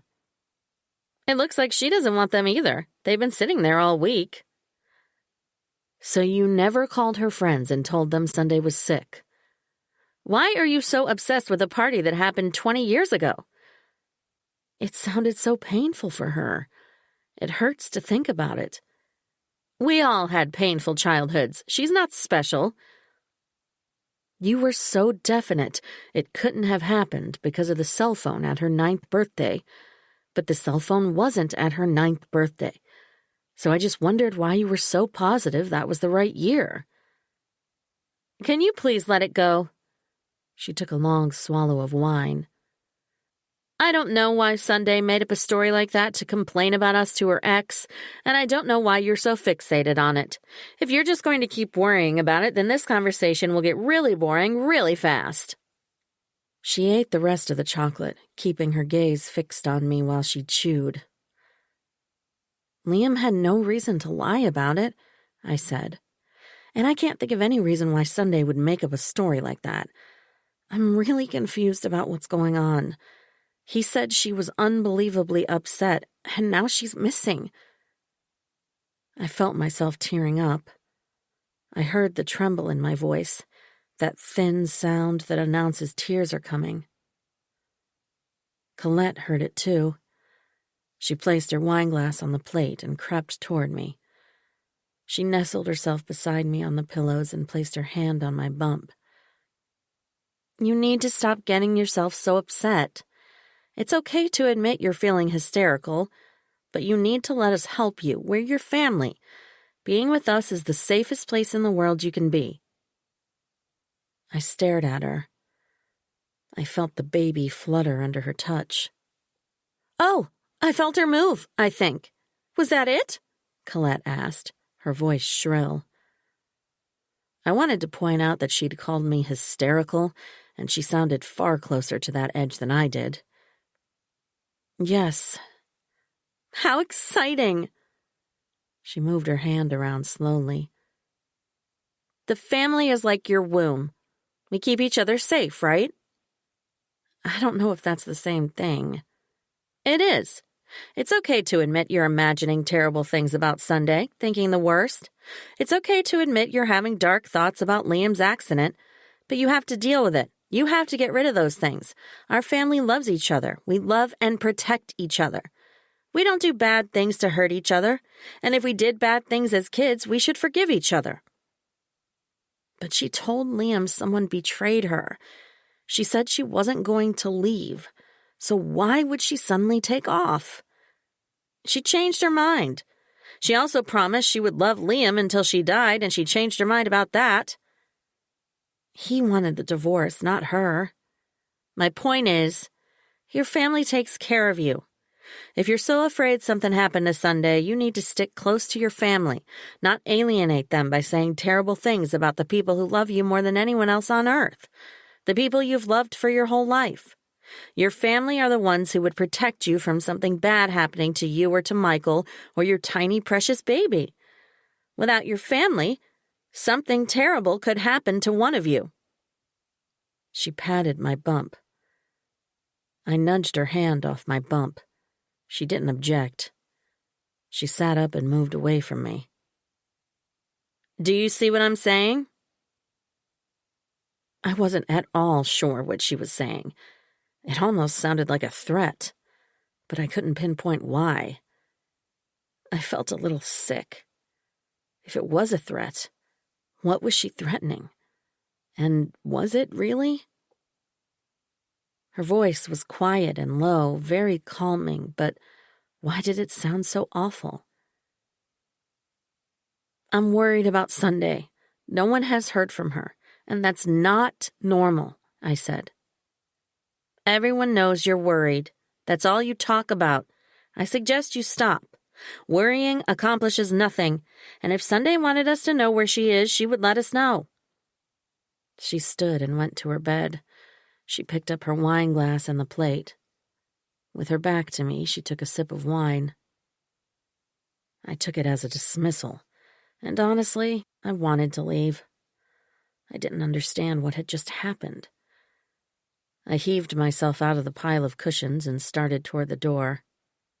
I wanted her to admit she'd tried to get me to believe Sunday was lying about the party by making a big deal out of a gift she knew I would remember, trying to reshape my memories. In that moment, I almost hated her for it. And I hated that I'd told her about finding the toothpick, that I thought it meant someone in our family had run Liam off the road. I wondered if she knew more about Sunday than she was saying. She seemed awfully confident that everything was okay. Trusting her with my thoughts had been a mistake. I truly loved my family, and I wanted to be close to them, but sometimes they were so awful. It was painful and confusing, as it had been most of my adult life. I found myself wanting to push them away and try harder to make them love me more all at the same time. When I returned to our room, Michael was already in bed reading.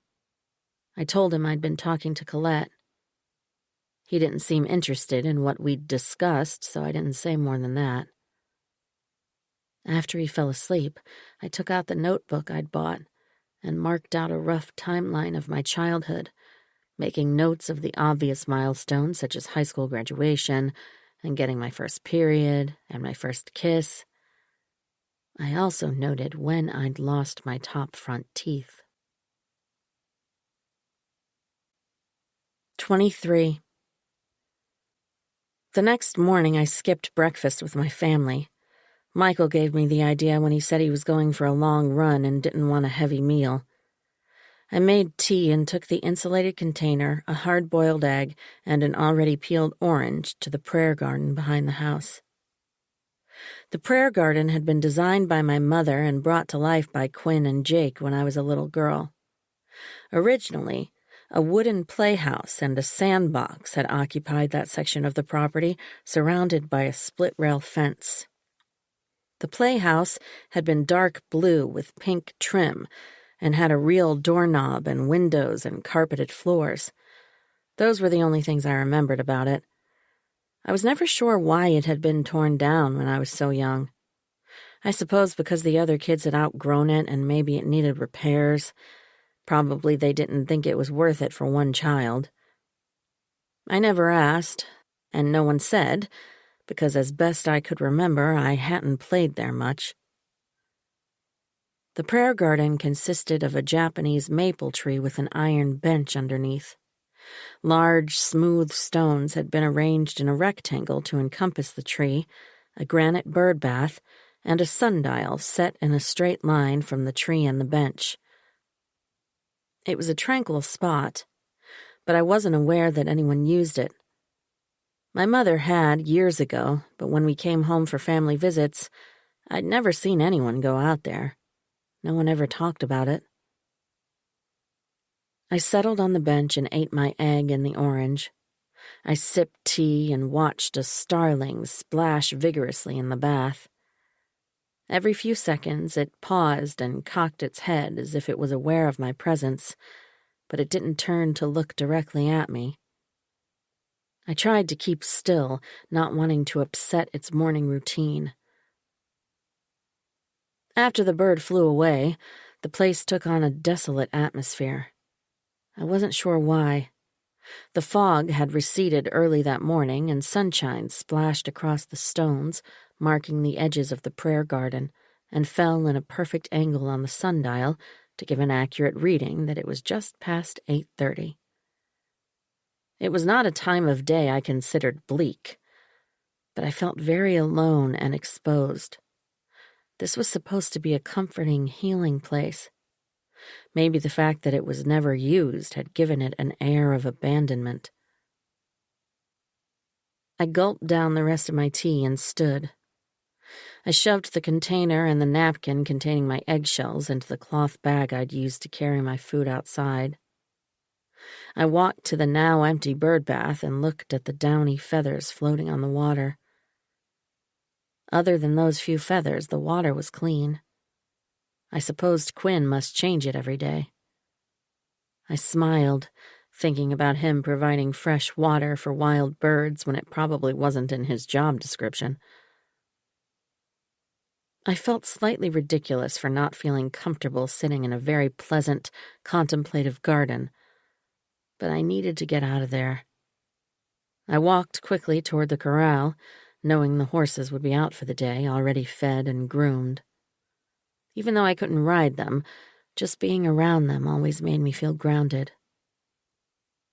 As I approached the corral, I saw my father's horse, Nobility, standing close to the corner. He always looked like he wanted to escape, to get moving. When my father didn't go riding, Quinn tried to take Nobility out almost every day. He was an active creature, full of energy and adventure. He seemed to crave human interaction and was always eager for a pat on his shoulder or a rub of his cheek, even if there was no treat enticing him to accept affection. I walked up to him and let him sniff my fingers. He whinnied and lowered his head toward me, taking the briefest sniff, already aware of who I was. I felt sad to be sidelined from riding while I was pregnant, but even with well-trained horses, the risk of a fall was always present. I missed my own horse, Tabitha. As if she knew I was thinking of her, my gorgeous white horse trotted over and stood beside Nobility. I stroked her nose, then ran my fingers through her mane. I was the only one she allowed this intimate contact. I missed being with her. I missed riding along the cliffs, missed the absolutely mindless pleasure of feeling a large animal carrying me wherever I wanted to go, feeling the sway of her body, the solid muscle and power of her. I couldn't remember a time in my life when I hadn't known the freedom and utter joy of riding our horses. My father loved our horses to the point of worship. He boasted to anyone who would listen about the care he'd put into choosing the animals we owned, about the purity of their bloodlines, about how important good breeding was to finding creatures that would not only show well, but could be trusted around his family and were properly trained to give a lifetime of enjoyment to their owners. From the corner of my eye, I saw Quinn at the entrance to the stables, sweeping excess hay off the ground. I called out to him. He propped the broom against the stable door and walked to where I stood. The horses moved out of the way, tired of their pats now. Quinn had been as much a part of my life as anyone in my family. His love for our horses mirrored my father's. He was friendly and could be quite charming, but much of the time, he didn't talk much. When he went riding with us, he was perfectly content to sit silently on the back of a horse for an hour or more. I liked that about him. Some people feel the need to fill the air with conversation, even if it's meaningless, simply because they think it's expected. He never did. Despite seeing him almost every day of my life when I lived at home, there was a lot I didn't know about him. I sometimes wondered whether he was content to look after my father's horses until he was an old man, or if he dreamed of other things. I liked him, and I felt he'd always been a steadying presence in our lives. Even though my father instructed us to avoid drama, there was still a fair amount of drama in my family. I haven't seen you around much. He took off his baseball cap and ran his fingers through light brown hair that was getting long in the back and starting to curl. He towered over me, taller even than Michael, who was 6'1". I cupped my bump. I'm sitting on the sidelines. He smiled. It'll be fun teaching the little one to ride. Only a few years. I hope so. How you doing otherwise? He asked. I'm worried about Sunday. It's so strange that she just disappeared. It's been 6 days. Not really disappeared, just that she left without telling anyone. But it's like she vanished. Well, she packed her things, so it's not as if something terrible happened to her, he said. How did she seem when you went riding with her the day before she disappeared? Fine. He touched his sunglasses, adjusting them to settle more solidly on the bridge of his nose. Quiet, maybe. She didn't seem upset? No. She wasn't crying or anything like that. Like I said, quiet. She hardly spoke 10 words, which isn't like her, but otherwise she was fine. I've called her and texted, and she hasn't responded. He glanced over his shoulder, looking toward the water trough where Tabitha was taking a long drink. She didn't say anything about being upset? Not even a hint? She was arguing with my parents before she went riding with you. Did she mention that? Remember when she called and asked you to get my father's horse ready? He shrugged. Did she say anything about that? About wanting to go riding with him, but my mother didn't want him to go? No.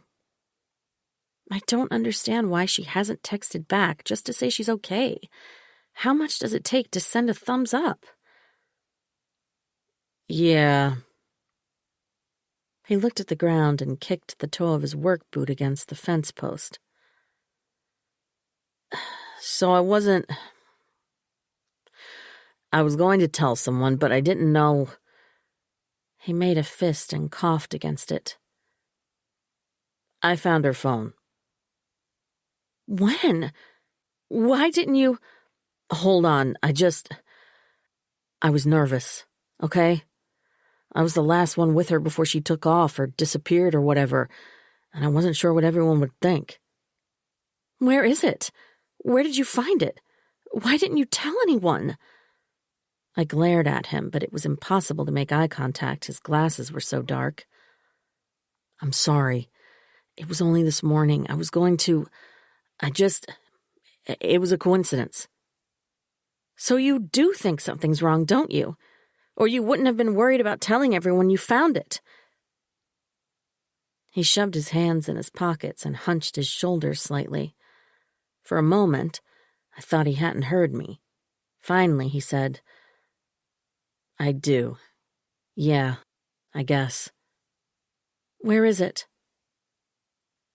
He walked quickly back to the stables, stepped inside, and returned a moment later holding her white phone in its gold silicone case. He handed it to me. Feeling the weight of it in my hand was like holding a part of her. Inside were fragments of her life. I couldn't believe it was in my possession. It was painful to think what that meant. I pressed the power button. The battery indicator showed a thin red bar. The messages and missed calls from me and 2 missed calls from Liam and a few other messages from other friends cluttered the lock screen. Can you show me where you found it? Near those rocks, just past the gazebo. Show me. What good will that do? It won't tell you anything. I want to see. He walked to the gate, unlatched it, and stepped out. We walked together past his cottage and along the horse path toward the cliff. The gazebo was to our left, the field of beach grass behind us. When we reached the footpath that ran along the edge of the cliff, he turned right. I followed him for about 30 feet, and then we went around an outcropping of boulders to a small clearing that extended right to the very edge of the cliff, seeming to drop into nothingness. It was the kind of spot that caused vertigo even when I stood several feet back from the edge. At the same time, it was the kind of place where I was tormented by my weird compulsion to look down, to see what was on the shore below. It was the reason we always took the coastal trail south when we rode the horses. It was impossible to navigate them around the boulders in that precipitous drop. Right here. Quinn kicked the boulders, then shoved his toe into an opening between two of them. It looked like a small cave, a place where you expected to see a lizard dart out for a bit of sun, if the ground hadn't been shrouded in the dark of 2 human shadows. It was underneath. It looked like it must have fallen and slid into the rocks. Do you think... My voice caught, and for a moment I couldn't get enough breath to make a sound. I swallowed and tried again. Do you think she fell or jumped or... and her phone... or was pushed? No, this seems too far back. But if she was shoved, and she was holding it, and it flew out of her hand? He walked to the edge and looked down, causing my knees to feel like pots of jelly. In response, I moved even farther back toward the boulders. He stepped back to where I stood. I don't think so. It's easy to let yourself think the worst. But I can't believe she packed her things and left without her phone, without even asking anyone if they'd seen it. She did the same with her diamond necklace. I told him about finding the broken necklace. It does seem hard to believe she would do that, but we can't assume the worst. We really shouldn't. I wasn't sure why, but I didn't argue. We started back toward the stables. I tapped the screen on Sunday's phone and tried entering her birth date. The phone remained locked. I tried her wedding anniversary and the date of her divorce. Neither series of numbers worked. I put the phone in my coat pocket. When we reached the corral before Quinn unlatched the gate, I said, "Don't tell anyone you found it. I'm not sure why, but they think nothing's wrong, and they'll just make more excuses." Fine by me. I was a little worried about telling you I found it. I don't want you or anyone to think I had something to do with her going missing. No one would think that. He looked skeptical. They wouldn't. Stop thinking that way. He shrugged and opened the gate. We said goodbye and I went back to the house. Hoping to avoid running into anyone, I hurried up the stairs. Michael was still on his run. I went into our room and plugged Sunday's phone into my charger, using the outlet behind my nightstand and hiding the phone under the bed. I made sure the sound was turned off. Despite his desire to help me settle my thoughts, to understand my dreams, Michael tended to dismiss my concerns or try to explain them away.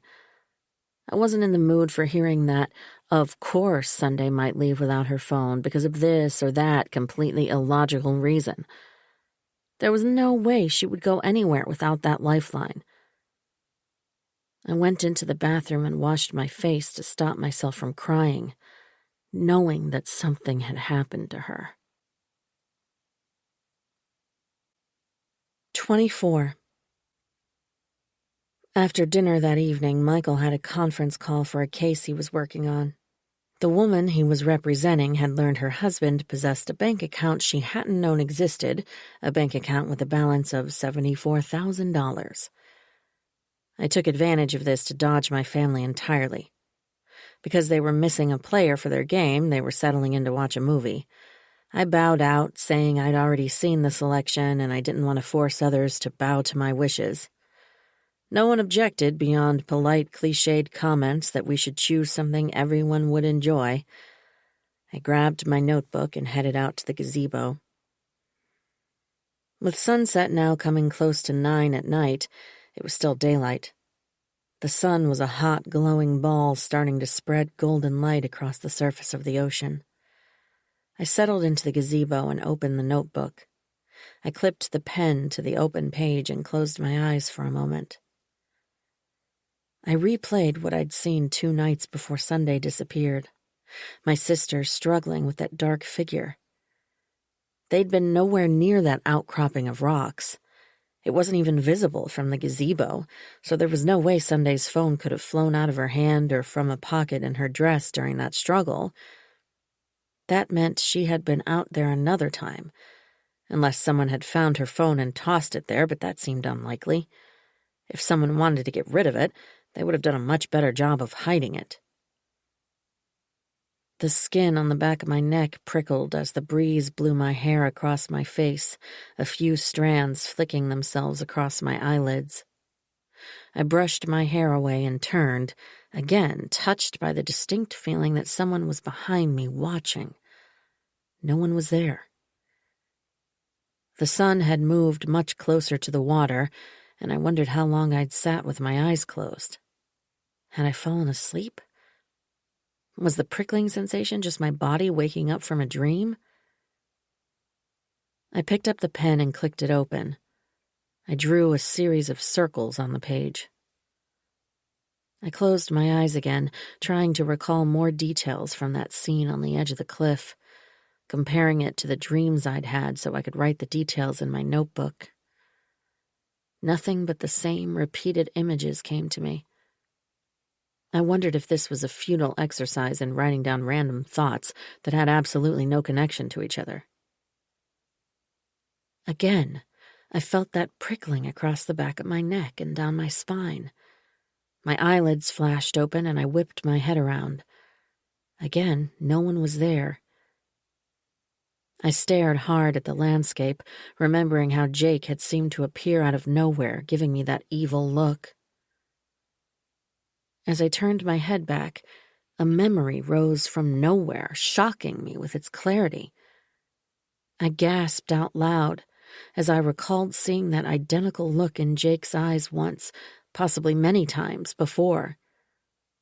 I felt like I was suddenly a little girl. Long braids hung down my back, the way I'd worn my hair before I'd started kindergarten, at which point my hair was cut to my shoulders because I'd wanted to look like my best friend. Jake had looked right into my eyes, scaring me to death, his eyes almost black as he'd whispered to me in a low, nearly growling voice, "I'll push Sunday off the cliff. She'll be smashed on the rocks." Was that the root of my constantly repeating dream? Was it all a dream that night when I'd gone out there and found the gazebo and the surrounding area deserted? Had his threat scared me so badly, a tiny girl facing her much larger, much older, much more worldly brother, that I'd buried those feelings at a depth I hadn't been able to access? Forced out of sight, they'd emerged in that strange, persistent dream.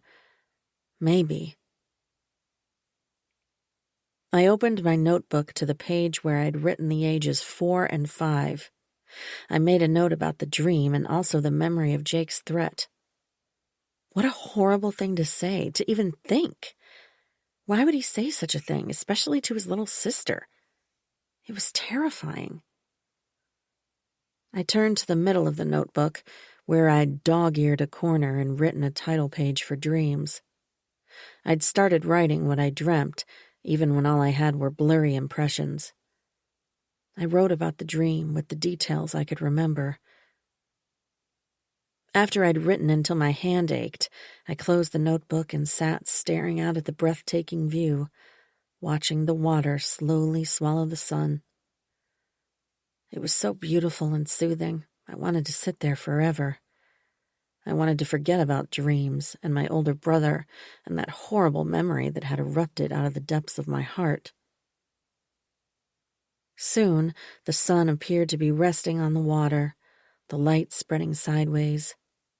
And then it was a semicircle, quickly disappearing below the horizon. When it was gone and the sky was a light-filled navy blue, I stood. Thankful for the oversized pockets on my jacket, I shoved the notebook and pen into one of them. I stepped out of the gazebo and started walking south along the footpath. As always, my compulsion to look down overtook me, and I glanced at the rocky shore below. There was nothing but foam-splashed rocks and tangled strands of kelp. I turned away, put my hands in my pockets, and continued walking. It felt good to be moving and to be alone. I let my thoughts quiet to nothing but appreciation for the endless stretch of water and sky and the wind on my face. After another 50 feet or so, I moved closer to the edge and looked down again. This section of the shore had a bit of sand, and I stood for a moment watching waves as they washed lazily across it, then pulled back. Of course, there was no body down there. I had never seen a body down there, and I was sure now it was Jake's threat that had caused me to develop this sick habit that plagued me all my life. I began walking again, resisting the compulsion, feeling I finally had power over my weird, deeply ingrained habit. Then it became too much once again, and I had to look. By now, I was almost half a mile from our house. I looked down at a section that was one large slab of flat rock, and there she was. Sunday. I screamed, a long, howling cry that felt like it was tearing my lungs out of my body. There was her white dress, half torn off her body. There was her wet hair, plastered across the rock like more strands of kelp tangled from the ocean floor. I was crying so hard now, her body was a blur. I saw the dress, such a brilliant white, and her body lying so that it seemed as if someone had taken her limbs apart and arranged them differently. I turned and began running. I veered off the path, even though it was rougher going and I risked stumbling. I was conscious of the baby, not that I shouldn't be running, but aware that I couldn't fall. I needed to be fully aware. At the same time, I couldn't slow myself. I needed to get the others. I needed help. We needed to get down there and help my sister. Maybe we could do something to help her. Maybe we could still save her. Then I was sobbing uncontrollably, knowing that of course we couldn't do anything to help her. She was dead. She'd been dead for days, probably for a week. I was right. I was so right. And I hated, more than I'd ever hated anything in my entire life, that I was right. They'd all tried to tell me that what I knew in my heart was not the truth. Someone in my family had killed my sister. I had no idea why. The family I thought was built on love and respect and strong principles was not just flawed. It was rotten to the core. 25. When I reached the edge of the garden, Jake and Colette were on the front porch. Jake was yelling, telling me to stop screaming. I wanted to scream that he was yelling as loudly as I was. "She's dead! Sunday's dead! I saw her! She washed up onto the beach!" I sobbed and doubled over as the grief ripped through me again. He grabbed me and held me, pulling my head close to his chest. "Shh, it's okay. Let's go take a look." He took one of my arms and Colette went to my other side. They steered me back to the narrow path through the beach grass and out to the footpath. "It's faster if we—" "You can't be cutting across uneven ground like that," Colette said. "What if you'd fallen?" "We have to get her. It was faster." Colette stroked my arm. "If she's dead, faster won't—" "If—" Jake squeezed my arm. "Let's go see." I heard Michael behind us calling my name, but Jake and Colette continued moving quickly, and I didn't want to wait for him. He'd have to catch up. Finally, we reached the point where I'd seen her. I pointed to the slab of rock, tears pouring out of me again, blurring my eyesight as they had before, until all I could make out was her white dress in the growing darkness. After a moment, Jake spoke softly, but his voice was tight. "Did you push her?" I wrenched away from him. "No! Why would you say that? No, I didn't push her!" I began crying harder, if that was possible. "How did you know she would be there?" Colette asked. "What?" "This is so far from the house and totally random. Out of the entire coastline, how did you know to look down right at this point and see her? It looks like you pushed her." Jake pulled me to him. "It's okay. I wrestled within his grip, twisting around, going nowhere. "Let go of me! I didn't push her!" "What's going on? What's wrong?" Now Michael was beside me, pulling me away from Jake, who released me easily into Michael's arms. Jake took a few steps away. Michael held me close. "What happened? Are you okay?" Look down there. She's dead. I knew something had happened to her, but no one would listen." He let go of me and moved carefully toward the edge of the cliff, looking back at me several times.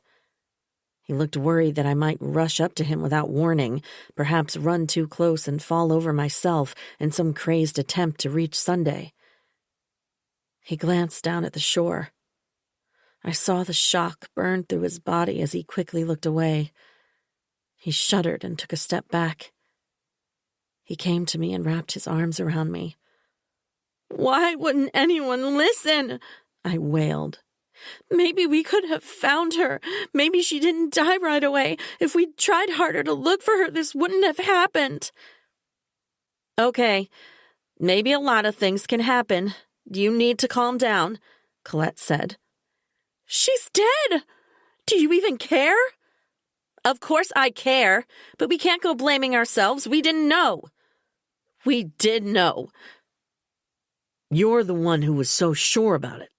You're the one out there in the gazebo every day staring out at the water, moping around. So did you push her over?" Jake asked. "It seems like a huge coincidence that you're walking this far from the house with miles of coastline and you just happened to look down right at this spot and see her." Michael leaned his head on mine. I felt his body tremble. His voice in my ear was low and hoarse, as if he was choking out the words. "Did you?" I peeled myself away from him, crying so hard my chest was convulsing. I was scared for the baby as my muscles contracted violently, and I gasped for air, heaving sobs as if I'd just come up from being under 50 feet of water myself. "How can you ask that? How can you say something like that to me?" I shoved him. He stumbled, deliberately throwing himself to the side as he gave a panicked look toward the edge of the cliff, making sure he would fall in the opposite direction. We were well back by now, but its constant presence felt threatening all the same. "We need to go down there. Where's the nearest access path?" I looked around wildly. I couldn't deal with their horrible accusations right now. We needed to get her body and bring her up before the sea took her away again. High winds and rough surf often came up unexpectedly, and I couldn't bear the thought that her body might be lost forever. "Absolutely not," Michael said. "It's too dark, and it's not safe for you to go down there." "Michael's right," Colette said. "I don't care what any of you think. We need to do what's right for her." "You need to calm down," Colette said. "You need to think about the life inside you that you're responsible for." Michael began pulling me along the footpath. "Let's get you home and warmed up, then—" "I'm not an infant. You don't need to swaddle me and put me in my bassinet." "You've had a terrible shock," Jake said. "We've all had a terrible shock." "Shh," Colette said. I hadn't realized I was screaming, But I also didn't care if I sounded shrill and hysterical. Their calm acceptance was unbearably disturbing. Where was the guilt that they'd failed to listen to me? Where was the regret that we'd done absolutely nothing to try to find out why our sister had disappeared into thin air? We need to get back to the house. Michael was ignoring everything I'd just said. I understood I was coming apart, but the feelings spilling out of me were impossible to control. I was strong, and I knew our baby was strong. We would both be okay. I didn't need to be treated like this. You aren't thinking straight, Jake said. It's not safe to go down there in your condition. It's dark, and the path is steep and difficult in daylight, even for someone who isn't pregnant. We need to get to her before she's washed out to sea and we never find her. We'll take care of it. I just don't think you're the one to do it. Climbing down a trail like this when you're upset isn't safe, Jake said. And I think you know that. Dad and I will get some flashlights and a tarp and some rope and go down there, but you need to go home and rest. I shivered, thinking about the tarp and what it meant. New tears seeped out of my eyes. My voice wavered when I spoke. Now. You need to do it now. I said we'll take care of it. Not it. Her. You'll take care of her. Jake sighed, but didn't make the effort to correct himself. Michael put his arm around me, his hand under my armpit, and began walking, almost dragging me along the path back toward the house. My shoes scuffed on the dirt and banged against small rocks embedded in the hard-packed earth. Now that we'd stopped speaking, the sound of the ocean swelled around us, waves crashing like the sound of teeth gnashing and chewing up anything it could get in its maw. The ocean had the strength to pulverize massive redwoods as if they were toothpicks when storms dumped the fallen trees into rivers, carrying them to the ocean. The waves chewed up ships and tore at the rocky cliffs, eroding them year after year. A slender young woman didn't stand a chance against its strength. 26. When we were halfway back to the house, my mind began to clear, and I was overcome with certainty that Jake would not go down to retrieve Sunday's body as he'd promised. He hated her. He'd hated her since before I was born. What did he care? He'd never done the right thing for her when she was alive. Why would he start now? I tried to pull away from Michael, but he tightened his grip and began moving me more forcefully in the direction of home. Stop, Annie. You're going to hurt yourself and the baby. I'm fine. I want to see them bring her up. Don't be morbid. How do I know they're going to get down there in time? He didn't answer. He continued moving me in a homeward direction, and I continued fighting him, trying to pry his arms away from me, scratching at his hands and wrists. When we finally reached the house, exhausted from wrestling with each other, Bella was standing on the front porch. Her blonde hair was pulled back tight, as if she were an actress playing the head nurse in a psychiatric hospital. To enhance the impression, she wore a stiff white shirt and white pants. Her usually heavy makeup was even more so, with thick black eyeliner and her eyebrows dramatically darkened. Now I heard Jake and Colette behind us. I thought you were getting Dad to help with Sunday, I cried. First, we need to get you settled, Jake said. I continued fighting Michael as we climbed the front steps, his grip strengthening with each placement of his foot. Please be careful, he said. You're going to hurt yourself. You're hurting me. His voice was gentle, but I still wanted to claw at him, hating him for seeming to side with my brother and sister. Like them, he was treating me as if I was having a breakdown, when the truth was, all of them were behaving like cold-blooded monsters. They'd seen a dead woman's body smashed on the rocks, and they were treating it like a common occurrence, which had caused only a minor disruption in their evening plans. Jake grabbed my arm, and Bella came to my other side. Together, they pulled me toward the front door. I screamed for my parents, but there was no response. I had no idea where they might have gone. Jake and Bella pulled me into the house, continuing to tell me I needed to calm down, I needed to stop fighting. Their threats and promises that I would hurt myself, that I was hurting my baby, grew stronger and more frightening. They pulled me up the stairs.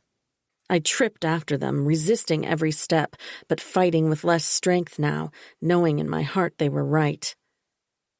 I didn't want to pull away from them and go crashing to the bottom of that long staircase. I realized Michael had disappeared. They pulled me along with less trouble now, down the hallway to the back staircase and up to the 3rd floor. "Where are you taking me?" "We're going to the spare bedroom so you can spend some time alone and think about your hysteria." "Our sister is dead! My behavior is perfectly normal. You're supposed to be getting Dad to help bring her body up. The tide will start coming in soon. Where are Mom and Dad?" Bella patted my cheek. "It's okay, sweetie. It's okay," she said in a voice like thick, sickly sweet syrup. They brought me to the tiny room with its single bed, narrow dresser, wooden chair, and writing table where we'd spent time as children when we needed time out to reflect and come to our senses. "Where's Michael?" "You hurt him badly," Bella said. "Colette is dressing his wounds." "No, I didn't. You drew blood. There was a lot of blood." "There wasn't." "You don't know. You didn't see how you were. You were out of your mind. Stay calm. I'm going to make you some tea." I started crying again. "Why are you doing this to me? I want Michael, and you need to get Dad. You need to get down to the shore before it's dark. It's already getting so dark. Her body will be gone. The tide—" "Stop," Jake said. "Stop with the tide and dead bodies. There was no body. You're imagining things." I laughed. I laughed with confusion and then heard the hysteria tinge the edges. "You saw her! Don't tell me she wasn't there! We all saw her, Jake!" He smoothed my hair back from my forehead. Bella was moving me toward the bed. She pushed me gently but firmly until I was forced to sit on the edge. As Jake held me in place, she knelt and began untying my shoes. She pulled them off, taking my socks off too. She pressed on my shoulders, trying to push me down onto the mattress. "I'm not getting into bed." "You have to. It's for your own good," Bella said. "I want Michael." "After Colette fixes his injuries, maybe then, but first you need to calm down and get some rest." Jake grabbed both my arms and pinned them to my sides. Bella turned away and picked up several long nylon straps with plastic buckles that looked like they belonged to camping equipment. She approached me and looped one around my left arm. "What the hell are you doing?" "Don't get upset, sweetie. This is for your own good, and for baby girls. We have to make sure you don't hurt her. You're getting so violent, you're going to risk falling, and that would be terrible. You could lose her." "You're not tying me to the bed." "Don't shout at her," Jake said. "You promised you would get Sunday's body," I said. "If you don't hurry, she's going to wash out to sea again. Please don't do this. I know you hated her, but please, please don't let that happen." He put his hand on my forehead. "There was no body, Annie. I don't know what you think you saw, but there wasn't a body." "There was. Ask Michael." He gave me a sad, pathetic look. "Is this because you feel guilty? When you were a little kid, you were always saying you were going to push her off the cliff. No one understood why, but you said it quite a few times. I think the guilt must have festered, and now—" "I never said that. Never. You were the one who said that." He shook his head. "No." "I remember you saying it. I'd forgotten all about it, and then—" You need to stop. There was no body. Sunday left because Sunday does whatever she wants. She's not dead. She didn't fall onto the rocks. She wasn't washed up onto a beach. Your imagination is out of control. I'm not sure what's causing it, but we're here to help you, he said. I shook my head, letting my hair fly across my face, crying so hard I couldn't see anything except the hair whipping back and forth. No, no, no, no. Lie down, Bella said. Can you take care of this, Jake? I need to get the tea made. She's still so worked up. Sure, he said. Hurry. I can't make water boil faster, she said. He laughed. She giggled in response. A moment later, I heard the door close. Stronger than I was by far, Jake managed to hold me down and tie my legs and arms to the bed.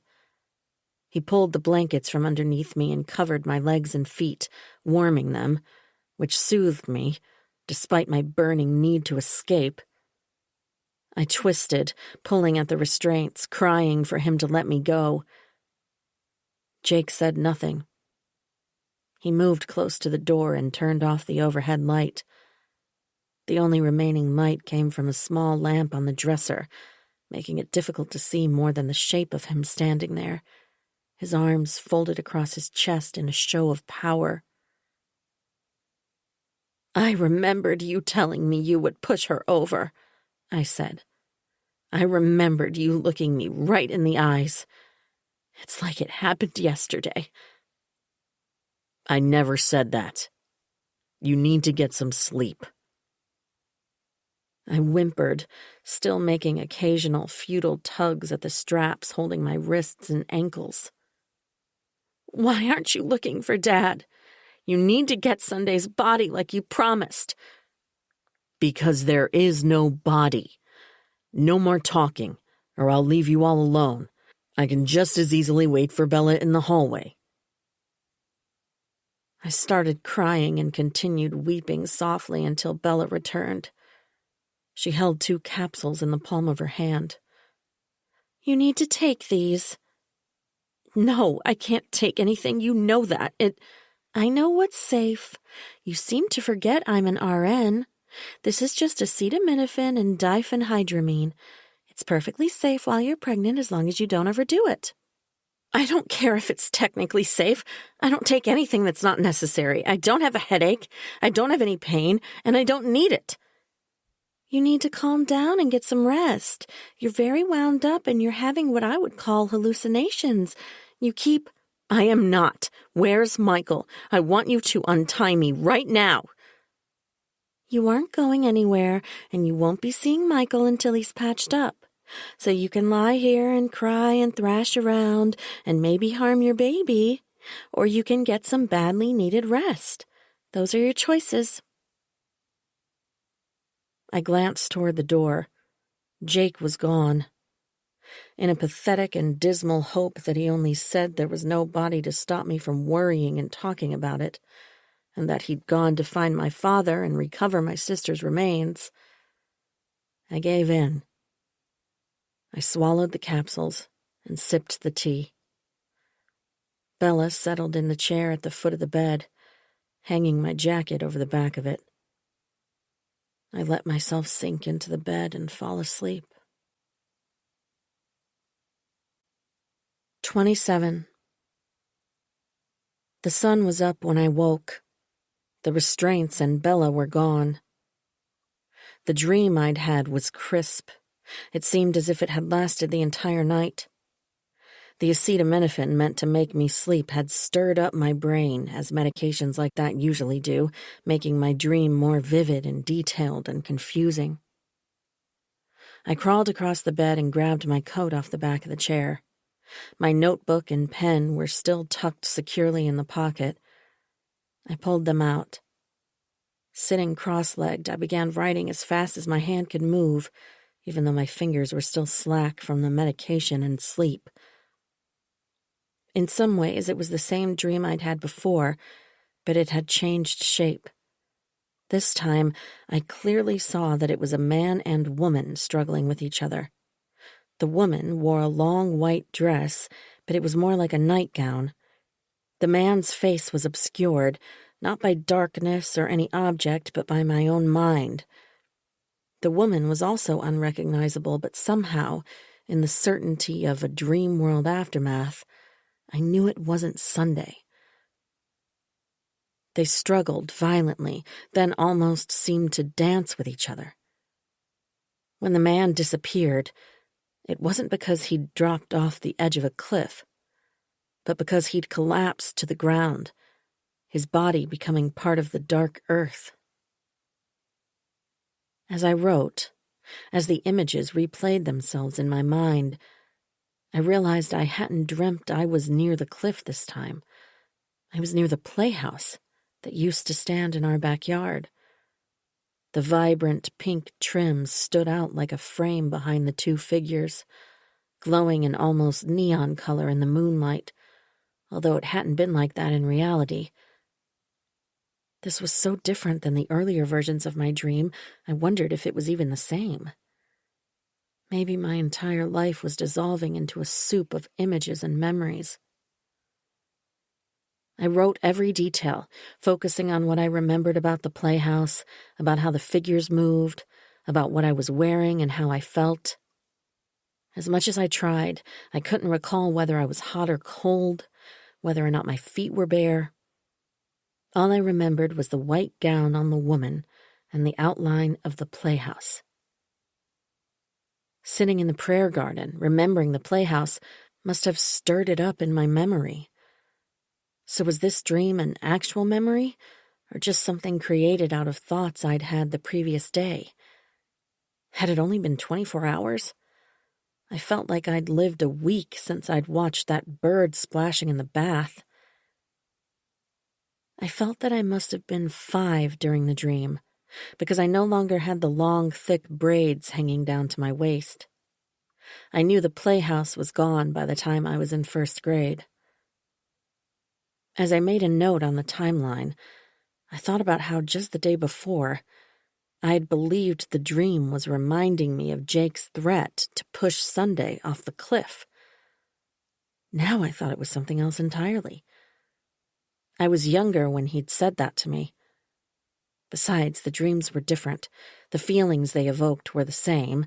The struggle between two people was so similar it felt the same, but the circumstances very different.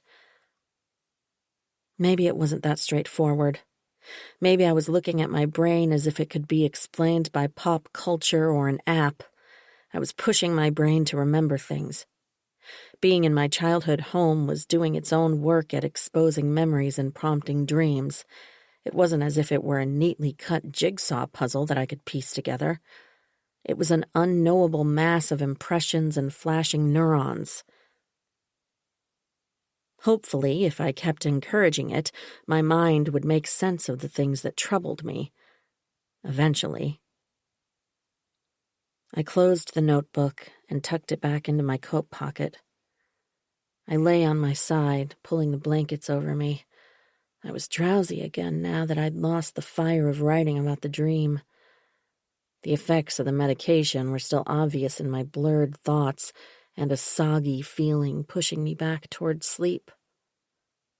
My eyelids felt heavy, and I let them fall closed. The sound of the door opening woke me. Whether it was a moment later or an hour, I couldn't say. Michael stepped into the room and closed the door with his foot. He was carrying a tray with a teapot, cup, and a plate of buttered toast and a small bowl of sliced strawberries.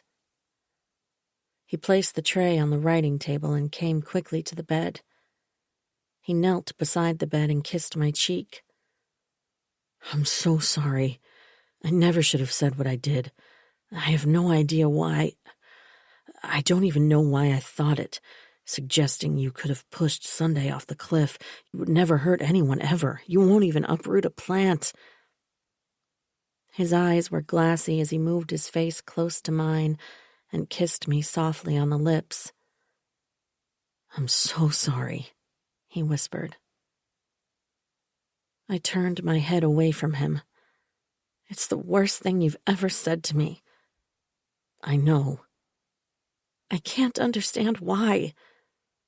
I don't know. Maybe because you were so upset. It seemed like you were out of your mind, and I don't know. There's no explanation, no excuse. I was upset. I am upset. We might have saved her life if everyone hadn't pretended nothing was wrong. I know. It was stupid, and they put the idea in my head, and it was so upsetting. I don't know why I thought it. I don't truly think that. Please believe me. I wanted to. It sounded true. But he had thought it, even if it was only for half a second, and knowing that left a sharp pain in my chest that wouldn't go away.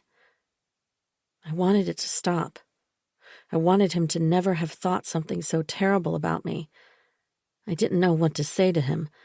I wasn't going to tell him it was okay because it wasn't. But I felt sorry that he felt terrible and that he couldn't take it back. Maybe the hurt would fade to nothing after a while. I hoped so. I'm sorry you didn't want to be with me. What do you mean? Bella said when they brought you inside, you made them bring you up here. No, that's not how it was. I told him what had happened. Ignoring the tea and berries, I moved over in the bed and he crawled in beside me. We held each other, each thinking about my family, trying to find an explanation for something that was impossible to explain. After a while, we got up. I drank the lukewarm tea, and we both ate the toast and berries. Did they have trouble getting her body up to the top of the cliff? I shivered, trying not to picture Jake and my father with the tarp carrying Sunday's body. I feel like I should have been there, even if I couldn't help. I'm so angry at what they did to me. There was no body. Yes, there was. I saw her. You saw her. I thought I did, but... What do you mean? I just glanced down, and you were freaking out, and I was worried about you. So now I guess I'm not sure. Jake said he and your dad went down there and didn't find her.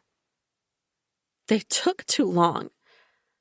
My words came out on the edge of tears. I'd known Jake wouldn't care. He wasted time and waited too long, and the tide took her away. He said the tide wasn't in. I saw her body on the rocks, Michael. And so did you, even if it was only for half a second. Maybe you blocked it out because it was so awful. Maybe you were scared or worried about me, but I saw you look, and I saw you react. You saw her. If they found her, your father would be a mess. If his daughter was dead, he would be broken, but He shrugged. I don't know. I can't explain it. I crept out of bed. I need a shower. Michael carried the tray, and we went downstairs to our bedroom. In the shower, as I let hot water pour over my face and run through my hair, I decided not to tell Michael about my dream or the things I was writing in my notebook.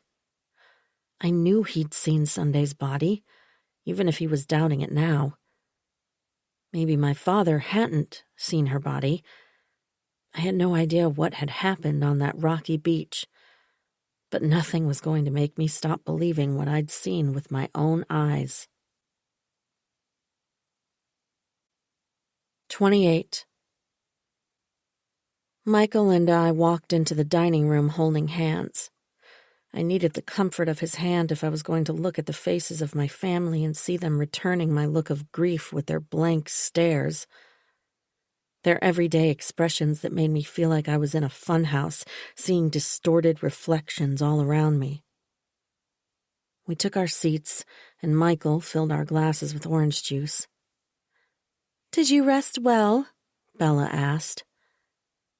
I looked at Jake, waiting until he caught my eye, You didn't find Sunday's body? Annie, Jake said. There wasn't...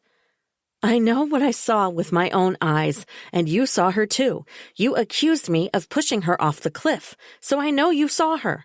Her body was lying smashed on that rock. She was wearing her white dress that... Jake coughed so loudly I couldn't make myself heard over the sound of his barking. Can we please not start this again? Michael, I thought you and Colette had an understanding. I wrenched my hand away from Michael's and glared at him. All I said was I agreed it wasn't healthy to talk about it all the time, and it's not. I turned away from him. I feel like this entire family is psychotic. You're sitting here eating breakfast as if nothing is wrong. Sunday has been dead for days and her body washed up on the beach, and you're all pretending it didn't happen. What's wrong with you? I looked around the table, trying to catch the attention of each one in turn, but all of them avoided my gaze. They didn't look uncomfortable or afraid to meet my eyes, just disinterested. I felt like the entire inside of me was burning. What had happened to the people I loved and called my family? Had they all lost their minds? What's wrong with you? She's dead. Someone in this family killed her, and no one is concerned about that either. Liam knew something about it, and you're all... That's enough, Annie, my mother said. Have you stopped to think how it hurts me and your father to have you going on and on about Sunday being dead? Now you're going to start hurling cruel, ugly accusations at the people who love you? I don't understand why you're doing this. You're breaking my heart. Colette pushed back her chair and stood. I'm sorry you had to hear that, Mom. I'm sorry for all of this. Having Sunday take off in the middle of our vacation has been hard on all of us. But we need to focus on enjoying the people who are here, not giving all our attention to the one who left. Yes, my father said. That's a great attitude. Thank you, Colette. I think Annie didn't get enough rest. She's clearly overtired, Colette said. I'm absolutely fine. I slept like a baby. You're having hallucinations. You're obsessed. You were hysterical last evening, and you had to be carried to your room. You clawed at your husband like a wild animal. I'm fine. Michael patted my leg. It wasn't anything. Let's not over-dramatize. I think more rest would do her good. I'll take her upstairs if you'll make some tea, Bella, and get some... Bella jumped up from her seat. I keep telling her she's hurting the baby, but she won't listen. I'm really concerned.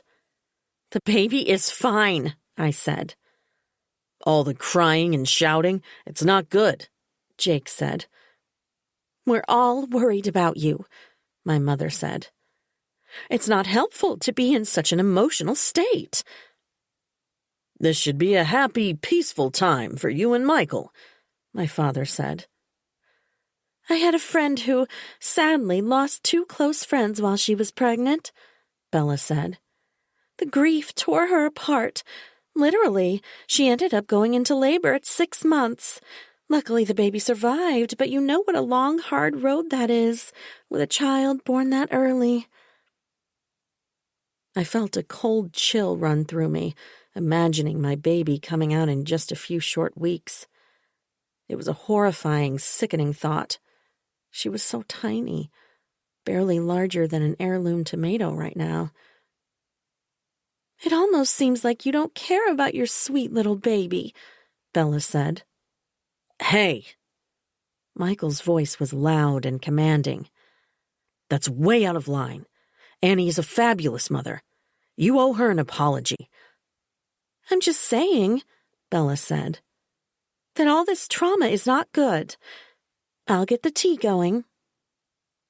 She went into the kitchen and closed the door firmly behind her. Colette remained standing, watching me, waiting for me to get up, I suppose. Did she think I would obediently trot out of the room after her? I took a sip of orange juice, but on an empty stomach it didn't go down well.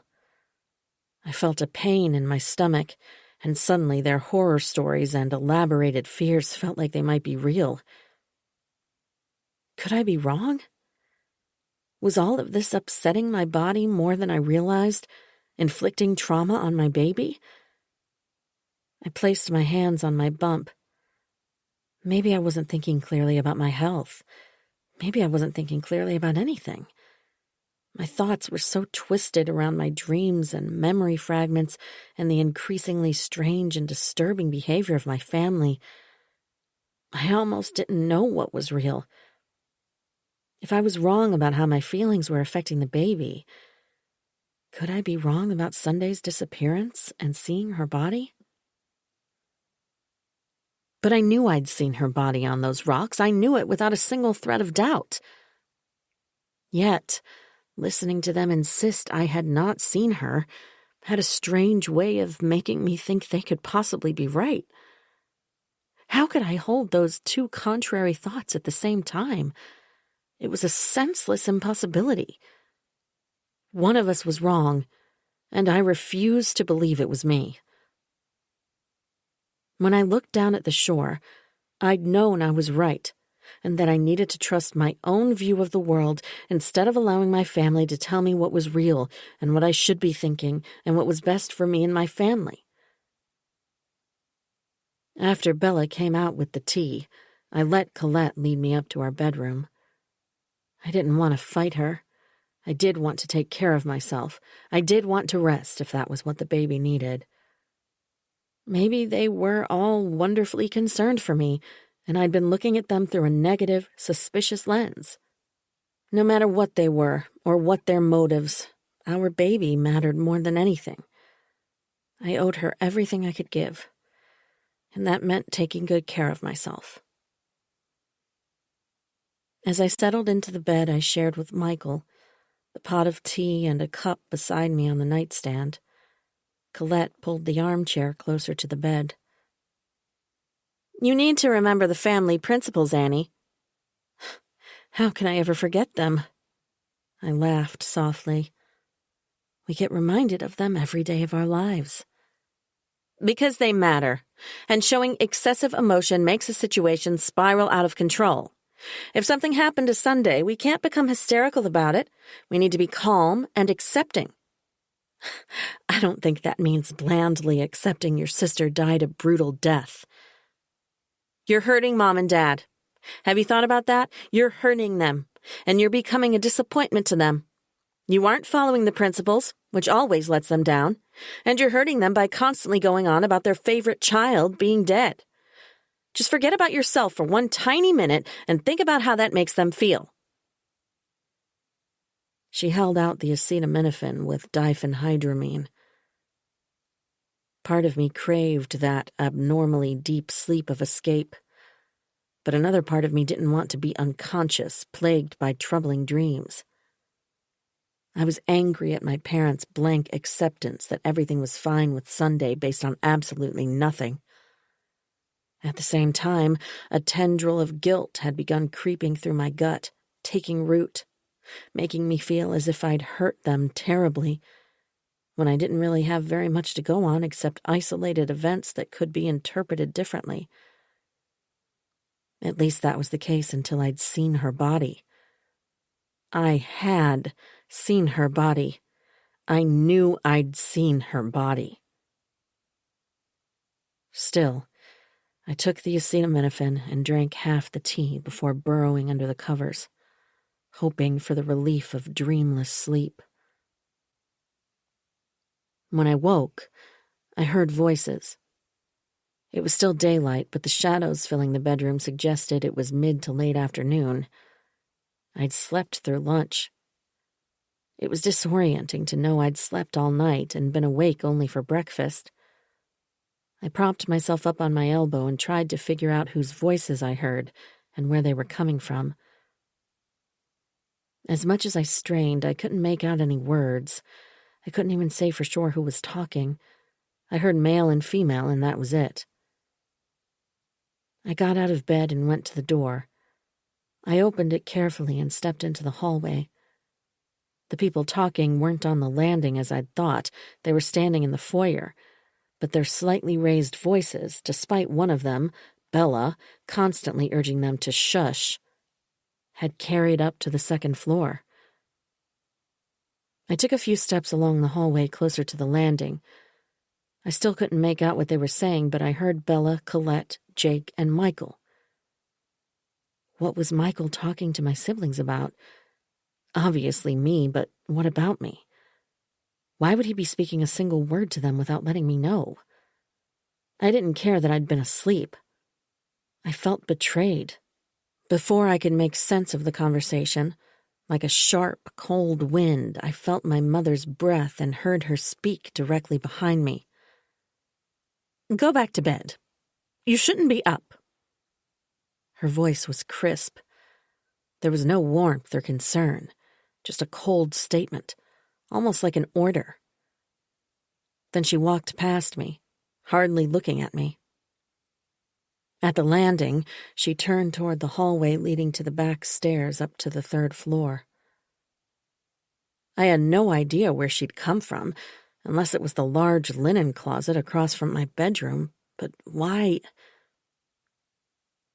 I returned to my room to take my second shower for the day, so I could wash the dulling effects of the acetaminophen out of my system. My mother's words ran in a circle inside my head, like a diamond slicing a perfect disc from a sheet of glass, repeating themselves. Her words seemed familiar, but I had no idea why. They just felt like something I'd heard before. Something threatening. 29. Then, Annie. "Sunday isn't like us. She thinks she's a queen and we're her royal subjects. I don't know what a subject is. Colette said it means she's in charge of us. I don't know what that means either. Her bed is a princess bed, and a princess is a baby queen, so maybe she is a real queen. Everyone says that. Brothers and sisters should be the same as each other. They should be in the same group, like a club. Sunday isn't in our club because everyone in the club is supposed to look out for the other kids. You should do what's fair for the other kids, and you shouldn't think you're better, not the queen. Sunday makes Daddy and Mommy like her better, and that's bad. You aren't supposed to make people like you better. It's mean. Since Daddy and Mommy like her better, she gets better things, like her princess bed with lots of ruffles and a canopy over it. And her bedroom is really big. It's almost as big as Mommy and Daddy's bedroom, just like her bed is almost as big as theirs. She's almost like a grown-up because she has whatever she wants. She has better stuff than me, and she has more stuff than the older kids, and she doesn't have to do as many chores. It's not fair, and things are supposed to be fair. Everyone knows things have to be fair. There are other reasons she isn't like us, but I don't know what the other reasons are. Maybe because she's bad. Maybe she did bad things. Maybe she stole things. I don't know. I don't know what all the bad things are because I'm little, and some things you can't know when you're little because they're bad. That's what Jake said. Colette said I should always listen to Jake because he knows everything. Even Mommy and Daddy said I should listen to Jake. I should listen to Colette because they're older. But Mommy and Daddy don't know that Jake and Colette say I shouldn't love Sunday. I should pretend I can't see her or hear her. I should pretend she isn't even there. They told me to stay away from her because she's bad, and bad things might happen to me. They said she isn't like us. It's not fair that Daddy and Mommy love her so much more.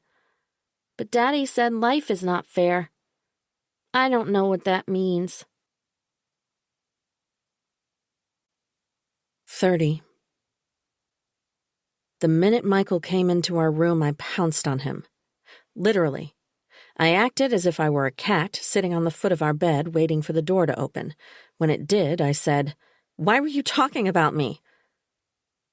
His arms jerked slightly and he stared at me, blinking. I think I scared him. He knew I was in there, but he expected me to be asleep or at least lying down in bed, not sitting there like a gargoyle staring at the door waiting. We're worried about you.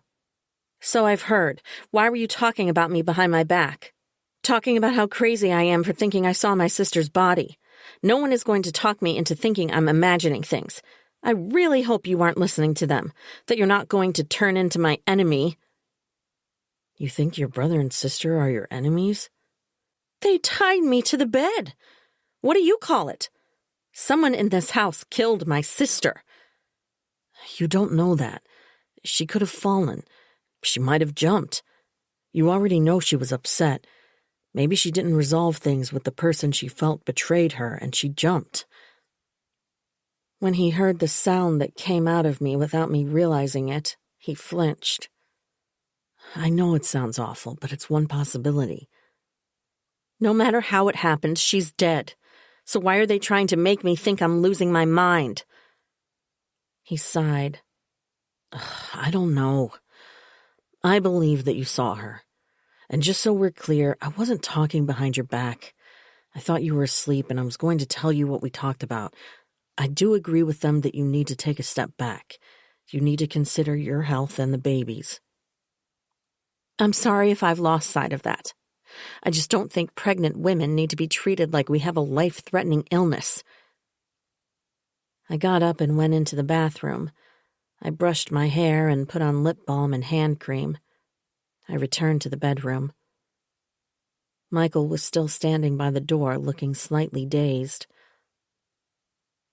Why don't you go for a run? I said. Or play croquet with them.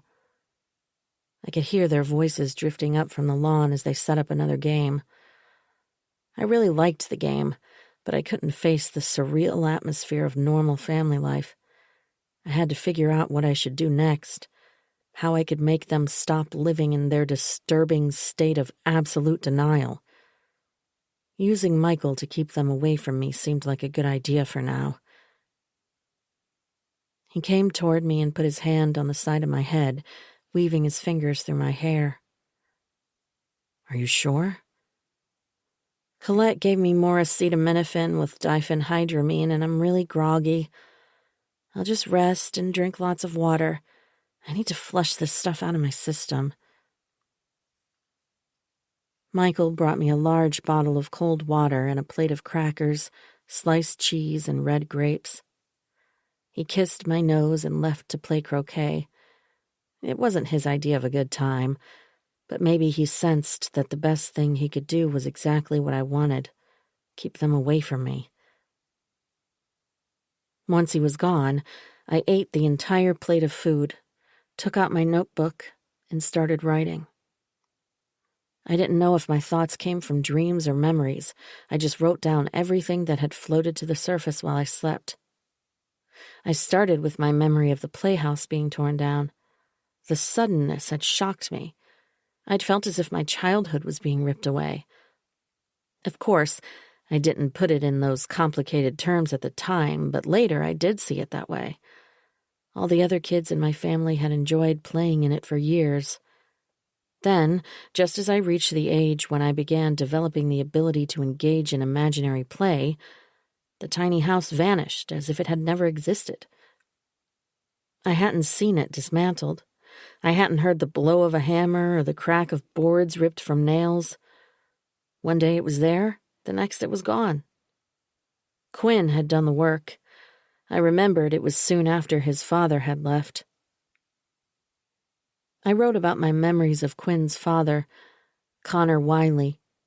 He was the man who cared for our horses and first taught me to ride. He'd also taught Jake and Colette, as far as I knew.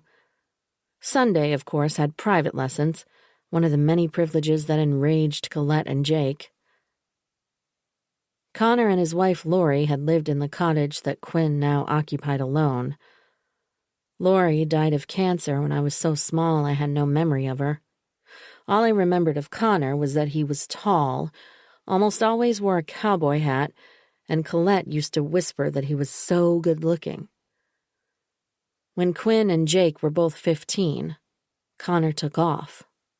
I was only 5, but I did remember my father talking about how Connor had abandoned his son. I remembered Quinn joining us for Christmas presents around our tree, looking lost, hardly talking, acting as if he didn't want to be there. I remembered him seated beside Jake for Christmas dinner and our Thanksgiving feast. After a few years, that ended.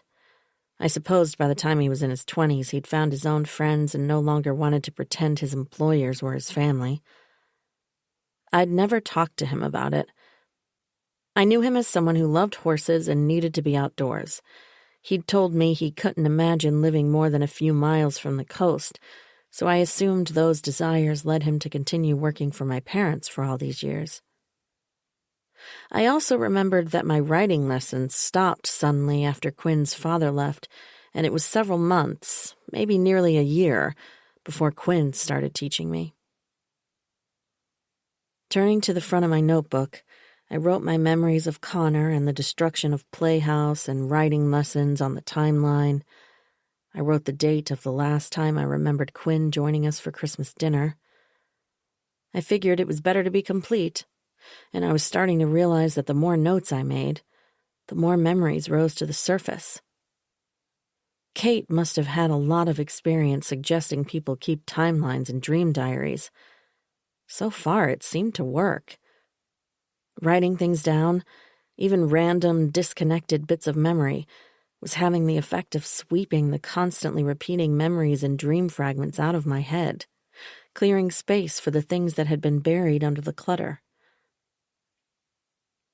I put down my notebook and pen. Still groggy, I crawled under the blankets and closed my eyes. I heard voices from the lawn area outside, but they sounded far away, seeming to drift farther as I fell asleep. I dreamt about Sunday. I was at an equestrian competition, watching her jump Evergreen over hurdles. When she finished, I saw her straddling Evergreen, sitting tall, her shoulders back and her chin lifted, receiving a trophy for her perfect execution of the course.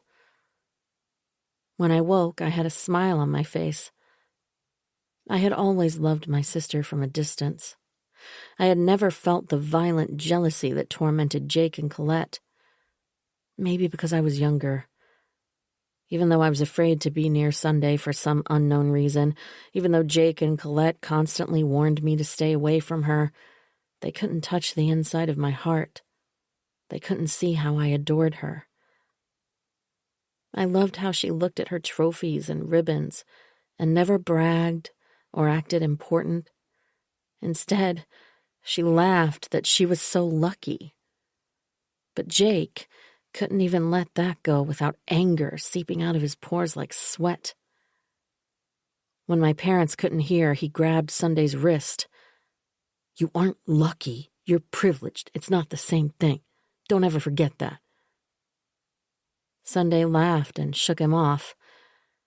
"I feel lucky," she said. "I know I am. Remember, I was born on 7/7 under a lucky star. Lucky sevens." My heart beat a little faster as I thought about her words. I climbed out of bed and scrambled around on the floor.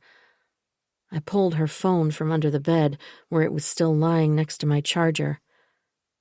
I powered it on and entered the number 7 6 times. The phone unlocked.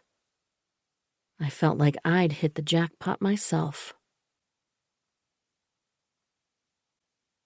31. With her phone opening before me like Pandora's box, I read through Sunday's recent text messages. There were over 50. It took several minutes to read them carefully. It turned out my mom had sent her quite a few messages right after she went missing. I wondered why she'd never mentioned it. There were messages from friends telling her to check in, and messages from Liam after he and I had spoken. I suppose he'd wanted to confirm that I was telling the truth.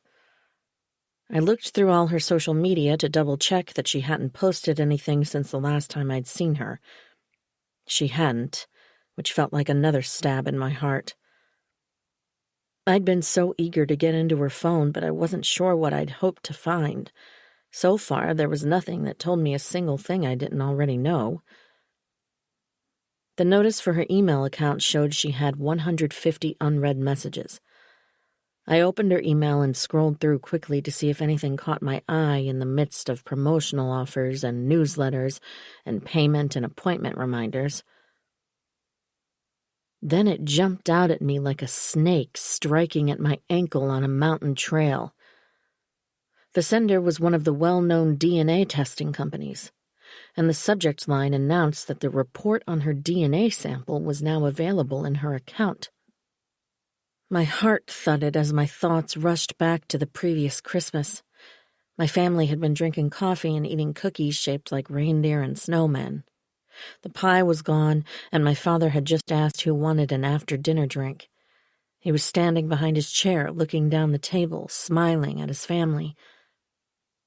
Jake, who always liked to bring up topics unrelated to what was happening, or so it seemed that night, said, "I had my DNA done. It's fascinating to find out there's a lot more nuance to our ancestry than German, Italian, and English." "Do you want brandy?" my father asked. "Sure," Jake said. "It looks like there was some Jewish blood about 3 generations back. We should all do it. The more people in your family who submit their DNA, the more complete the picture becomes." "We know who we are," my father said. "History is important." Colette laughed. "Says the guy who earns his living shoving history down kids' throats." My father went to the sideboard and brought the brandy bottle to the table. He returned and began placing glasses on the corner of the table, appearing to decide everyone would have a brandy since we were ignoring his inquiry. "I don't like the frenzy over DNA testing," my mother said. "It's invasive, and it's a fad." "How is it invasive?" Jake asked. "It's like having your medical records available to strangers." "No, it's not. No one can access it without your permission." My mother laughed. "Credit cards, social security numbers, everything about us is breached every single day." "Well, I think we should all do it," Jake said. "It's a good historical record." No one said they would. No one seemed interested in a historical record. It was never mentioned again over the Christmas holiday, and no one had brought it up when we arrived for our summer vacation. Now it looked like Sunday was the only one who had been intrigued by the idea. I wondered why she'd waited so long. I opened the email, clicked the link, and began reading. The report noted that Sunday was related to Jake Ledger, but it stated they did not share both parents. I stared at the words. I read them a second time, thinking I hadn't understood the meaning correctly. But the meaning was clear. As if a series of doors had opened simultaneously inside my brain, revealing a long hallway I'd never seen, I knew in the next moment that my father was not Sunday's biological father. I'd seen many photographs of my mother pregnant with Sunday, and if my brother and sister shared one parent, that meant my mother had cheated on my father. The family principles chattered in the background as I tried to sort out my scrambling thoughts. My mother. I couldn't imagine it. I couldn't believe it was possible. My parents' marriage was idyllic. They were affectionate without ever seeming forced or fake. She supported his work wholeheartedly, and he was enthusiastic about the things that interested her. They enjoyed the same activities. They went out to dinner alone and with other couples. They enjoyed romantic weekend getaways. I couldn't believe it. I read the words again. Sunday was my father's favorite child. He doted on her. Sometimes it felt as if he came close to worshiping her. Did he have any idea? Was she his favorite in spite of knowing she wasn't his? Or was he clueless even now? I wondered if Jake knew. I was pretty sure if Sunday ticked the appropriate permission box, the company would notify Jake she'd had her DNA tested. He'd hated Sunday all his life. He could never shut up about her not being one of us. I'd never understood what he meant by that. When I was little, it simply felt childish and mean. Now I wondered if he'd always known. He was 10 years older than I was. He'd experienced things that I might never know. He must have all kinds of knowledge about our family that I was unaware of, that I'd never been told because it had been forgotten or brushed aside as unimportant. But when you put it all together, maybe those things mattered quite a lot. Jake had been watching me all week, seeming to follow me at times, even to the scene of Liam's accident. Why was he paying such close attention?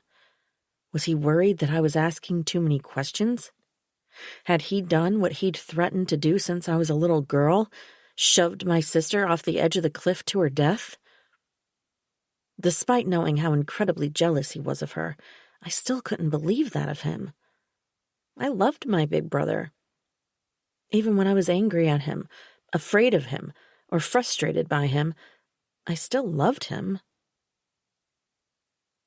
Knowing about the DNA test results made me revisit the last morning Sunday had been in the house. It was clear now why she'd been frantic to be alone with my father, and I was pretty sure my mother must have known why she wanted to speak with him. She'd done everything short of physically restraining Sunday to be sure they didn't go riding together. Had the person I'd seen struggling with Sunday on the cliff been my mother? But did my mother seriously believe she could prevent Sunday speaking to him forever? Sunday always did what she wanted. Eventually, she would have found a way to talk to him. Unless... My thoughts halted, unable to move any closer to that horrifying conclusion. Instead, I turned them to Colette and Bella. If Jake knew Sunday wasn't my father's biological daughter, Bella knew. Maybe the entire family knew, and I was the last to find out. I tucked her phone into my suitcase and went downstairs. For the first time in my pregnancy, I desperately wanted a glass of wine. Instead, I made tea. I needed to keep my mind calm and steady, away from the thought that I needed to numb my shock with alcohol. Was one of my siblings capable of murder? Knowing Sunday was not our father's biological child would drive Jake and Colette insane with years of pent-up jealousy. They would not want her sharing in his estate. They would want my father to cut her off completely. She didn't share his blood. I could hear them saying it. But he adored Sunday. His star rider, his beautiful dancer, his favorite. And Bella, she took on all of Jake's grievances and inflamed them with her own bitter feelings. She might have grown to hate Sunday more than he did, brooding over the wrongs that had been done to her husband, listening for years to his complaints and the petty and not-so-petty injustices of his childhood. It was a terrible thing to think, to believe a person you love and have shared your life with could be capable of the worst thing. I felt like an awful human being for letting these thoughts pass through my mind. To be turning them around and considering the possibilities made me feel like a bona fide monster. My tea was ready. I took the mug to the front porch. I sat down, looking at the fog that was rolling across the property, creeping toward the garden like a living thing. The croquet game was long over. I wasn't sure where they'd all gone.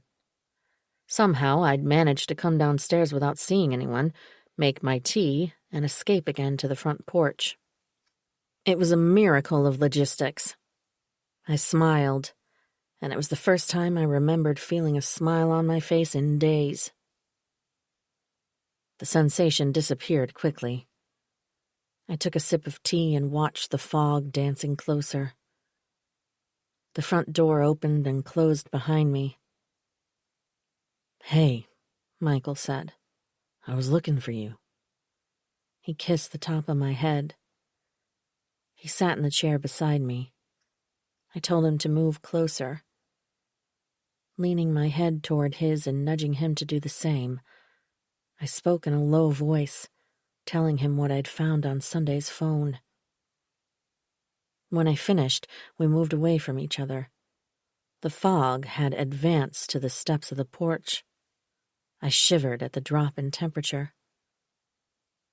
"What are you going to do?" he asked. "I'm going to talk to my mother." He nodded. He reached across and closed his fingers around my wrist. It helped reduce the chill I felt from the enveloping fog. 32. I found my mother in the gardening shed, sorting through seed packets. "I need to talk to you." She sighed. Then she placed the seed packets she was holding back into the divided wooden box where she stored them, and took off her hat and gardening gloves. "I guess I won't be doing this today. What is it?" "Not here." "Why not?" "I want to talk where we can be alone."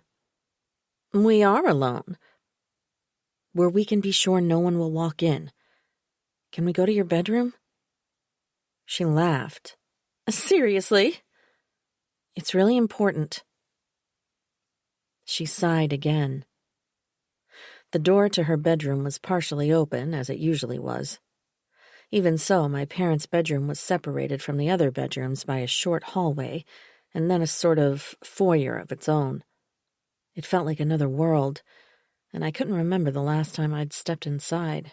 I'd probably been a small child.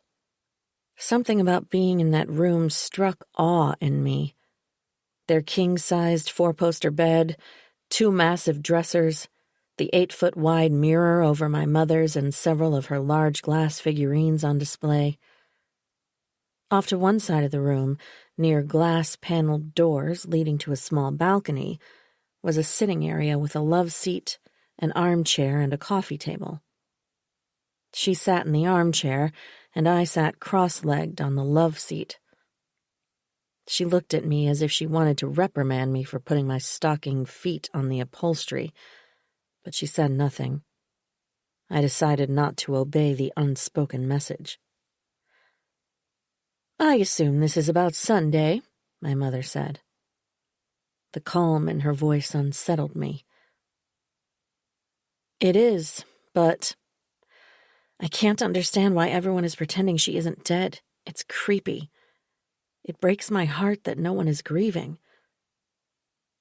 Already I found myself crying. I hadn't wanted to, but the tears started flowing before I realized what was happening. "I don't know how many times we have to say this, but you need to stop upsetting yourself." "I'm not upsetting myself deliberately. I'm upset that she died. I saw her body before it washed back out to sea." "We can't be sure." "I'm sure. And Quinn found her phone. You know she wouldn't leave without her phone. Her necklace? Okay, maybe.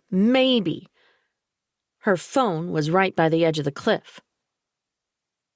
She sighed. "Ugh, why did you need to come in here to talk about the same thing? Again? I really wish you would stop tormenting yourself like this. It's like you're looking for things to be upset about. Pretending this isn't real is not healthy. It's some extreme, bizarre form of denial," I said. "You're not a psychiatrist." "I don't have to be a psychiatrist to know what denial is." My mother started to get up. "We're talking in circles here." "There's something else." She slid back into the chair and gave me a patient smile. "About the baby? I'd love to give you any advice you need. I've forgotten a lot, but I'm happy to share the experiences I can remember." I uncrossed my legs and tucked my feet to one side. "It's not that. I told you I have Sunday's phone. I figured out her passcode and looked through her email." "Oh, that's not right. You shouldn't invade someone's privacy like that. What were you thinking?" "She's dead, Mom. I'm sorry, but she's gone. I needed to find out if there was anything in her messages or mail that might tell us what happened to her." My mother let out a piercing laugh. You think someone emailed a death threat? No. But I have a question for you. It's difficult, a little embarrassing, but I get to the point. She did a DNA test. My mother's expression didn't change at all. There was no look of surprise or fear, nothing but the steady gaze of her soft blue eyes. I expected her to brush her long bangs off her face, as she so often did when she was trying to compose an appropriate response to an uncomfortable question. Instead, she kept her hands in her lap, loosely folded. It shows that Dad wasn't her father. Then obviously there's a mistake. Those things aren't infallible, you know. If you send the right sample, they can't accidentally get someone else's DNA. It's pretty simple. You don't know that. There are mix-ups all the time. Everyone makes mistakes. No test or system is 100% accurate. Mom, that's not the kind of mistake they would make. The results line up with Jake's.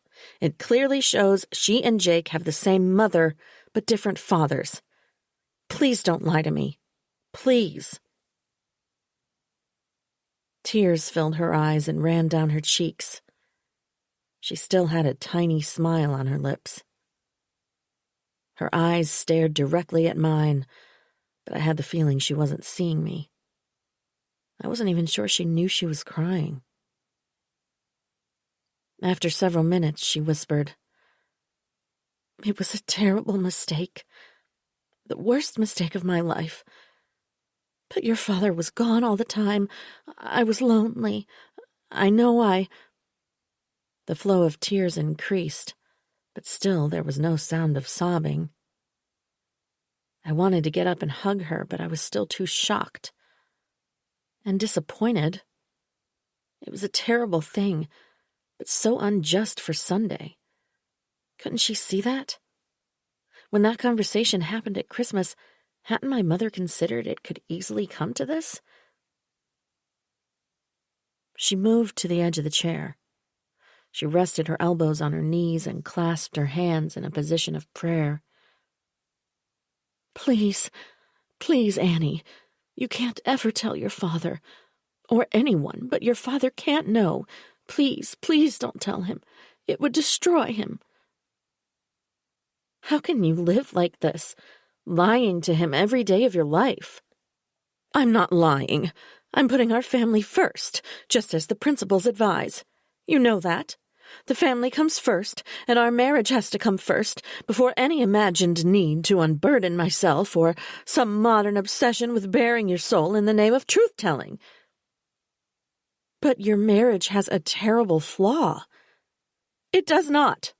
Our marriage is a beacon for hundreds of thousands, millions of people. I made a mistake, and I've atoned for it.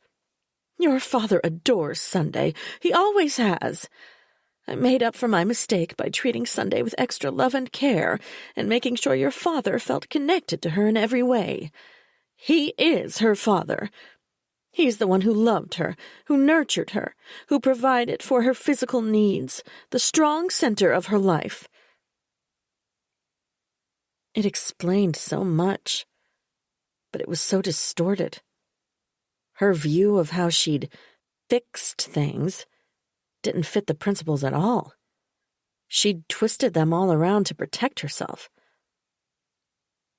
The family is more important than the individual, she said. That's what makes us strong. To a point, but this is wrong. It was a terrible thing to do to Sunday, letting her find out like this. Don't get carried away by your feelings. You start over-dramatizing, and it makes the problem bigger than it is. You know that. I'm not getting carried away, but secrets like this cause damage. I can't imagine what this did to her. The shock. You cannot tell your father. Not ever. It's not your right. It's not your place. Are you going to tell him? No.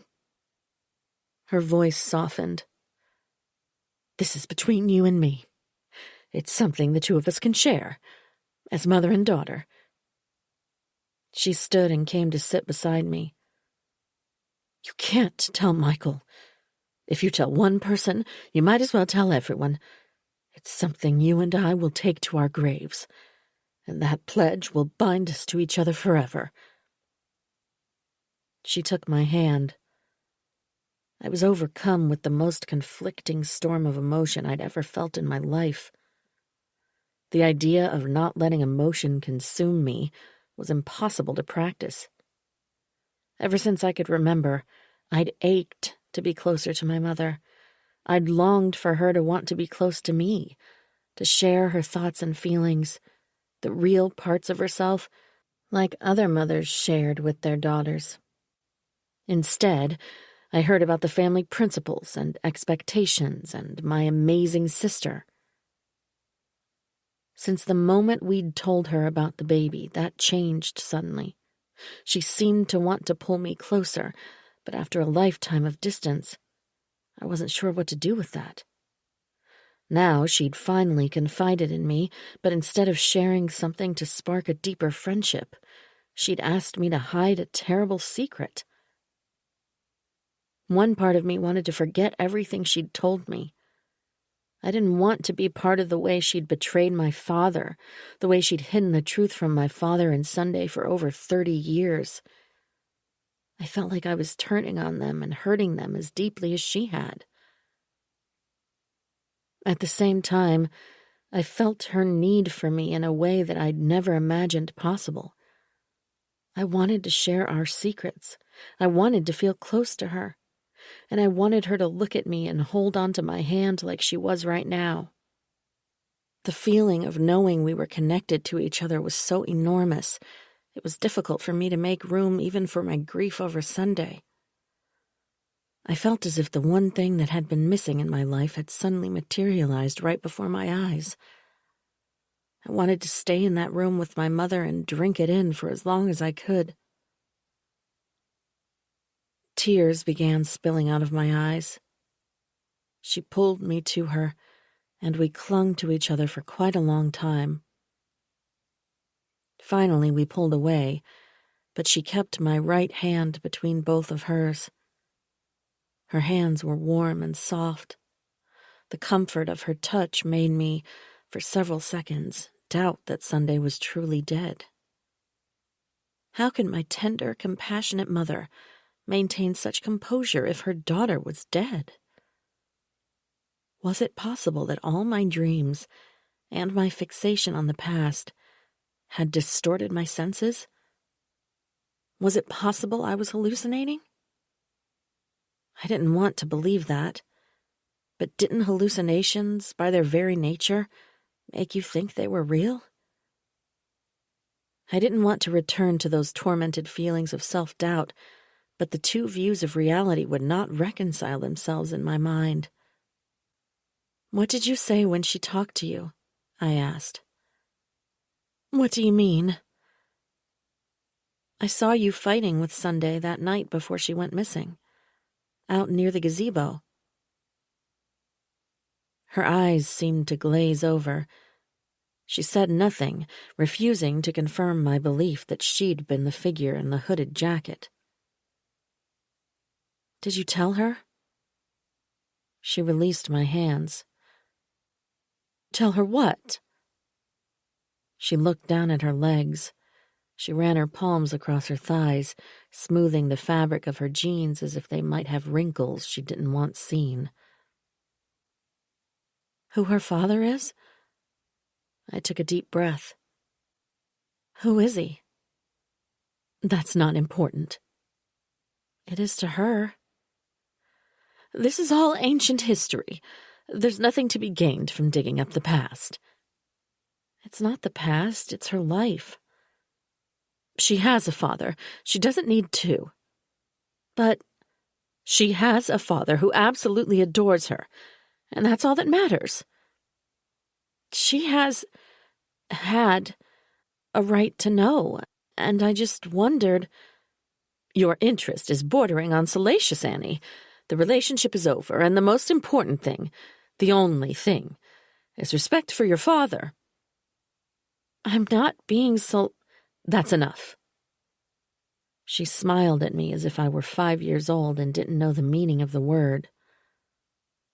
I stood. Thank you for telling me the truth. She continued smiling at me, her expression starting to freeze. It's time to call the police. They need to start a search and rescue for her body. I'm not sure what's involved or how they decide. Don't do that. I'm not going to let everyone convince me I didn't see what I saw. Now that you know why she's so upset, don't you see? Don't you understand why I'm able to let Sunday have some space? What do you mean? She was beyond upset. Like you, she wanted to dig into the past and find out things that don't matter. She was angry and petulant. She couldn't control herself. She was hysterical, and she said she felt like she didn't know who she was. So I know she left because she needed time to come to peace with it. Once she's had time to clear her mind, she'll be back, and we can settle things. What about her necklace? Her phone? Why would she go without her phone? And you keep forgetting, I saw her body on the beach. It's not possible, sweetheart. She stood and put her arms around me. Please believe me. She wanted time alone. I wouldn't lie to you about something so important. She probably didn't care about her phone because she said she needed to think. She needed to disconnect. You can't think when your phone is throwing 100 distractions a minute at you. I wasn't sure I believed her, but she sounded so certain. She took a step away from me and looked down at my bump. I think your baby girl has grown since you arrived here. I can see the change. It's so exciting. I'm sure she has. Every week she's bigger. She placed her hand on my belly.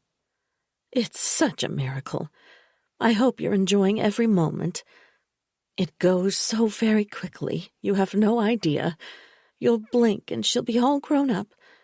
You have to find a way to cherish every breath, every waking moment, every smile. I know, that's what everyone says. I mean it. You think you know, but you don't.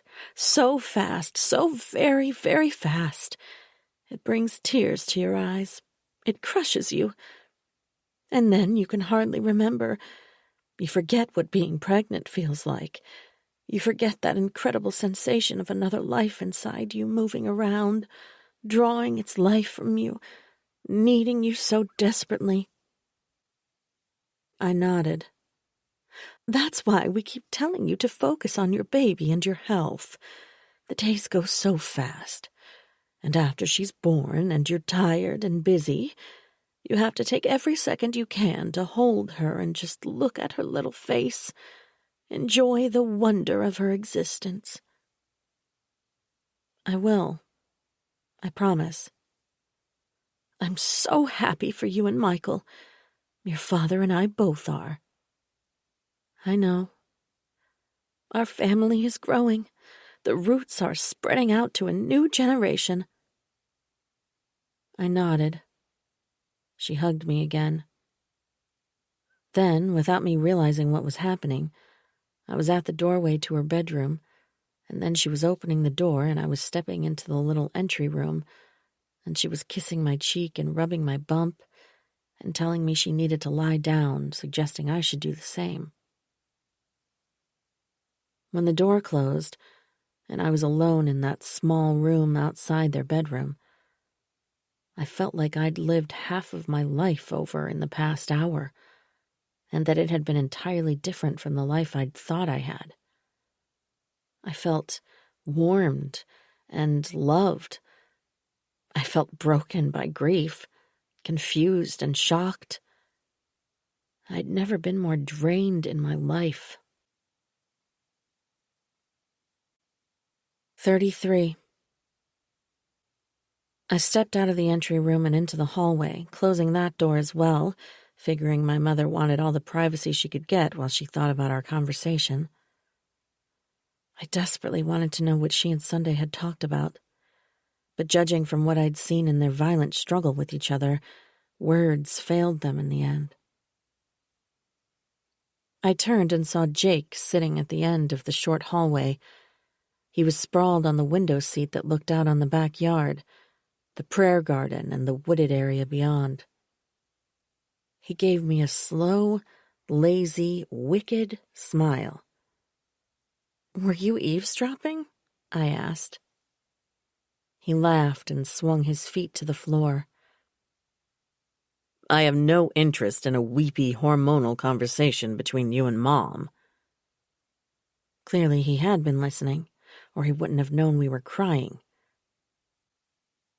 Watching him looking at me, I wondered why he'd never said anything about Sunday's DNA result. Maybe he didn't know. It wasn't like my brother to keep his mouth shut about anything. He liked to make his opinions known. He liked to make sure everyone understood how he was feeling. He liked to persuade others to see the world the way he did. He liked to be in the know, and I couldn't imagine him being able to keep information like this to himself. "Why are you sitting outside Mom's room? Did you follow me up here?" He grinned. "Stop playing games. Every time I turn around for the past few days, you're there. It's giving me the creeps." "That's not something a big brother likes to hear. I give my baby sister the creeps?" "You're watching me. I don't like it." "I'm not watching you. I'm looking out for you." "I don't need looking out for." "Our sister vanished from the face of the earth, to hear you tell it. She was shoved off a cliff and smashed to a bloody pulp on the rocks, if we believe what you think you saw. So I was—" "Stop mocking me." "I think you definitely need looking out for." "What do you mean?" "If someone took her, or worse, which you seem pretty sure of, aren't you scared that something might happen to you? Even a small thing for you could be deadly for your baby." "Is that a threat?" "God, Annie, no. I'm your brother. I've always looked out for you. I love you." His eyes actually grew teary, but I honestly couldn't tell if they were genuine. They seemed to be. Still, something made me feel distrustful of him. "If someone hurt her, that person might want to hurt you or Colette or all of us. Don't you realize that? And you're sitting out in that gazebo alone, walking alone on the footpath when it's getting dark, climbing down the riverbank where someone may have run our former brother-in-law off the road." He gave me a look that was both stern and full of worry. "You're twisting the situation around." "What situation?" "That's not what's happening." "We don't know what's happening. I'm looking out for you." "That's why you have to hang around outside Mom's bedroom? Because I'm not safe in there?" "I'm just making sure you're okay." He stood. "I know you're tough, but you're pregnant, so it's not like you're in prime condition." His words sounded genuine, but his words frightened me, whispering that I wasn't safe. Someone wanted to hurt me. But deep inside, he was the one who scared me. "As I keep telling you, I'm worried about you. Bella said we're worried, but it seems like you can't hear us because there's so much noise in your head." He tapped his index finger on the top of my head. "I can take care of myself." "Don't get overconfident. Don't be stupid." "I'm not." I stared at him for a minute, trying to read his expression, but I couldn't figure out what was behind the mild look in his eyes. "Do you think there's a serial killer or something out there? Or someone who wants to hurt our family? What are you saying?" "I don't know. I don't even know if Sunday's actually missing, and I don't know if she's dead. All I know is that you're freaking out and you're upsetting everyone. I'm a person who likes to be open to all possibilities until we have all the facts that tell us which ones are not the correct answers. You know that about me already."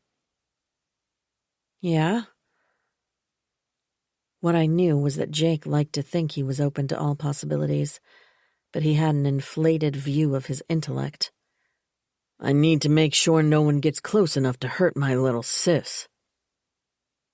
Why is this the first time you've mentioned this? If you were so worried about someone targeting our family, why didn't you say anything about it when Liam was here? Why haven't you told the others?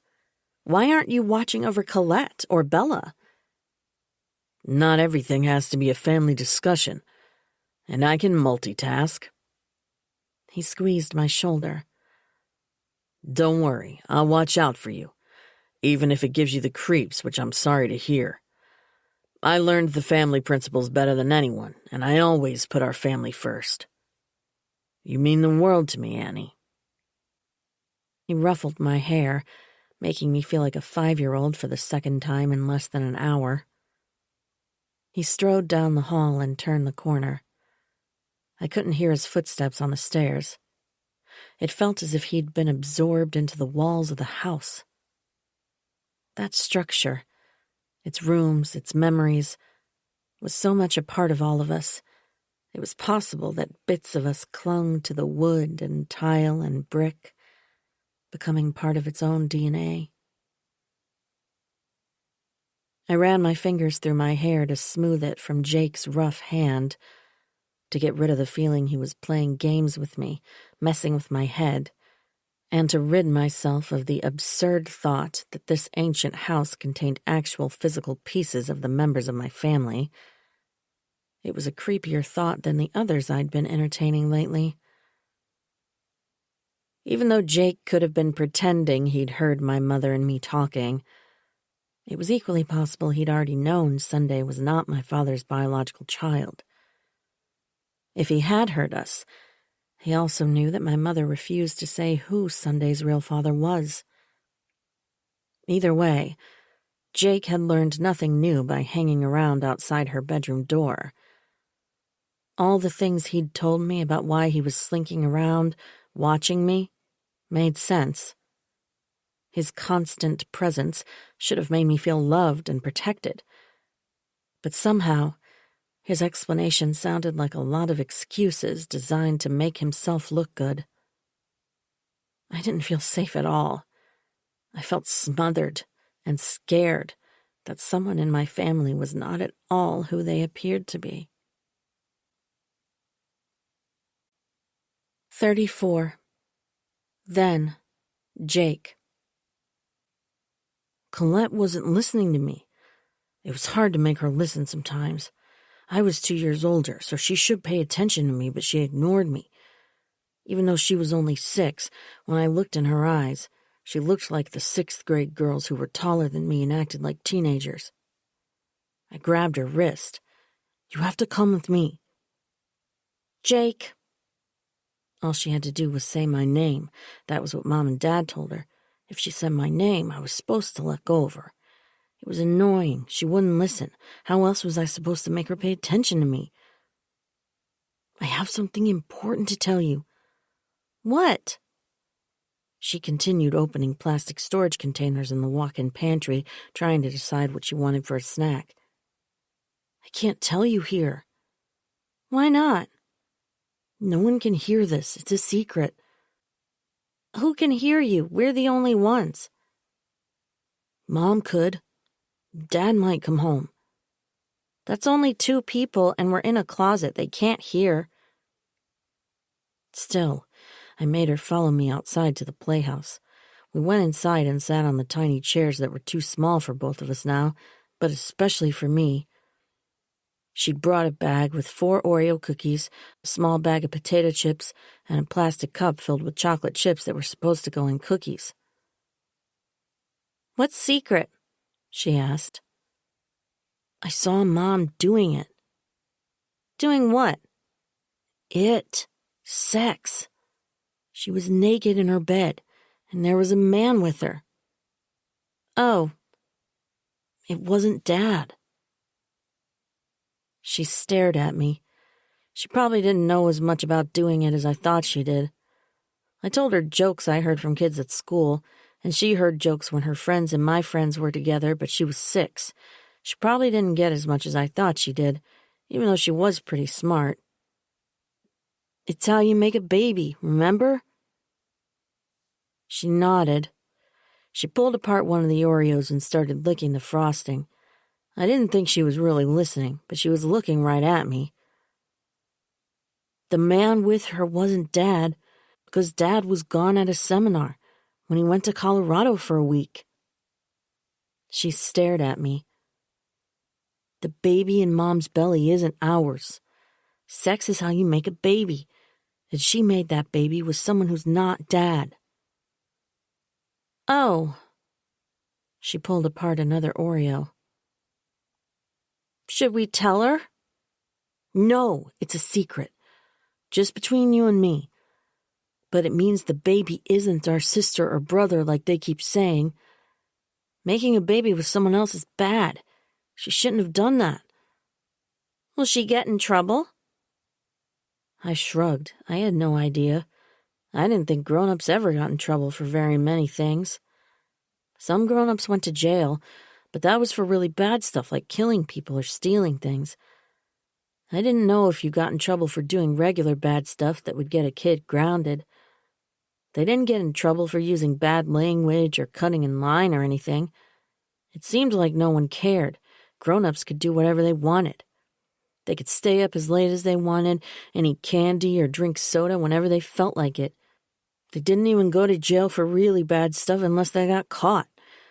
My dad complained about that a lot, all the creeps who didn't get caught. We're supposed to love our new baby, Colette said.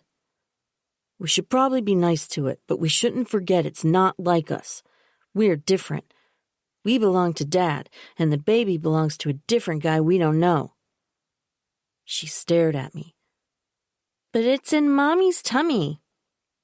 Yeah, we have to pretend we like it because families have to stick together. That's what makes us strong. We don't want our family to come apart. Not like Brian and Devin's mom and dad. They have to go stay in their dad's apartment every other weekend. She shook her head. Maybe she didn't know that Brian and Devin's parents were divorced or get what that meant. I added, They have a pool there, but it's not even heated. She stared at me. The water's really cold, like the ocean. I like the ocean. They had to sell their horses. Her eyelids blinked once, then her eyes filled with tears. That hit her where it hurt. All of us were stupidly in love with our horses. I wondered if we loved them more than people sometimes. Don't forget, you can't tell. I told you because it matters to us, because we have to stick together. We're a team, you and me. But we don't want our family to break apart, okay? I don't want to break. Good. Should we lock fingers on it, to promise that it's our secret forever?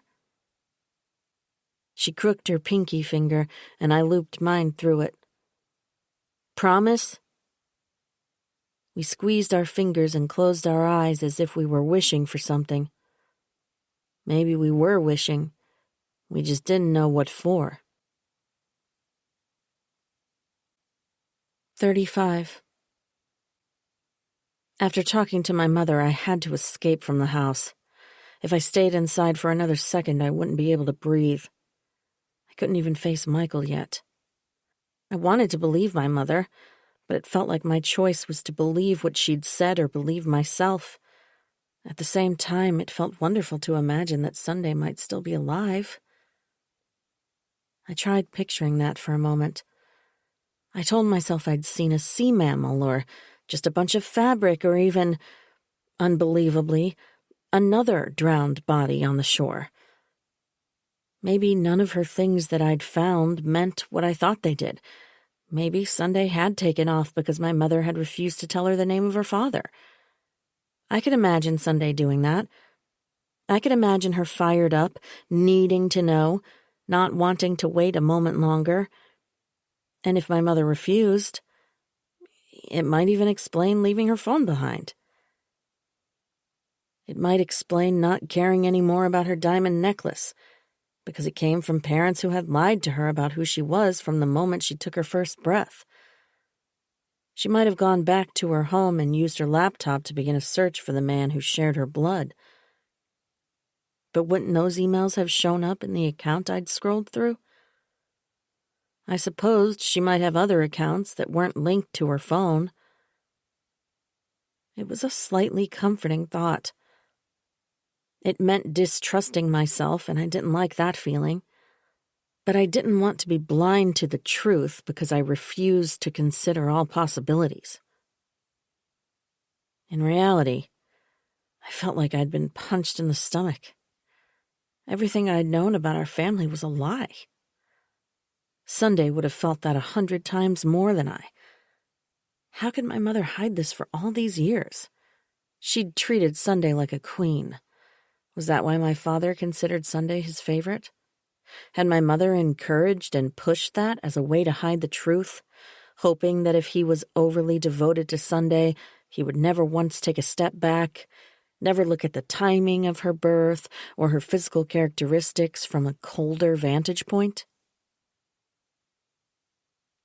From the window seat where Jake had been spinning his story of caring for my well-being, I'd looked out and seen my father headed toward the stables. I went directly there now, hoping to catch him before he rode out on Nobility. It was unlikely he would go riding this close to the end of the day, but not impossible for him to take a short ride. Otherwise, he would have gone over there just to look around and check out the horses, to give them treats, to talk to Quinn about their care. It was an almost daily habit, getting an update on how they were feeling, as if the horses were members of his family. I found him inside the stables, talking to Quinn as I'd hoped. I waited for nearly 15 minutes while they discussed new shoes for my mother's horse, the next vet visit, and feed deliveries. Finally, Quinn left. "You look like something's on your mind," my father said. "I wanted to know more about what happened when you went down to the shore to look for Sunday's body the other night." He gave me a look that was tender and slightly annoyed at the same time. "Nothing happened." "Did you actually go down there?" He grabbed the post on Nobility's stall and rubbed his thumb on the wood. He sighed. "No, we didn't go down there. We brought the handheld spotlights out and searched the entire area from the top of the cliff. There was nothing but bare rock." "You waited too long. The tide took her out." "The tide was still low. There was nothing on the shore. Why can't you let this go? It's extremely upsetting. For everyone, but especially your mother." "Because I saw her down there and no one believes me." "It's difficult to believe you when no one else saw what you did." "Jake and Colette did. They asked me if I pushed her." "I'm sorry you had to hear that. They know better than to make wild accusations like that. But it doesn't mean they saw anything. They said they didn't see anything when you took them out there, and Jake was with me when we used the lights. I'm sorry." He laughed with an anxious, nervous edge to it. "I'm sorry to laugh. It's not at all funny, but also, I'm not sorry. Sunday is fine. She obviously recognized her need for time alone, and until she wants to talk, we won't know why." "Doesn't that seem strange? She tells you everything." "Not always. I don't delude myself that I'm Sunday's only confidant." He took his hand off the post and rested it on my shoulder. "You've always kept most things to yourself." "I guess I'm a little like you. I wish I weren't in that way. I wish we were closer." "Me too." He gave me a hopeful smile. I did the same. "Liam said she was so upset, and I don't know. What do you think she told him?" He sighed. "As I said, we won't know until we see her." The way he said it, he really seemed to believe he would be seeing her in a few days. "Why did you tell the police he was drinking?" "Did I? I guess so. I'm sure I smelled it on him, I offered him a drink. I thought I recalled making him one. Maybe not." He laughed. "It doesn't matter now. Liam shouldn't have come here. He had an agenda. I think he simply wanted to hurt our family because he regretted the divorce. Should we go outside? It's not the most pleasant-smelling place in here, is it?" He laughed. I followed him out, but his nervous laughter was making me wonder what was going on with him. I walked beside him across the yard and out the gate. We headed toward the cliff, neither of us saying anything, gazing out at the thin strands of cloud near the horizon that would make for a spectacular sunset if they remained in that formation. "What agenda did Liam have?" I asked. "Who knows, but you could see he wanted to destroy us. It never goes well for someone whose mission in life is to hurt someone else." "No." I looked at him, but he didn't turn to catch my eye. "Why do you think we haven't been closer to each other, Daddy?" "I don't know, and I regret that. I wasn't perfect when you kids were small. No parent is. We do our best, but we make mistakes. You'll find out. But it's okay. That's why forgiveness is important.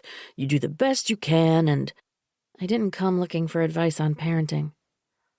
"Sorry if I overstepped.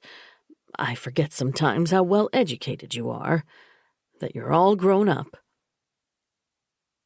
"I just wish we were closer.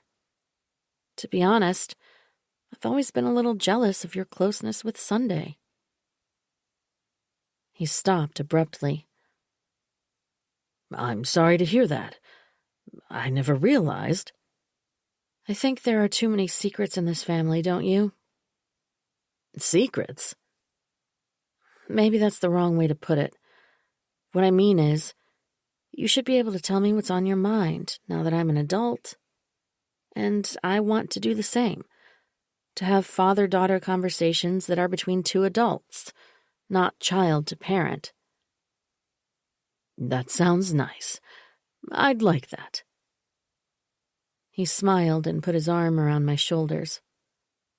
It felt good to have him paying attention to me without my siblings in the way. I still wasn't any closer to finding out if he knew Sunday wasn't his daughter. I was trying to open that door for him to tell me, but I was being too subtle. I couldn't seem to think of a way to make my invitation more direct without breaking the promise my mother had strong-armed me into. Was it possible my father had never suspected? He was so busy traveling. And people were always talking about how babies and children looked like this parent or that, this aunt or the second cousin. Sometimes it was a smile or the color of their hair, and in the end, it was so subjective. People could never see their own resemblance to another, so it was possible he'd never paid attention. He trusted my mother. It was unlikely it had ever entered his mind that she cheated on him. I couldn't comprehend how that might hurt him. When he taught seminars now, my mother traveled with him. But when we were small, she'd stayed home to care for us. Was it hard when we were kids, being separated from Mom so much with all your traveling? He laughed. "That's a strange question. What brought that up?" Just thinking about work-life balance, I guess.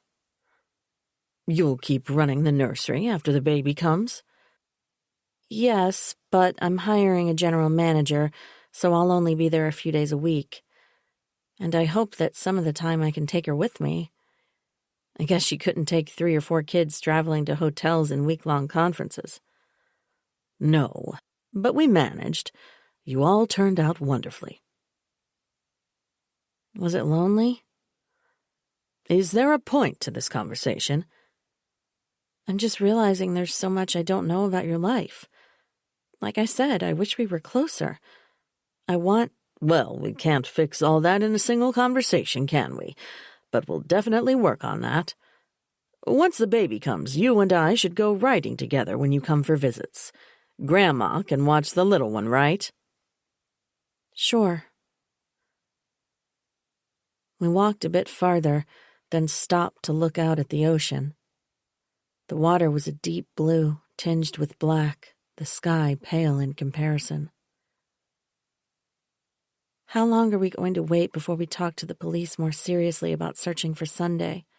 I asked. "Let's give it some time." "You're absolutely sure you didn't see anything the other night? You're not worried at all?" We need to have faith. We need to think in a positive way, not fill our heads with doomsday scenarios. We don't want to ignore the obvious either. No one has heard from her. And I'm just sure I saw... We know. But the drop is sharp, and it can be disorienting looking down. Vertigo plays tricks on you, and the light, when the sun is gone, there are all kinds of explanations. And you're worried about her. It's very beautiful to see you expressing so much concern. He put his arm around me again and pulled me close. She'll turn up. Just have faith. I just keep thinking about what Liam said. His arm fell away from my shoulders. That's enough, Annie. Liam and Sunday are divorced. He has nothing to do with this family. It chilled me to hear him completely ignore the fact that Liam was also dead. If Liam had followed the family principles, their marriage would have survived, and Sunday wouldn't have been so deeply wounded. She has not healed from that, and we should not be trying to find her. I have pretty keen insight into human behavior, as you know. You need to trust me on this. Listening to him, so full of his own beliefs, I realized he had no insight into human behavior whatsoever. He'd forced us all to live according to principles that had broken us rather than making us stronger. His wife had cheated on him and raised another man's child right under his nose. And as far as I could tell, he didn't have the slightest idea. He loved and doted on a daughter who was not connected to him in the way he thought she was. We walked back to the house. As we climbed the porch steps, my feet seemed to be made of brick. I felt I could barely make it to the top. I was so filled with regret that I'd bowed to my mother's demand to keep her secret. 36. In bed that night, lying in his arms, inhaling the scent of his skin, I told Michael about my conversations with my parents and Jake. My words were a jumble of things recalled out of order and feelings that rose while I was talking to him, and constant changes in my interpretations as I tried to dig my way through the confusion. When I finally wound down and let my head relax into him, my breath and heart rate slowing to a more restful state, he said, "You need to leave it. That's what they want. Even if your father does know, I expect he doesn't want to discuss it with you. Think about it for a minute. Most people find it difficult to talk about their partner's infidelity with a close friend. They certainly don't want to share it with their child." "You're right, but I want to know if he knows. How can he not know?" "It would be easy. Very easy. You need to stay out of it." "It's really hard to leave it alone. It feels like half our family is built on a lie." "That's not true. It feels that way." "Try not to keep thinking about it. Maybe you're blowing it out of proportion." "You sound like you're quoting the family principles." He laughed. "They aren't all wrong." "Sunday wouldn't want to bury it." "That's different. It's about her, but it has nothing to do with you. So leave it alone." "It has to do with me in that she's not here to fight for herself, and we still don't know what really happened. I don't believe she's just hiding out, working through her feelings. At the same time, I want to believe that. I really do. I want to believe she went to try to find her father." "I suppose it's possible." He reached over and turned off the light. "It would make me so happy if she was okay. I just don't So you aren't completely certain you saw her body? I don't know anymore. When I ask myself that question, I absolutely know I saw her. But my dreams and my memories are so tangled and confused, and my parents are absolutely certain she's fine. It almost sounds as if they've spoken to her, they're so calm about it. But I saw on Sunday's phone that my mom texted her after she disappeared and never got an answer. I groaned softly, my neck and forehead aching from my racing thoughts. I hate that they make me doubt what I saw. And Jake, I don't know. Well, either you saw her or you didn't. It's bad enough they make me doubt myself, now you're doing it. I'm just trying to help you be sure about what you remember. I moved away from him, feeling isolated and confused. I wanted my thoughts to stop spinning like wild spirals that made even the backs of my eyes hurt. Michael moved toward me and pulled me close again. If her body washed out to sea, it will come to shore again. I didn't want to think about how wrong he could be. I didn't want to think about the over 1,200 miles of coastline from Southern California to Canada. I didn't want to think about sharks, and I didn't want to think about currents that might carry her to shores far away from us, too damaged for anyone to make an identification. I fell asleep with tears swimming in my eyes. As I sat at the breakfast table the next morning, looking at the untroubled faces of my family, the baskets of bread, the freshly squeezed orange juice, and the platter of sausage and bacon, I couldn't take it. I felt like I was sitting on the stage, an actor in a farce. We were a huge hit because the audience was laughing hysterically at us. If nothing else, my mother was making a fool of my father. She'd done so for over 30 years. She'd sat at the opposite end of the table and mimicked his family principles. I'd never attended one of his seminars, and I hadn't read all of his books, but I was confident he taught that fidelity was critical to a strong marriage. It's kind of a no-brainer. There was no doubt her betrayal and deceit had cut Sunday to the core. It had very likely led to her death in some way or another. My mother had made a frantic attempt to fill a hole in me that had existed since I was a little girl, pulling me close to her when it was far too late. And the secret she chose to seal our relationship with was not one I wanted to keep. It was one I wished I didn't even know. I took a deep breath. I have something to say. Here we go, Jake said. Oh dear, Bella murmured. Colette rolled her eyes. She dropped her knife on her plate, causing a clatter that echoed through the dining room. I know why Sunday took off. I know why she was upset, and I think we need to clear the air. I'm sorry, Dad. I hate telling you like this, and I'm sorry for hurting you, but you deserve the truth, and I think everyone here knows but you. Annie! My mother was pushing her chair back, shouting at me. You promised! Don't!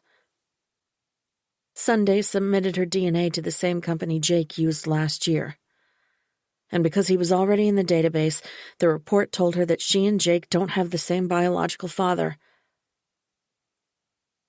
As soon as I was finished speaking, I wished I'd said it more clearly. It was hard enough after all these years to grasp the truth of who Sunday was. It might take a moment or two for my father to get his mind to process the meaning of what I'd said. Way to throw a grenade. Colette picked up the knife she'd dropped and began buttering the sourdough roll. You broke your vow, my mother said. What kind of daughter breaks her mother's confidence? You broke Sunday's trust by lying to her every day of her life, I said. The look my mother gave me was one of extreme disappointment. I knew that whatever fragile threads might have been woven between us were now broken beyond repair. At the same time, it was jarring that her feelings were directed at me. She seemed almost unaware of my father. His expression was unreadable, although that was often the case with him. I supposed that was one of many reasons I didn't feel close to him. He wasn't crying, but he never did. The strangest part was, he didn't look shocked. Had he known after all? Maybe Sunday had spoken to him, despite her failure to convince him to go riding with her. Maybe he'd known since the day she was born, since the day my mother told him she was pregnant, or from some other life-changing moment in time. Maybe he really did know a lot about human nature, and he had figured out a way to live with my mother's unilateral decision. It was even possible that she'd told him about her affair, and they'd decided together to raise Sunday as their favorite child. It was possible his overindulgence of Sunday came from the same place as my mother's, some kind of overcompensation for something that wasn't right.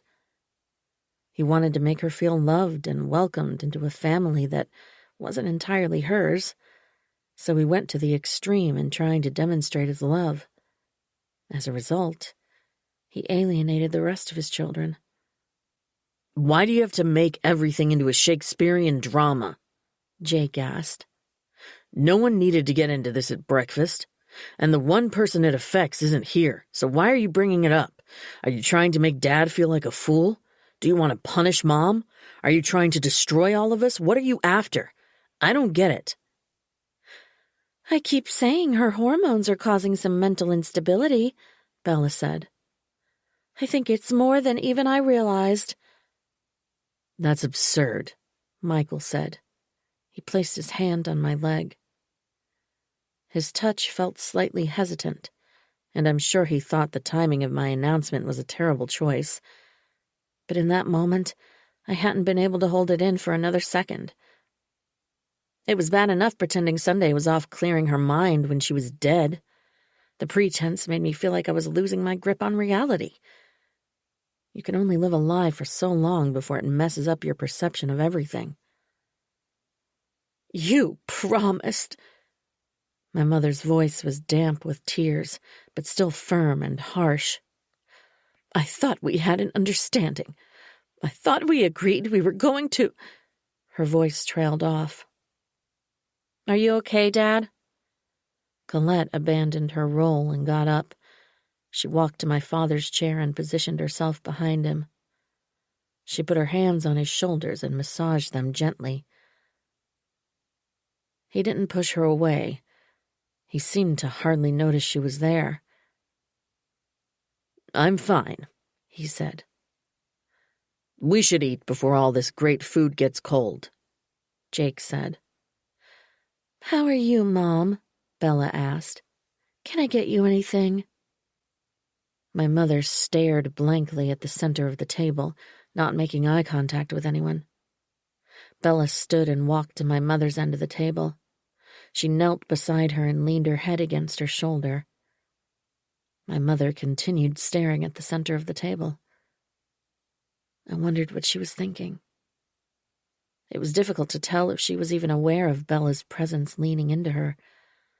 Bella reached up and stroked my mother's cheek. It seemed as if she was feeling for tears, but apparently there was no moisture, because she just gently ran her fingers across my mother's skin. After a few minutes listening to Jake talk about how we needed to eat, and murmuring that I really had a stellar way of messing up a perfect family vacation, my father placed his hand on Colette's to stop her massage. He kept his hand over hers. "This doesn't change anything. Our family is strong. We've remained solid because we place the family over the individual. That's why your mother and I have an airtight marriage. Airtight. Let's try to enjoy this delicious meal she's made for us. We won't allow our emotions to carry us to a dark place. It's the only way to face the difficulties in life and remain centered." "I absolutely agree," Bella said. Jake and Colette echoed her words. The meal continued, but I couldn't eat. I knew I needed food in my stomach, but I felt there was a solid wall in my esophagus. Even the tea cooling in the mug beside my plate looked unappetizing. It had the potential to soothe me, but the thought of swallowing anything felt impossible. "Why wouldn't you tell Sunday who her father is?" I asked my mother. "She knows who her father is." My mother's voice was robotic. "That's a disgusting question," Bella said. "Why would you ask that?" "It's not disgusting. It would have mattered a lot to Sunday." "Well, Sunday's not here, so there's no point in bringing it up," Colette said. "I thought a family principal was telling the truth," I said. "If this has been hidden for all these years, it's better to get everything out in the open." "No." Allow yourself a moment of stillness, where time slows and the world feels gentle for just a breath.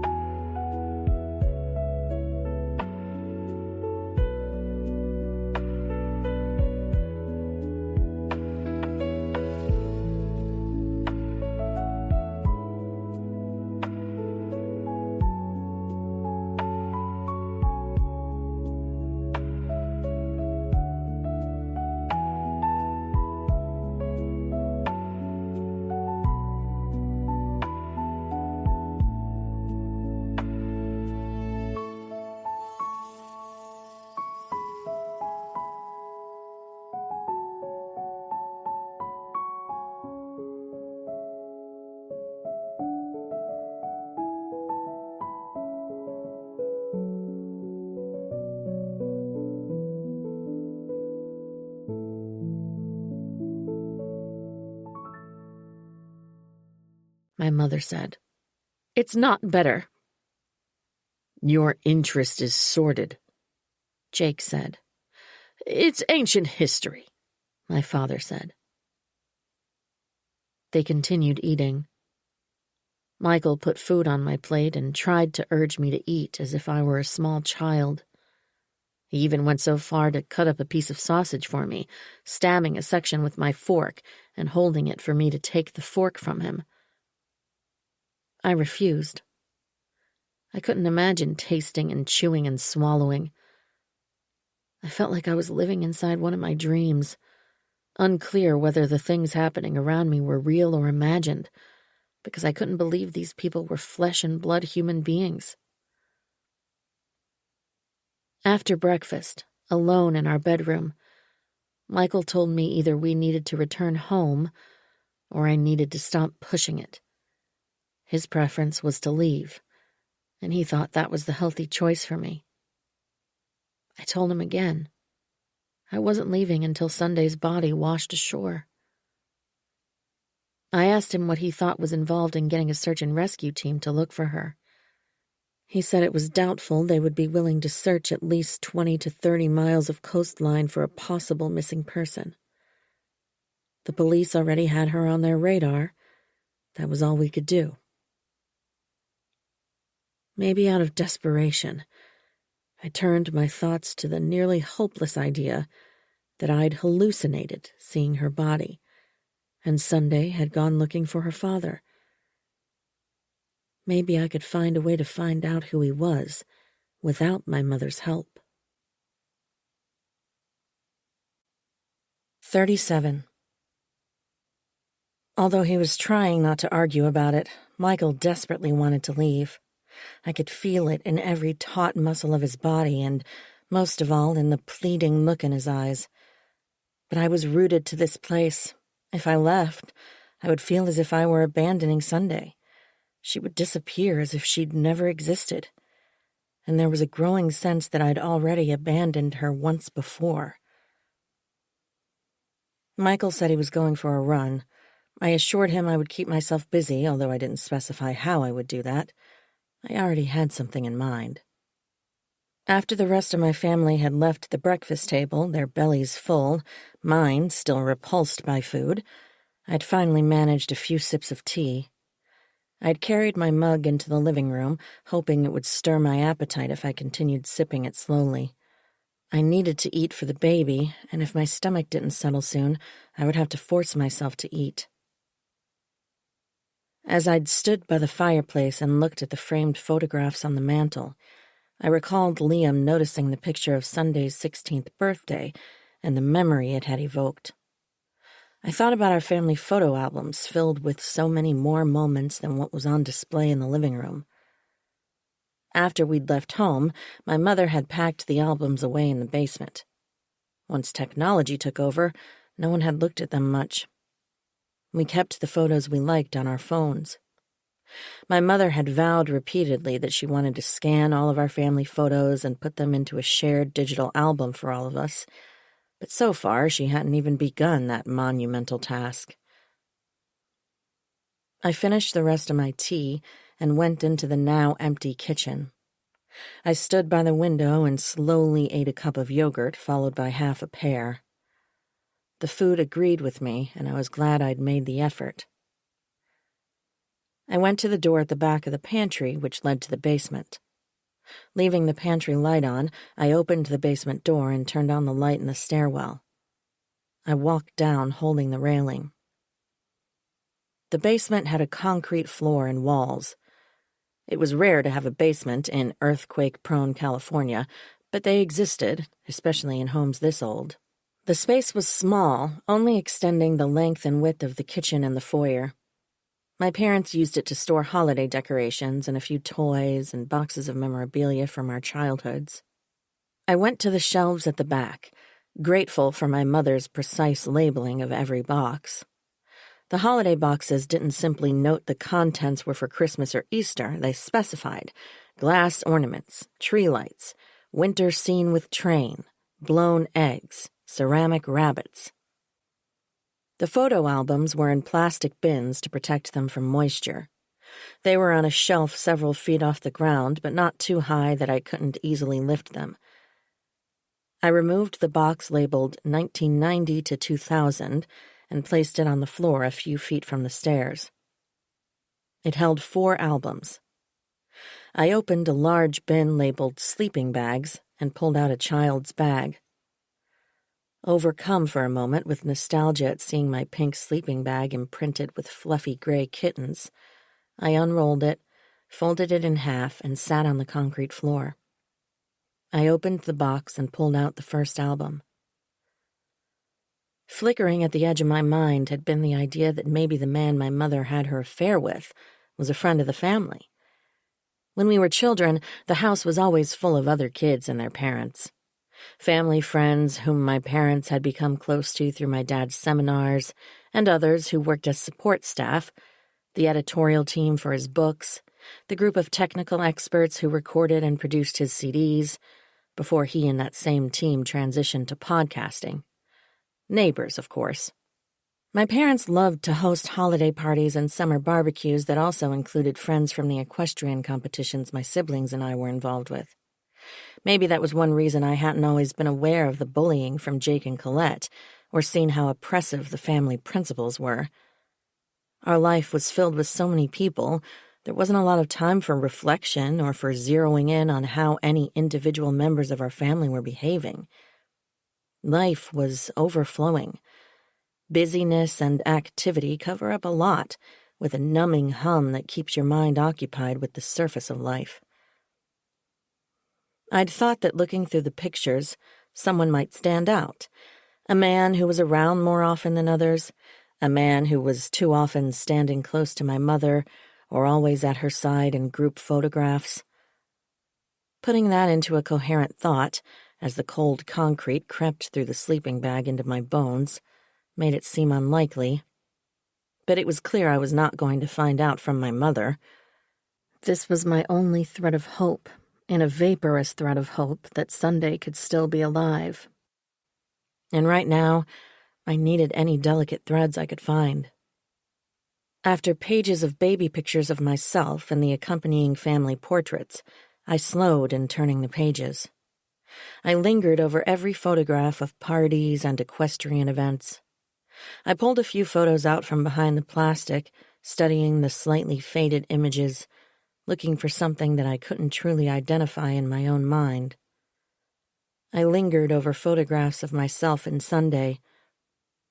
My heart became heavier in my chest as I saw images of myself as a toddler, the two of us holding hands, running along sandy beaches, sitting on the living room floor with our heads close together, building blocks spread out around us. We were obviously close. What happened? Did all those other people get in the way? As I grew older, did the jealousy that consumed Jake and Colette infect me? I didn't recall feeling a lot of jealousy toward Sunday as a teenager. I was happy with my friends and my life. I wasn't interested in becoming an expert at show jumping, so I didn't care about her private lessons. I liked my small bedroom because it got a lot of light, and it was quiet. I didn't envy her magnificent bed because I thought the canopy hovering over her seemed a little claustrophobic and possibly scary. So what happened? By the time we were in elementary school, we never showed up in photographs together unless it was a posed family shot. By that time, Jake was out of the house and Colette was a teenager, almost ready to leave for college herself. I reached the end of the book without seeing anything that suggested one of my parents' friends was particularly close to my mother. I pulled out another album. This one wasn't dated and didn't flow in chronological order like the others. It was all about the horses. The pages were filled with images of all four of us learning to ride, performing in shows, the entire second half of it devoted to Sunday because the rest of us had given up on the competition aspect earlier than she did. We simply enjoyed riding the horses without wanting to jump and push them to perform and achieve scores that impressed a panel of judges. Frustrated, I flipped back to the front of the book and studied a photograph that might have been my first time on a horse. I looked like I was barely 4 years old.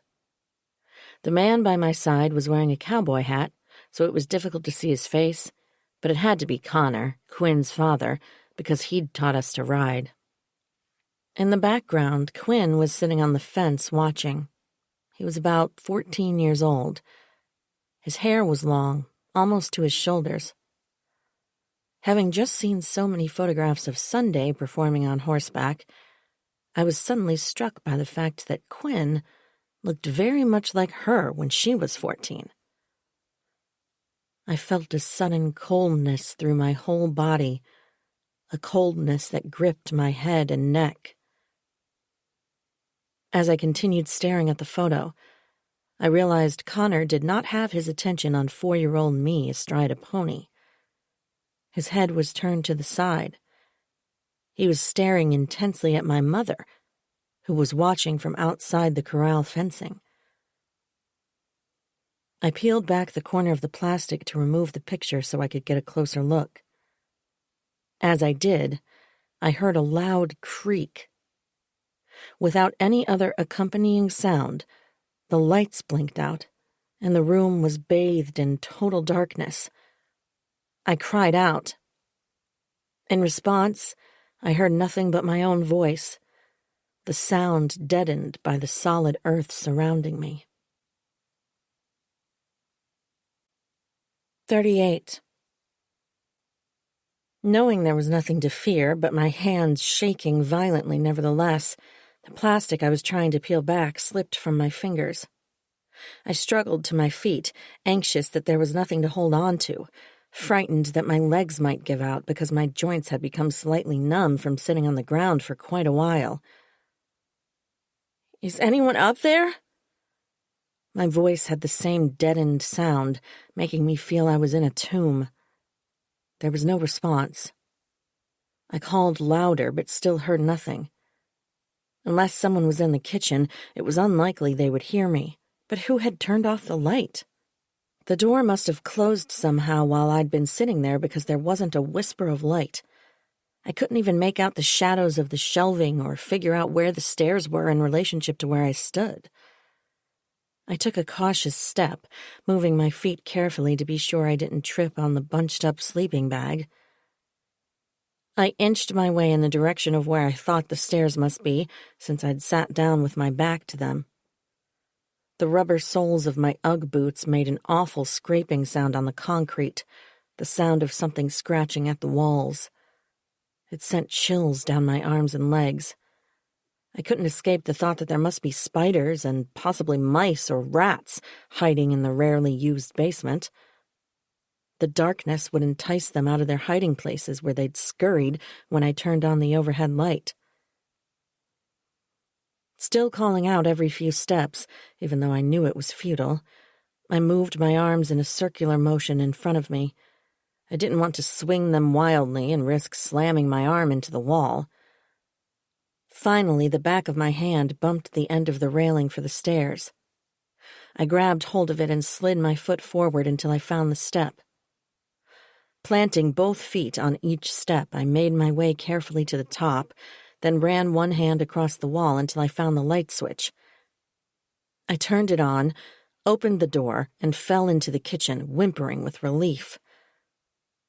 Colette and Bella stood facing me. "Are you okay?" Colette asked. Bella grabbed my hand. "What were you doing down there?" "Why are the lights off?" Colette asked.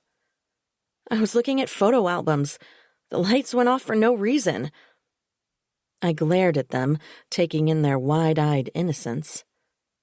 "How did you know I was down there?" "We heard you screaming." "Were you in the kitchen?" Neither of them answered. Bella took my other hand and started leading me toward the kitchen. "Let go of me." I pulled my hands from hers and started back toward the basement door. "Where are you going?" Bella asked. "I need the album." "You should get some rest," Colette said. "How many times do we have to tell you to calm down and start taking better care of yourself? You didn't eat a bite of food at breakfast, and now you're creeping around in the basement," Bella said. "Why did the lights go out?"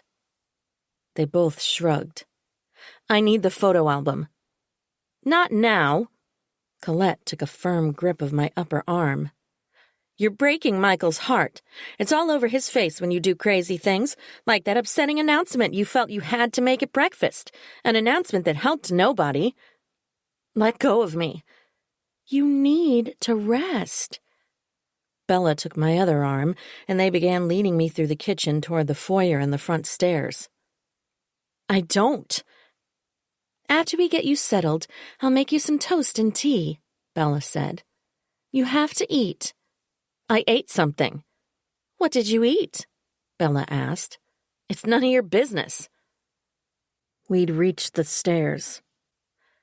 "Please do this for Michael, if not for yourself, if not for your baby." "If Michael is concerned, he'll speak to me about it." Colette's voice was shrill, the volume increasing.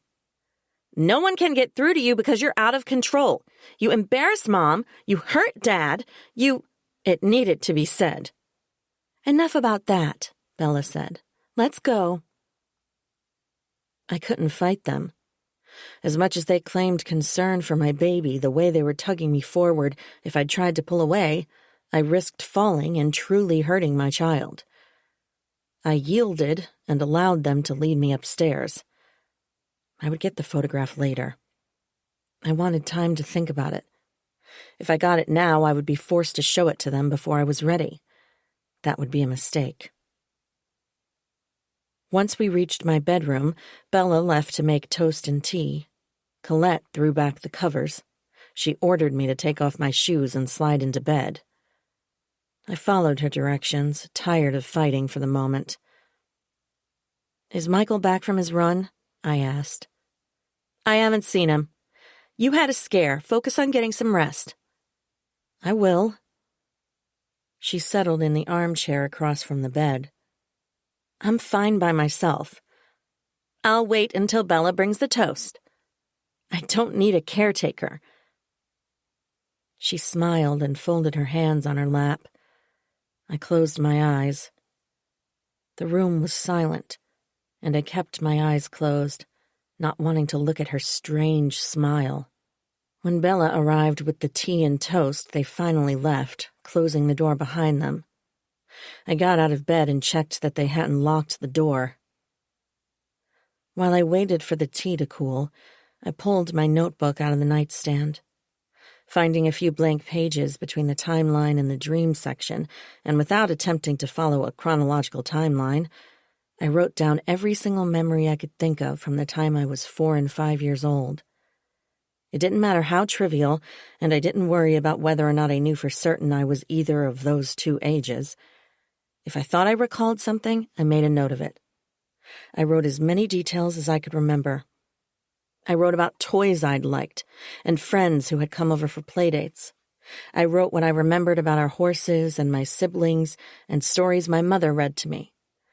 I wrote what I remembered of Connor Wiley, which wasn't much. Just his calm instruction on the nature of horses. Then I wrote about how Quinn looked like Sunday, the shape of their faces and eyes, and the way their smiles tipped up slightly on the left side. I wrote about how their hair hung in loose waves, the kind of waves that women spend hours in salons with hot irons trying to achieve a casually tousled appearance. Aside from all that, it was a feeling, a way they held their bodies maybe, their posture. Impressions like that seem like they're imprinted from mimicking a parent, but maybe not.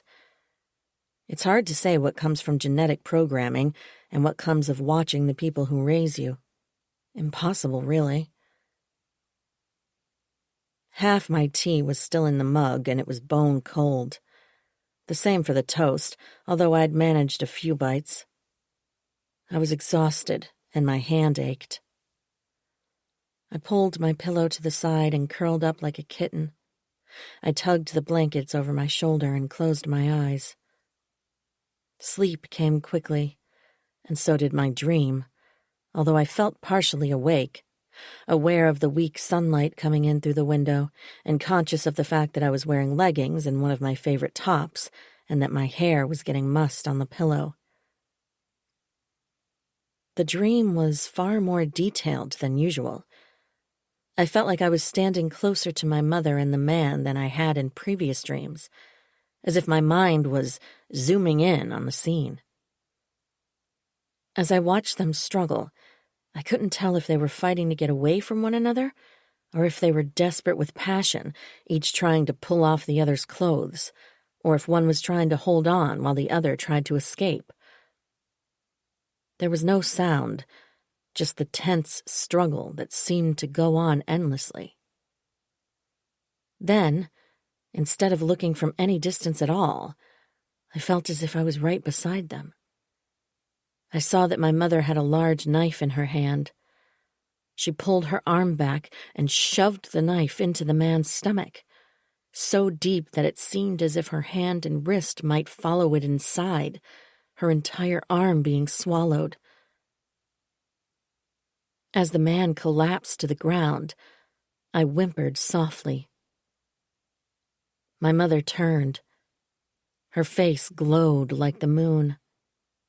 It wasn't just white with reflected light, but seemed to have light emanating from beneath her skin. Her eyes were like globes of ice, her voice equally cold. "Go back to bed. You shouldn't be up." The words woke me as if someone had slapped my face. I sat up, knocking my notebook and pen to the floor. I felt as if my mother's voice echoed in my head, from the dream, from the day before when she'd spoken the same words to me in the hallway as I'd listened to my siblings and Michael talk about me. Had my subconscious woven those words from the other day into my dream? Did my mother say that to me frequently when I was a child? Or had the event in my dream actually happened, and she'd spoken those words to me once a long time ago? I felt like 1,000 bees were screaming inside my skull.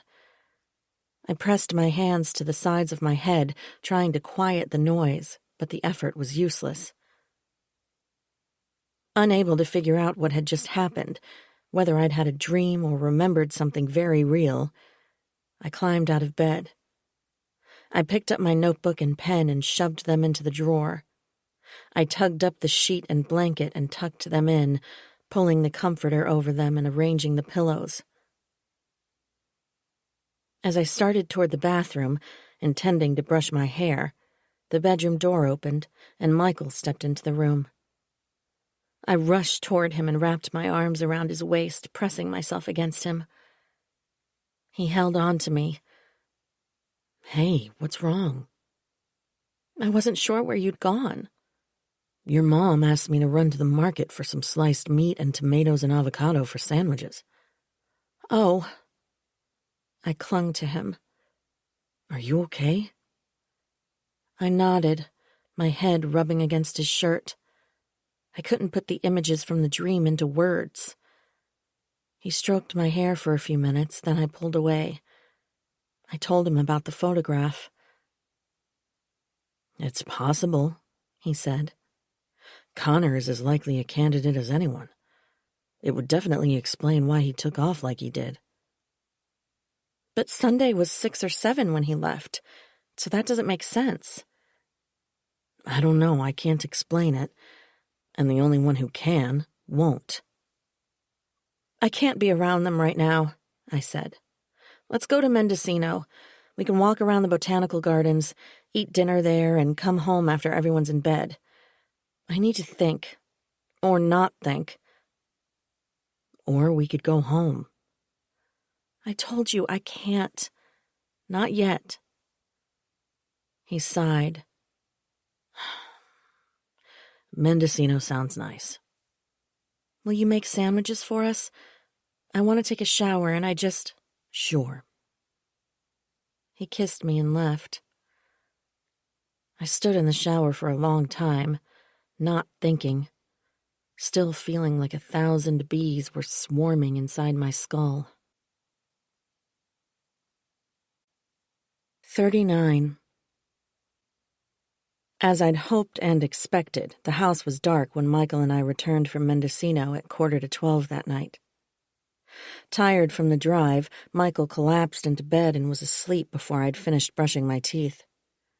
I'd dozed off on the drive home and was looking forward to sinking into the comfortable bed and a hopefully dreamless sleep.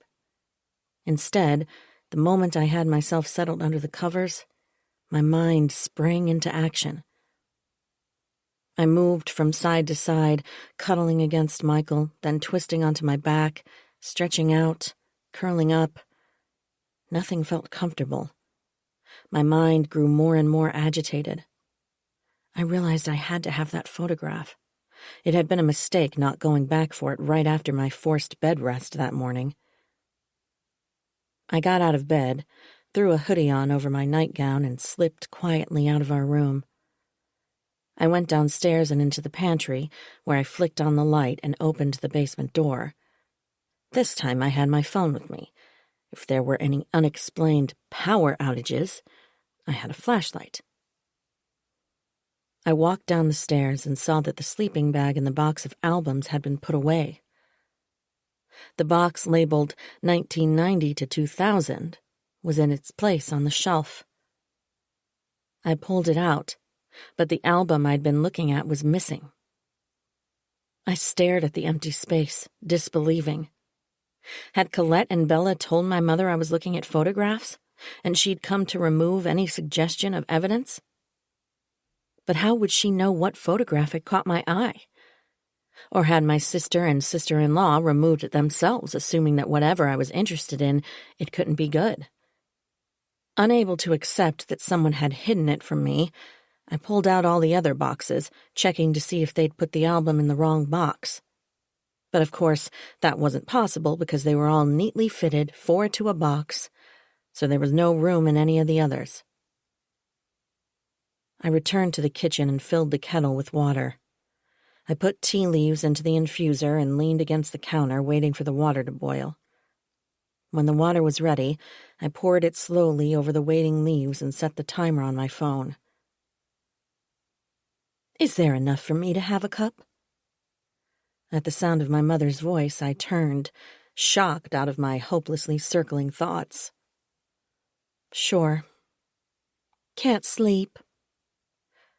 Her pleasant smile and the kindness in her voice were disarming. Just that morning, she'd been furious at me for exposing her secret. Now she seemed to have forgotten all about my betrayal. My phone chimed that the tea was done steeping. I began pouring it into 2 mugs. "I always know when my children are unsettled." "Do you?" I couldn't see her face, and she didn't respond. I placed the mugs on the table and sat across from her. "I was looking through our photo albums earlier," I said. "Why is that?" "I noticed Sunday and Quinn looked a lot alike when they were teenagers." She laughed. "Well, Quinn was in his 20s when Sunday was a teenager, so I don't know how you would come to that conclusion." Looking at a photo of Quinn when he was 14 or 15, he looked almost identical to Sunday when she was 15. My mother stared at me, but I could tell her attention was fixed on a point beyond my shoulder. She took a sip of tea. "Is Connor her father?" "I don't understand what's happened to you. It's not healthy to pick at wounds that are healed. It causes scarring. This wound is far from healed. Certainly not for Sunday." "Exactly. It has nothing to do with you. So why are you picking at it? Your interest is sordid, as Jake pointed out. It seems as if you want to smear filth all over me and our family." "Can't you just answer with a simple yes or no?" "Your father nurtured and raised Sunday. He's the only man who matters. He provided for all her physical needs, and he made her into the strong, vibrant woman she is." She took another sip of tea, put down her mug, and stood. "Was." "Why do you persist in trying to hurt me?" Her eyes filled with tears. "I keep remembering you having a violent fight with someone. I've finally realized it was with Connor. I'm not sure if it's—" "You can't trust childhood memories." Her voice was sharp and full of its usual authority. "Young children don't know what they're seeing, and they make up stories to explain what they don't understand. You'll learn that soon enough, so whatever you think you saw, you're wrong." She moved closer to me and placed her hands on my head, gently pressing on my scalp.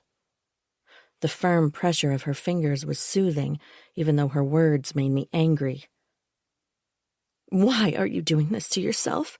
We are all so very worried about you. It's not good for you or the baby. You have to find a way to put the past to rest. You have to find a way to let go. You must know that. It's one of the principles we've lived by. Let go of the past and move on. I began crying, my shoulders shaking, while she continued her firm downward pressure on my head. I can't let go until I find out what happened to Sunday. You already know what happened. She was upset about the DNA test. She was angry with me and couldn't have a rational conversation. She took off in a fit. Eventually, she'll settle down. I pushed my tea mug away from me. I took hold of her wrists and lifted her hands off my head. Her diamond ring caught in my hair. I winced as I worked the strands free from the prongs. When I could see her face, I continued holding on to her wrists. Mom, I saw her body on the shore. I'm absolutely sure. Everyone keeps telling me I didn't see her, but I know I did. Even as I said it, I felt the doubt flooding my body again. My mother didn't have to speak a single word for me to feel her certainty pulsing through the veins in her wrists, and I yielded to the doubt in my own hands, which were already loosening their grasp.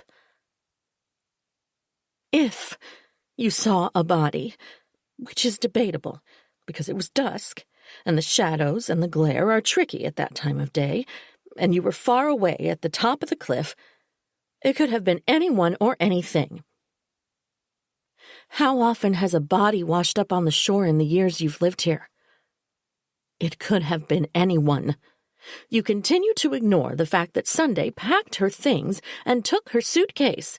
If she fell or, God forbid, jumped or if something happened to her, she wouldn't pack up her shoes and makeup.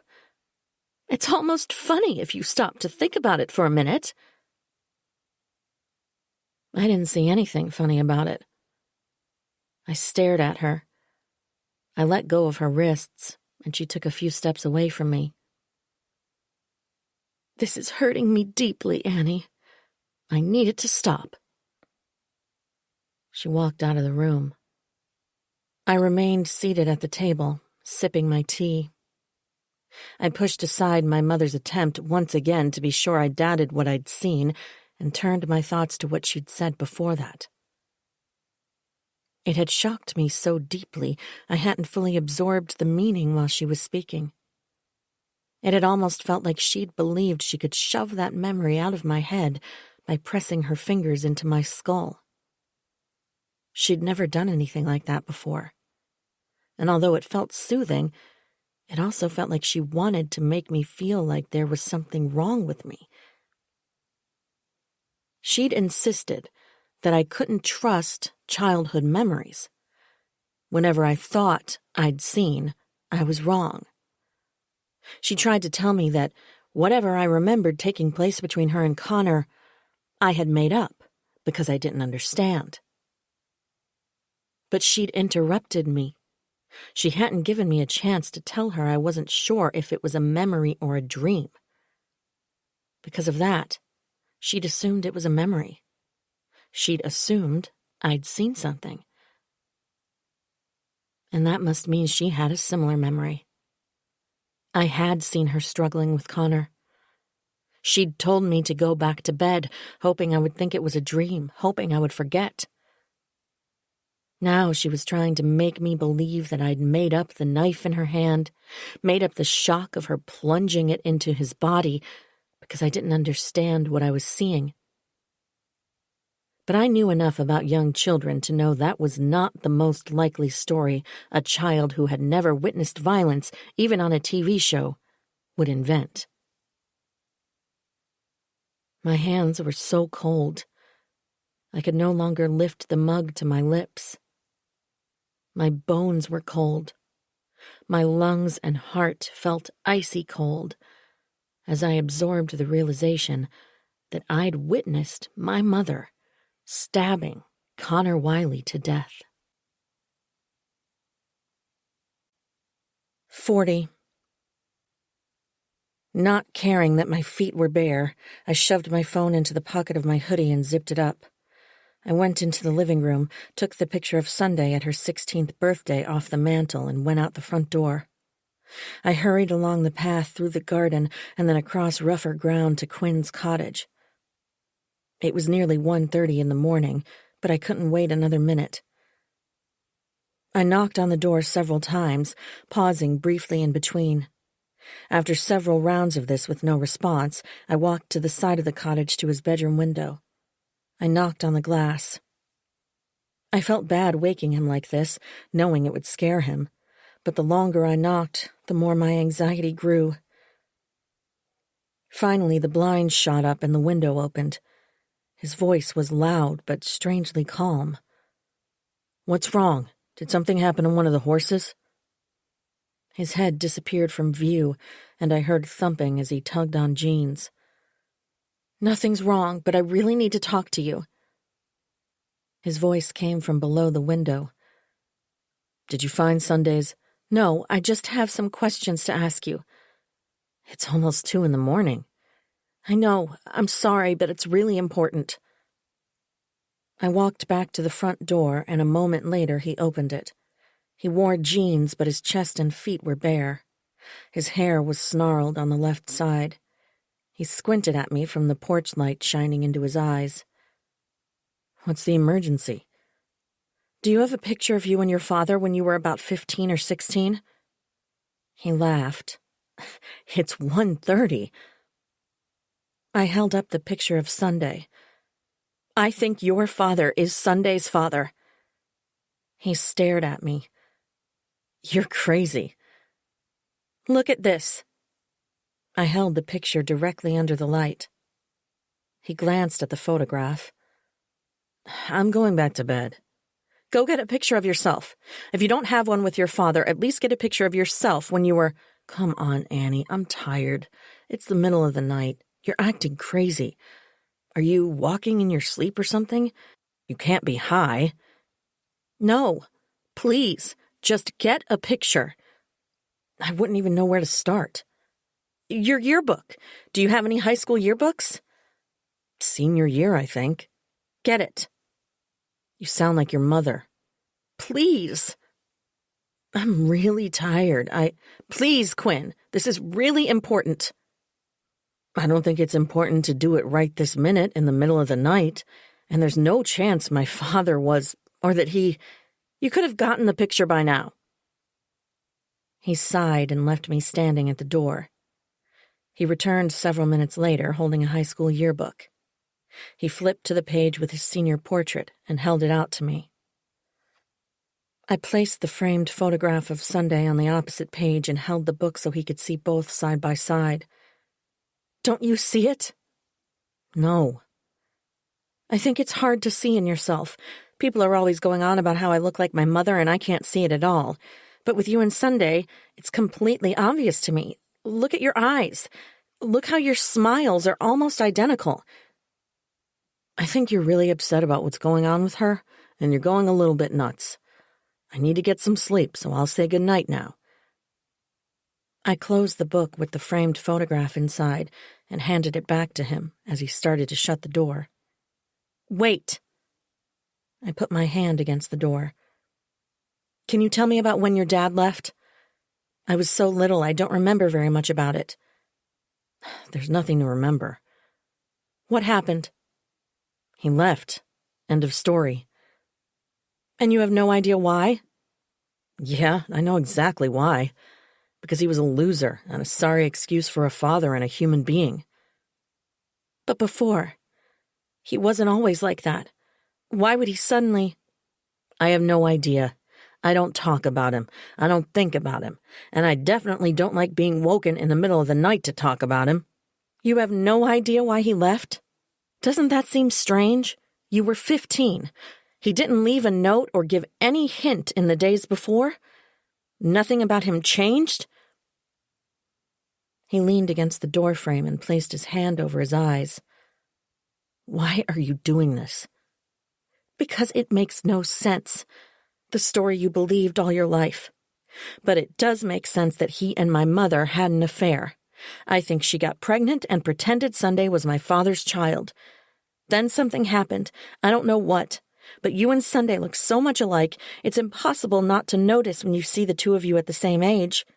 There were so many years between you, I don't think anyone noticed at the time. I'm going to bed. He turned and tossed the yearbook onto a chair near the door. It hit the chair and crashed onto the floor. The picture slid out, showing Sunday with a triumphant smile on her face. He left it there. I wonder if Sunday realized it was him and tried to find him, or... I realized as I said this that unless she'd also gone looking at photo albums, it was unlikely she would have come to that conclusion. Without looking at old photos, there was no reason to make that connection between Sunday and Quinn. Still, it was my final hope, and I was finding it impossible to let go of it. Maybe that's why no one has heard from her. If she tried to find him... I knew it sounded far-fetched. Why couldn't I stop conjuring up stories to make myself feel better? Maybe my mother had been right about children making up stories to explain things they didn't understand. Except I was an adult. He can't be found, Quinn said. You tried? My aunt tried to find him. About 10 years ago, she even hired a private detective. They did all kinds of internet searches, contacted credit card companies. The detective had a friend with the Sacramento Police Department who was able to get a DMV search. Nothing. The man does not want to be found. Quinn's face had transformed to that of a little boy whose father had just now walked out the door, saying he was never coming back. Quinn had been 15 when his father disappeared. But that was one thing I did remember. Quinn was strong and competent from taking care of the horses, did well in school, and played on the high school baseball team. After his father disappeared, it felt like Quinn was closer to my age, vulnerable and uncertain. He seemed like a young child again. He never cried, but he always looked deeply and utterly sad. When I looked at him and our eyes met, I felt like crying for him. That's one thing I guess your father has right with all his principles. When you put yourself first, everything breaks. And my father only cared about his own feelings. He didn't give a shit about me. So he took off and didn't look back. His eyes were glassy, but he didn't cry. I spoke, almost in a whisper, afraid of the words coming out of my mouth. Maybe he never left. What? I raised my voice. Maybe he never left. What are you talking about? Everyone was shocked that he just took off without saying anything. Did you have any hint that something changed with him? He shrugged. Can't remember. Like I said, I don't like talking about it. Why would he do that? It was so sudden. Your mom had been dead for over a year by then, right? He nodded. I've had this recurring dream.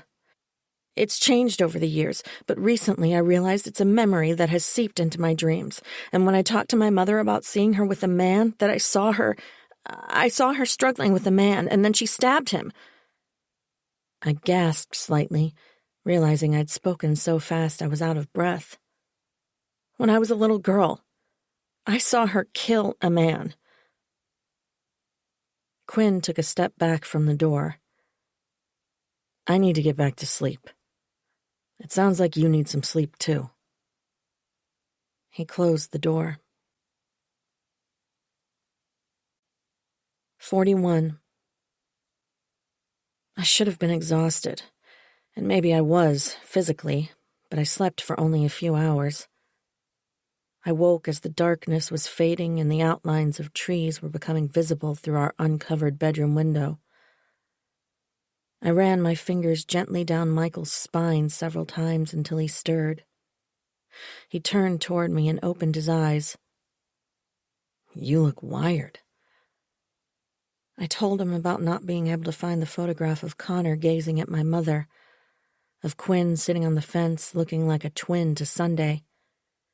I told him about talking to my mother and how she'd unwittingly cleared away the confusion about whether my dream was simply that or a genuine memory. That I now realized I'd seen her murder Connor Wiley. He groaned and closed his eyes. He let his head fall back onto the pillow.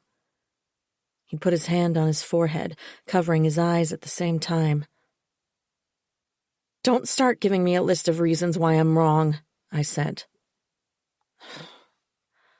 "Just the opposite." He sighed. "I'm trying to absorb it.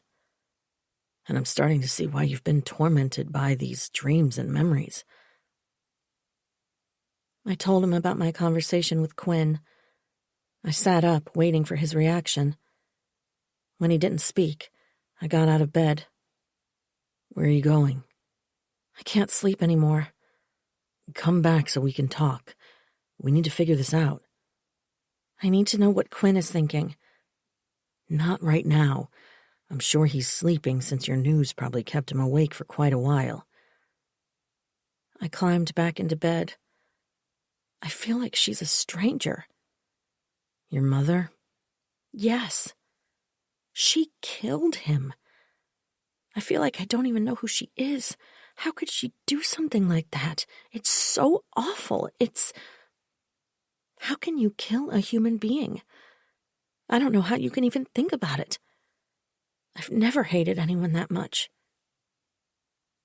If she stabbed him, maybe it's not about hate. It isn't always. Then what? And she did. She absolutely did. She admitted I saw her with him. All she did was try to lie to me and tell me I didn't see what I did, that I made up parts of it. I know that's not true. I know what I saw. I just wasn't clear if it was a dream or something I remembered. Maybe Connor was going to tell your father about their affair. If Sunday is his daughter. Wait till you see the pictures. There's no doubt. They could be twins. Their smiles are identical. What if Connor wanted Sunday to live with him and Quinn, or at least wanted to share custody? I thought about Sunday, their favored child, the focus of my parents' passionate interest in horses, their raptured attention to her. It was a good way to describe how they behaved toward her. They would kill for her. But what are you going to do with all this knowledge? Michael asked. You can't prove anything. Do you really have the stomach to accuse your mother of murder? And if that's what she's truly capable of, we should be concerned for our own safety. I tried to think about what we were saying. Part of my mind could hardly accept the words as something real. It was the most awful thing imaginable, and I felt like I was talking about a stranger. It didn't seem possible. Had she really done it? But I couldn't forget how I'd felt sitting at the kitchen table. I could forget the eagerness with which she'd interrupted me to tell me I'd misunderstood and fabricated parts of what I'd seen, but that I had indeed seen her struggling with a man. Her mistake was in thinking I still trusted her wisdom enough to believe her view of my childish mind more than my own. We lay on our backs, staring at the ceiling, not talking, until the sun was fully up. We showered and went downstairs. Everyone was already seated for breakfast, a full meal spread across the table. Each time I stepped into the dining room and saw my family sitting at the table, their placid faces and eager interest in the meal and whatever trivia was on their lips felt more surreal than the last. Michael and I sat down. I listened to the conversation humming around me. I wondered if every single member of my family had slipped into insanity and needed to be locked in a psych ward, treated with medication and therapy. Michael and I remained silent throughout the meal. No one asked why we weren't talking. I suspected they were glad we weren't disrupting their illusion of normality. As the meal was winding down, my father commanded our attention. Don't forget, today's the photo shoot. I need everyone looking stunning in the living room at 1 sharp. Photo shoot? I asked. Ah, she speaks, my father chuckled. Baby brain, my mother said. It makes you forget everything. It's the shoot for the cover of Dad's new book. You and Dad will be on the inside flap, his first grandchild. My mother beamed at me. I felt sick to my stomach. Without looking at Jake or Colette, I felt their animosity that, once again, they were being robbed of their rightful place in my father's affection and pride. The back cover will feature the entire family gathered on the front porch, my father said. Won't that be awkward now that Sunday bailed on us? You'll get thousands of emails asking where she is, Bella said. It was already a problem, with the divorce, my mother said. Bella nodded, a look of concern creating a frown that looked almost comical. I felt sicker with every word. The book cover? That was what they were concerned about? I wanted to hurl dishes at the wall, at their faces. What was wrong with them? Had they always been this way? My mother held up her hand. I had a brilliant idea about this. I realized we can do a series of photos like a collection of snapshots. Dad and me, Dad with Jake and Colette, his older two, Dad with Jake and Bella, and then we'll find a recent picture, maybe from Christmas, of Dad and Sunday.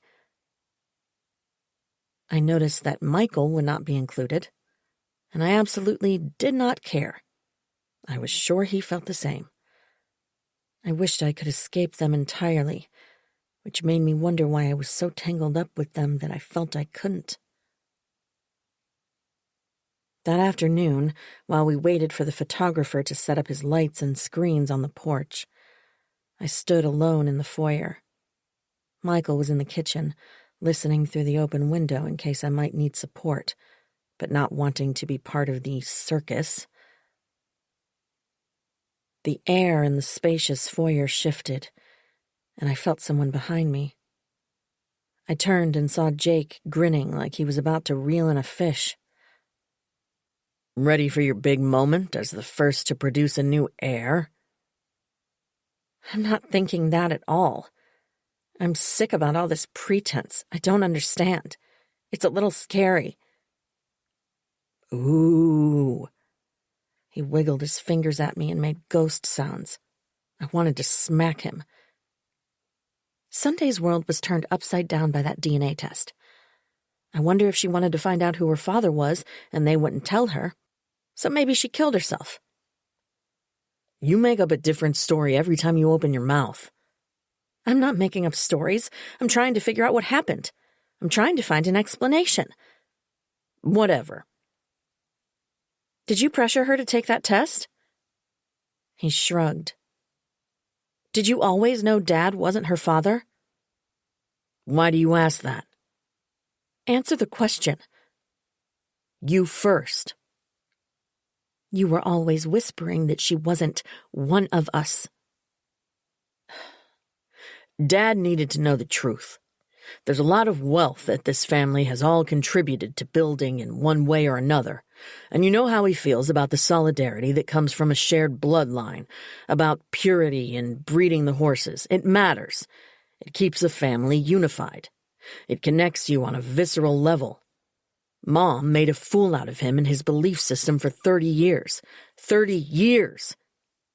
He needed to know which of his children deserved to inherit what he's created and which do not. He deserved to know the truth. You're a vulture. And he's not even dead yet. Not at all. I'm protecting what he built from a vulture. Sunday is Mom's flesh and blood. Mom betrayed him. She flouted the principles right in front of him every minute of every day. She lied to him and forced him to raise a child who wasn't his responsibility. He had no say at all. So you decided it was your place to interfere? Someone had to. Are you trying to destroy their marriage, too? Their marriage is fine. Dad is fine. But Sunday does not deserve to inherit any of this. You should be thanking me. More for you. He poked his finger at my cheek. I batted his hand away. So you killed her? He laughed. No, I have no idea what happened to her. I just wanted the truth to be told. You and I are exactly the same. Isn't that what you want? We weren't the same at all, but I couldn't put the difference into words. It was too vast. This wasn't about inheriting my parents' estate. Besides, they were only in their late 50s. Why was Jake even thinking about their estate? It was disgusting. It was sleazy at any age, really. Michael and I were focused on creating our own financial security, not trying to grab what we could from my parents or his. You shattered Sunday's world. He shrugged. The truth hurts. He walked away to the front door and out to the porch. I heard him talking with exaggerated enthusiasm to my father, as if Jake were the savior of the family. His enthusiasm didn't even sound forced. It sounded as if he believed he was some sort of hero. 42. Since I wasn't involved with the pictures being taken on the front porch, I waited in the garden for my father to be finished. The photographer had suggested he would move to the gazebo for our father-daughter portrait, taking advantage of the ocean as a backdrop. It seemed like an unnecessary movement of equipment to me. Since he was planning to focus closely on our faces, only a blurred glimpse of water and sky would be visible. But he was insistent it was the ideal location. When the other photographs were finally completed, we strolled out to the gazebo. We started with my father standing close to the interior wall, framed by one of the openings. I stood in front of him, slightly off-center at a 3/4 angle to ensure my bump was prominently displayed. I'd chosen a light blue fitted top that complemented my father's navy blue shirt. Bella had forced me to sit in the bathroom adjoining her bedroom while she applied heavier than usual makeup to my skin and eyes to be sure my face popped for the photograph. I wasn't thrilled with how I looked, somewhat monstrous, but maybe that was fitting. Maybe I was allowing myself to become as freakish as the rest of my family by putting up with this charade. My father seemed tired from the endless array of photographs that had been taken on the porch. They'd spent over 2 hours there. I think he'd assumed it would be a quick 20 or 30 minutes. He'd done many photo shoots before, so he should have been used to how long it could take, trying to capture the illusion of natural. Now he was impatient and edgy. Please relax, Dave. I'm relaxed. Ed, the photographer, laughed. Your shoulders look like 2x4s. Should I get your wife out here to give you a massage? Not necessary, my father said. I'm relaxed. Talk to me about your book. Ed snapped several photographs as he said this. I felt my father's fingers clench more tightly on my shoulder with each click of the shutter. What was going on with him? Had something happened when the rest of the family was milling around on the porch, everyone preening to look their best? Not sure where to start, my father said. It's a complex topic. Anywhere. Annie, can you lift your chin a bit and look over here? Ed raised his hand up and to the right, indicating where I should focus my attention. The title is The Long Game, my father said. Yep. Ed adjusted the enormous lens on his camera, but didn't appear to take any photos. I guess you know that, my father laughed, his voice taking on a high-pitched squeal toward the end, which made him laugh again. Sorry. No worries. Just relax. Stop telling me to relax. It's not relaxing. Sure, okay. Talk about your ideas. Don't worry about my reaction. Focus on what you want to communicate to your fans." "They aren't fans," my father said, his tone sharp and reprimanding. "These are people who want to live their best lives. They're good, decent men and women who want to build loving, lasting families. They aren't worshipping me. This isn't a cult." "I didn't mean to imply that at all. I misspoke. You don't need to persuade me. Just talk, as if you were giving one of your seminars. I'm on your team." "Good to know." I felt my father wriggle behind me, as if he were trying to escape, as if he felt crowded by my presence. I took a step forward. Ed took a step away from the camera. "Please move back where you were, Annie." I moved back, lifted my chin, and turned my attention in the general direction he'd indicated earlier. "The book is about the secrets for a satisfying long-term marriage. Paula and I just celebrated 39 years of marriage, and I have a deep and broad perspective now of what it takes to nurture enduring love. It's about how to make your marriage last, and not just last, but, how to keep it, Ed snapped several pictures, then removed the camera lens and put it into a case and took out another. He asked his assistant to adjust one of the lights. "Keep talking. I want you to forget I'm here." "Not possible," my father said. "You did fine earlier. I know this gets tiring, but we're almost there." "Are you okay, Annie?" my father asked. "I'm okay." "Make sure you smile. You have a beautiful smile," my father said. "I'm fine. Let Ed give us directions, okay?" Ed was behind the camera again. "The book, Dave. You need to talk about the book, or even your horses. Anything to get your mind off what we're doing here. Your tension is written all over your face." "Yeah, so my wife and I have a very romantic, intimate relationship. We understand. We know each other. A lot of couples get bored. They get familiar with the other's bad habits and flaws, and they think they'll find someone more exciting, and they don't realize you can find excitement with the same partner for a lifetime." "Good." Ed snapped several pictures. "The book is about the inherent weakness of blended families. It's a trend that has fundamentally weakened our society, and, sharing the same blood is, well, I love my horses, and I let the love of what the horses, good breeding is, you need to know the stock and lineage, so blended families can fracture more easily, and all these families with step this and that, and it introduces weakness, and, I'd never heard my father like this. He'd spent his entire career speaking in public. Sometimes his seminars had over 500 people in the audience, and his voice was always smooth, self-assured, his words flowing like cream. He never hesitated, was never uncertain about what he wanted to say. "You're too much in your head. You gotta relax, man." Ed laughed. "Listen to the birds, the wind. Chill out." "I'm chilled out," my father snapped. "It's an important book, and I don't want to mischaracterize what I'm trying to say." "You're not selling to me."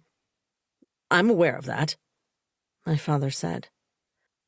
"Annie, you're standing too close. I feel suffocated." I took a step forward. "No." Ed moved from behind the camera and approached us. He repositioned me. "Just tell me about the book. Don't think about the camera. Think about the miracle of life in your daughter's womb. Think about your gorgeous family, the ocean, those stunning animals over there." He gestured toward the corral. "You have it all. You must be doing something right." He returned to the camera. "Okay, fresh start." The shutter clicked. "Blended families have created all kinds of difficult relationships and families that shouldn't exist. There's something about a shared bloodline that connects us. It's nature's, and dare I say God's, design and—" He coughed. The sound was ferocious in my ear, and I cringed. Ed moved away from the camera. "I wonder if we should do this another time.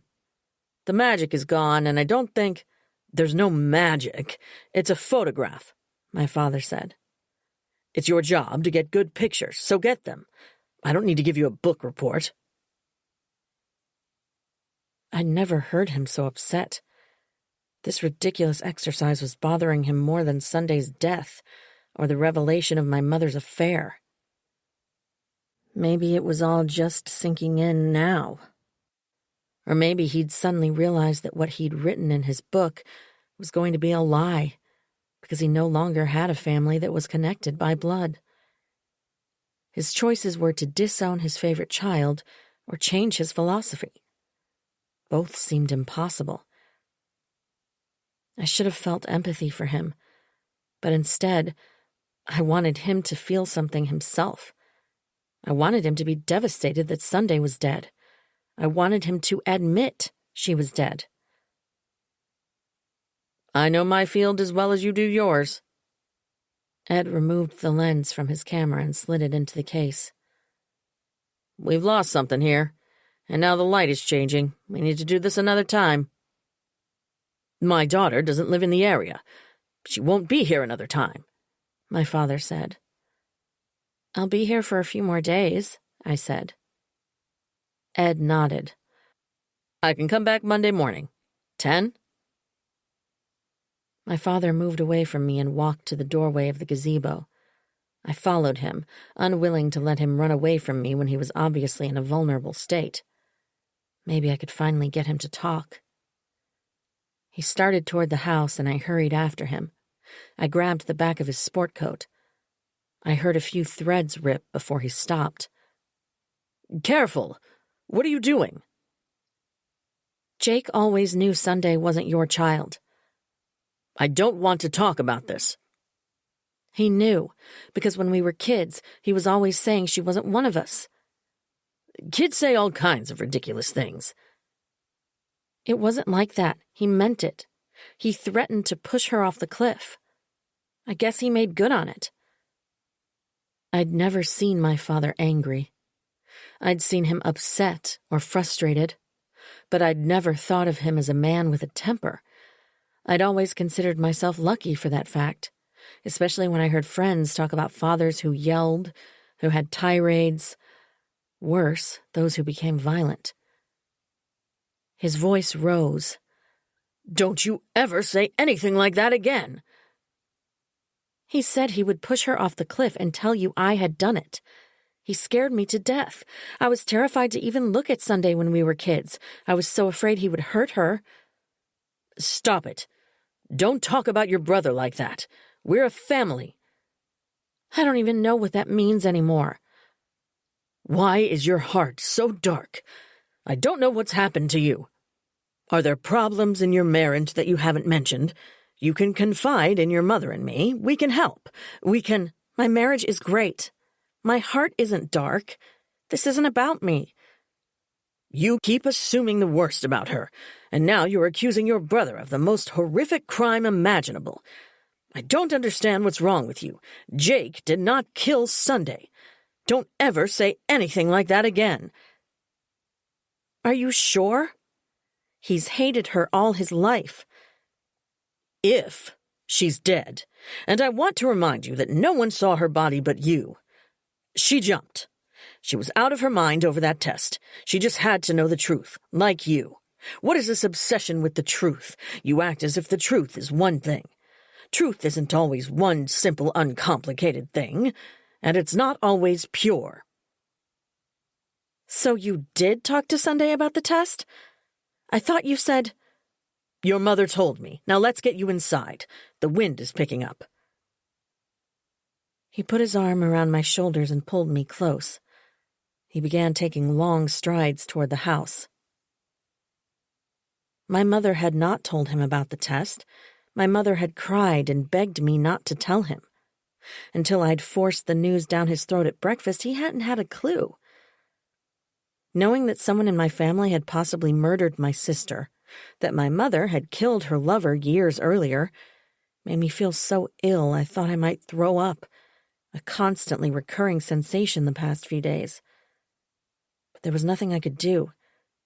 I had nothing I could take to the police except a lot of disturbing behavior and childhood memories.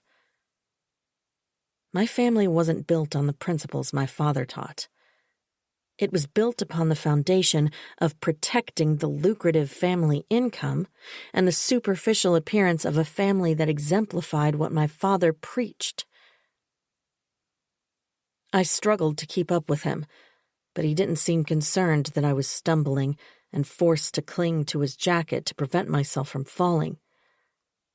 In the space of a few short minutes, I'd learned that my father had a fierce temper, hidden from all of us for decades, that he had the will to lie to my face, and that he wasn't all that concerned about keeping me safe for the baby's sake after all.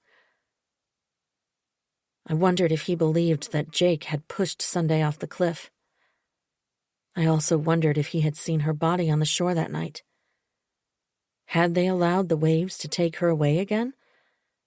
Or had he and Jake carried her up to our property and buried her somewhere? With every thought passing through my mind, a chilling shiver followed it. 43. When we reached the house, the rest of the family was sitting in the living room. Bella had made tea for everyone, and they were enjoying a snack of cookies and roasted almonds. "That was a stressful event," my father said. No one disagreed, making me wonder what had happened when they'd been photographed on the front porch. Or was he only referring to our part of the shoot, and no one was inclined to disagree with him ever? I expected it had been the latter, and that it might have always been that way. I just hadn't noticed. There were so many things about my family I'd never questioned and never noticed as being slightly to frighteningly abnormal. But they hadn't changed. The proverbial scales were falling off my eyes, allowing me to see them clearly for the first time. "I think we should go for a ride," he said. He glanced at me. "Sorry, Annie, I know that cuts you out of the family gathering, but we need this. It's always a bonding time, right? A centering time.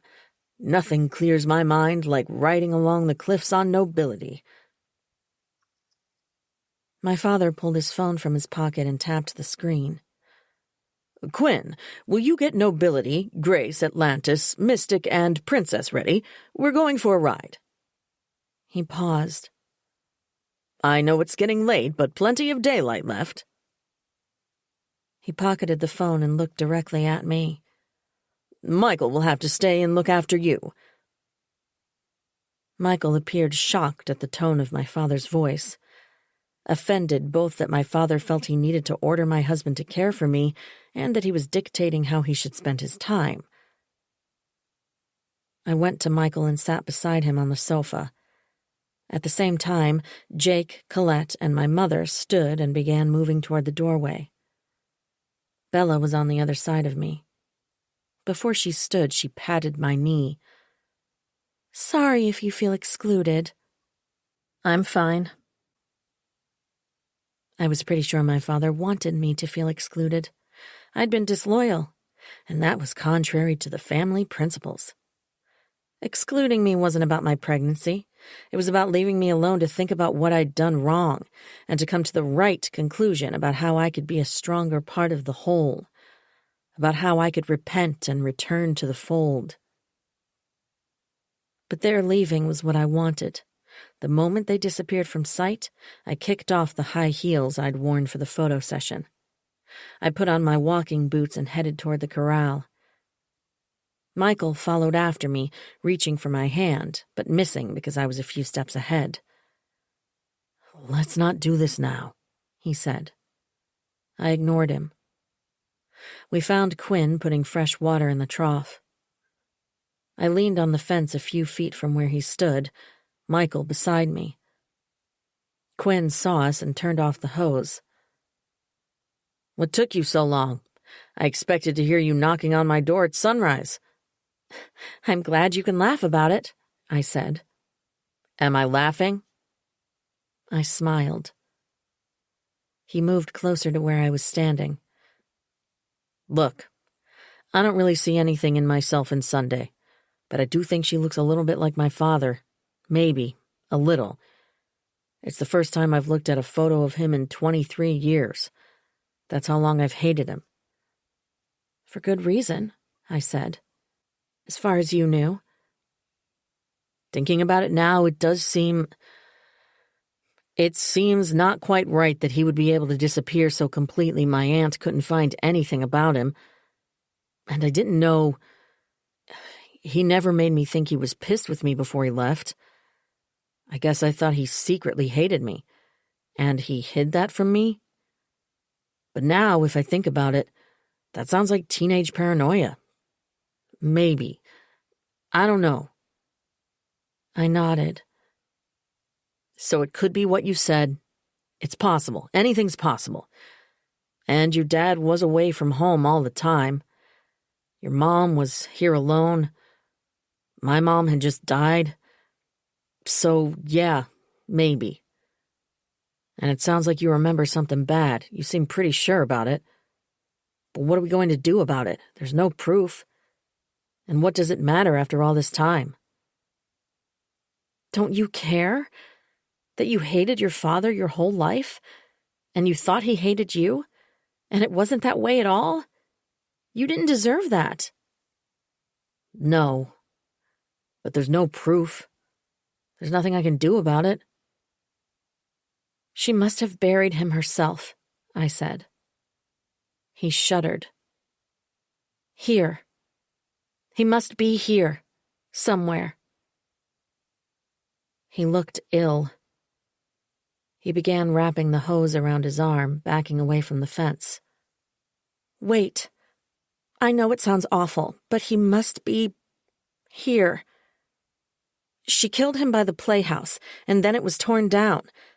It was torn down right around the same time. I've been writing about my childhood and trying to put the dates of when things happened in order. Maybe she designed that prayer garden as a memorial to him. She was the only one who ever used it. Then after a while, even she stopped going there. Quinn stared at me. Michael put his hand on my forearm. Don't. I think I'm right. I think she wanted it as a shrine. Michael started to pull me away from the fence. You're upsetting him. I can take it, Quinn said. He's been gone a long time. He's been dead to me anyway. Still, Michael said. We need to leave. This is all too much for you, Annie. And I've had it. Your family is not only toxic, they're dangerous. We need to get out of here. No. She had to bury him somewhere. We need to dig up the prayer garden at least. You were 5 years old, Michael said. It was the middle of the night. You can't be sure. I remember certain pieces of it like it happened yesterday. I remember the playhouse. I remember my mother telling me to go back to bed, and I remember the knife. We need to dig up the prayer garden. I'm sorry, Quinn. I know it's awful, but we have to. The three of us argued in circles for several minutes. Finally, I left them standing there. I went to the shed, which had doors on both sides, one that opened into the corral and one accessible from outside. I got 2 shovels and brought them to Michael and Quinn. They followed slowly behind me as I walked to the prayer garden. They leaned the shovels against the tree and dragged the bench out of the way. Neither one spoke, but I could feel Michael's irritation and his deliberate refusal to meet my gaze. While they were moving the bench, to steady my own nerves, I began picking up rocks and putting them into a pile several yards to the side of where they'd formed a rectangular border around the bench, plants, and bird bath. Michael and Quinn left the bird bath in place, and started digging in the space between it and the Japanese maple tree. I was too wound up to sit on the bench and watch, but straining my core muscles with an unfamiliar activity such as shoveling heavy loads of dirt wasn't the best thing for the baby. I thought about women who worked harvesting food during their entire pregnancies until the time they gave birth, and wondered at my pampered existence. But still I watched, feeling the tension with each overturned shovel of dirt thrumming through my bones. After digging for a while, Quinn dropped the shovel and went back to the shed. He returned with a pick and began breaking up the dirt to make their task easier. It seemed like a small area when I'd sat on the bench watching the starling bathe, but now I realized the monumental task I'd asked of them. Still, they dug without complaint, and I recognized in the vigor of their movements that each shovelful further convinced them that I was right, and they needed to keep going, because not knowing would torment them forever. After a while, my lower back started to ache. I yielded to my condition and went to the bench that now sat at an awkward angle on the other side of the tree. I settled on the bench. For the first time, my attention was drawn to the opposite side of the yard. Next to the prayer garden was an area that was untended, filled with wildflowers in spring, most of which had died out now that it was nearing the end of June. Beyond that was a small grove of trees that marked the edge of the woods. This one cluster encroaching onto the yard area, which continued beyond that to the far side of the house. As I gazed into the distance, and the sun shifted lower in the sky, I saw something that looked like the frame for a vegetable garden. I stood and walked across the flowerless stalks, past the trees to the wood frame. It wasn't the frame for a new garden after all, but the foundation of a small building. There were 3 rudimentary steps at the front. The layout suggested a large main room and a doorway to a smaller room, then an area that might contain a spiral staircase to a second floor. It was exactly what I remembered of the playhouse that used to stand at the opposite side of the yard when we were children. I stared at the freshly sawed and nailed wood. Someone was building a new playhouse. I glanced at Quinn. He and Michael continued their methodical digging, paying no attention to me. If he'd been asked to build a new playhouse, wouldn't he have mentioned it? I stepped over the frame and noticed the dirt in the center of the frame had been freshly dug. Staring at the ground, I felt the edges of my vision grow black. I reached out for something to grab onto, but nothing was there. I lowered myself carefully to one of the boards, perching like a bird on the narrow edge, my gaze fixed on the freshly turned soil. With sickening certainty, I knew I was looking at my sister's grave. 44. They had found her body on the shore. They'd carried her up to the top of the cliff. While I'd been literally tied to the bed, they'd lugged her sodden corpse all the way to the backyard and dug her grave. They'd buried her here and begun building a playhouse to cover her grave forever. I was too horrified to cry. I put my head in my hands, trying to get the blood back into my head, to make the blackness and the spinning fade. When my head cleared, I stood and stepped carefully out of the frame. I heard a groan from Quinn and glanced in their direction. He was holding something in his hand that I could only assume was a human bone. Torn, but desperate to know if I was right about what I'd just seen, I left him alone with his gruesome discovery. I jogged to the shed. I put on a pair of safety glasses and lugged the chainsaw out of the shed and carried it to the playhouse foundation. I pulled the cord and started it up, The machine vibrated in my hands like a living beast, but I knew to keep my grip tight, and I knew how to hold it and operate the brake. I'd watched Quinn use it 100 times. He'd even let me try using it a few times when I was a teenager, fascinated by its power. Putting the blade to the wood, I began cutting the frame. The noise blotted out everything. All I felt was the power of its metal teeth cutting the wood, the angry buzz of it so loud it filled my entire body, making my bones rattle as it chewed through the wood. I'd cut through 3 boards when I heard the faint sound of someone calling my name, felt someone standing slightly to my left, shouting at me to turn it off. I continued cutting. Sawdust and bits of wood flew around me. From the corner of my eye, I could see Michael and Quinn hurrying toward me, shovels still in their hands. The rest of my family, returned from riding the horses, surrounded me. "Annie!" my mother shouted. "Please, you're going to kill yourself!"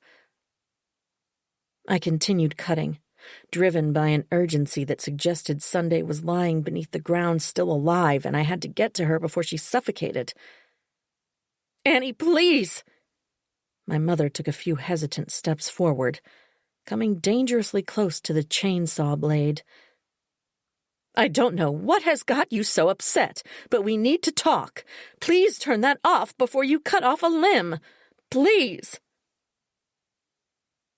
Despite the roar of the chainsaw, I heard them continue shouting my name, pleading with me to be careful, to turn it off, to tell them what I was doing.